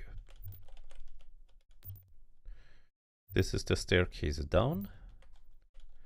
And over here we now have a bunch of keys. We are now right here. Not drow or not an or jeweled key, but we have a gold key. Okay, you need to use the gold key for this one. So this is gold key. Do we just save this? Sure, why not? It's the worst that could happen. Alright, we can finally explore what's in here, and it's literally just a tiny room. Yes, are you serious? Did I really want to save that? Maybe the key would have been useful to turn into gems and then turn into keys.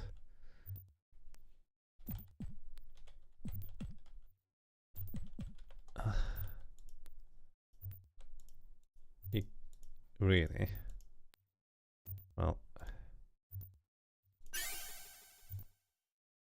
these arrows are not even magical. It's just 3 extra arrows.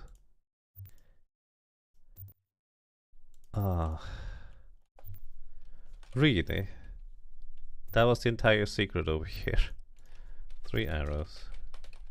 Dot dot. Well, now I know. Now I know.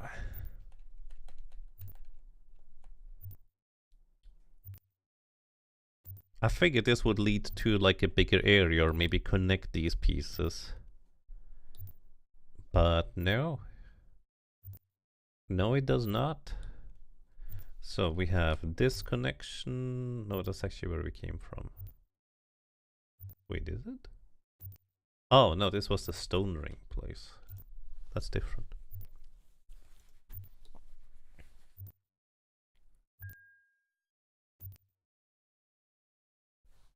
I am so certain that this piece just fits in here technically, but I might need to...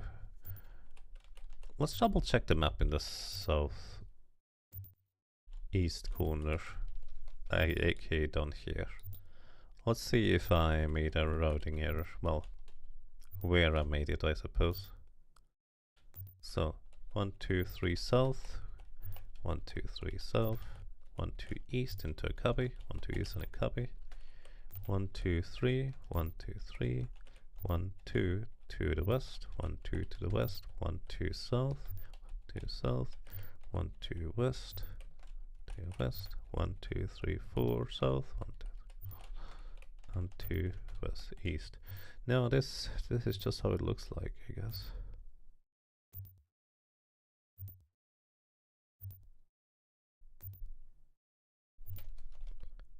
Huh. So I guess this entire first draw area is functionally done.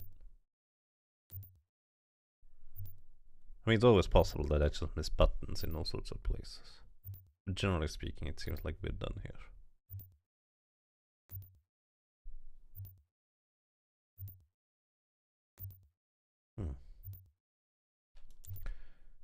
Nothing to do but go here, aka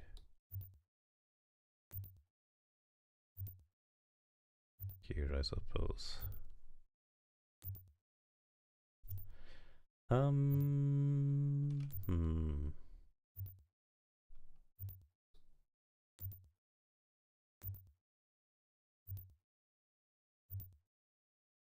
I think this might be a good time to just leave it for today, because we have made huge progress just mapping the entire area, understanding the layout of it significantly better than before.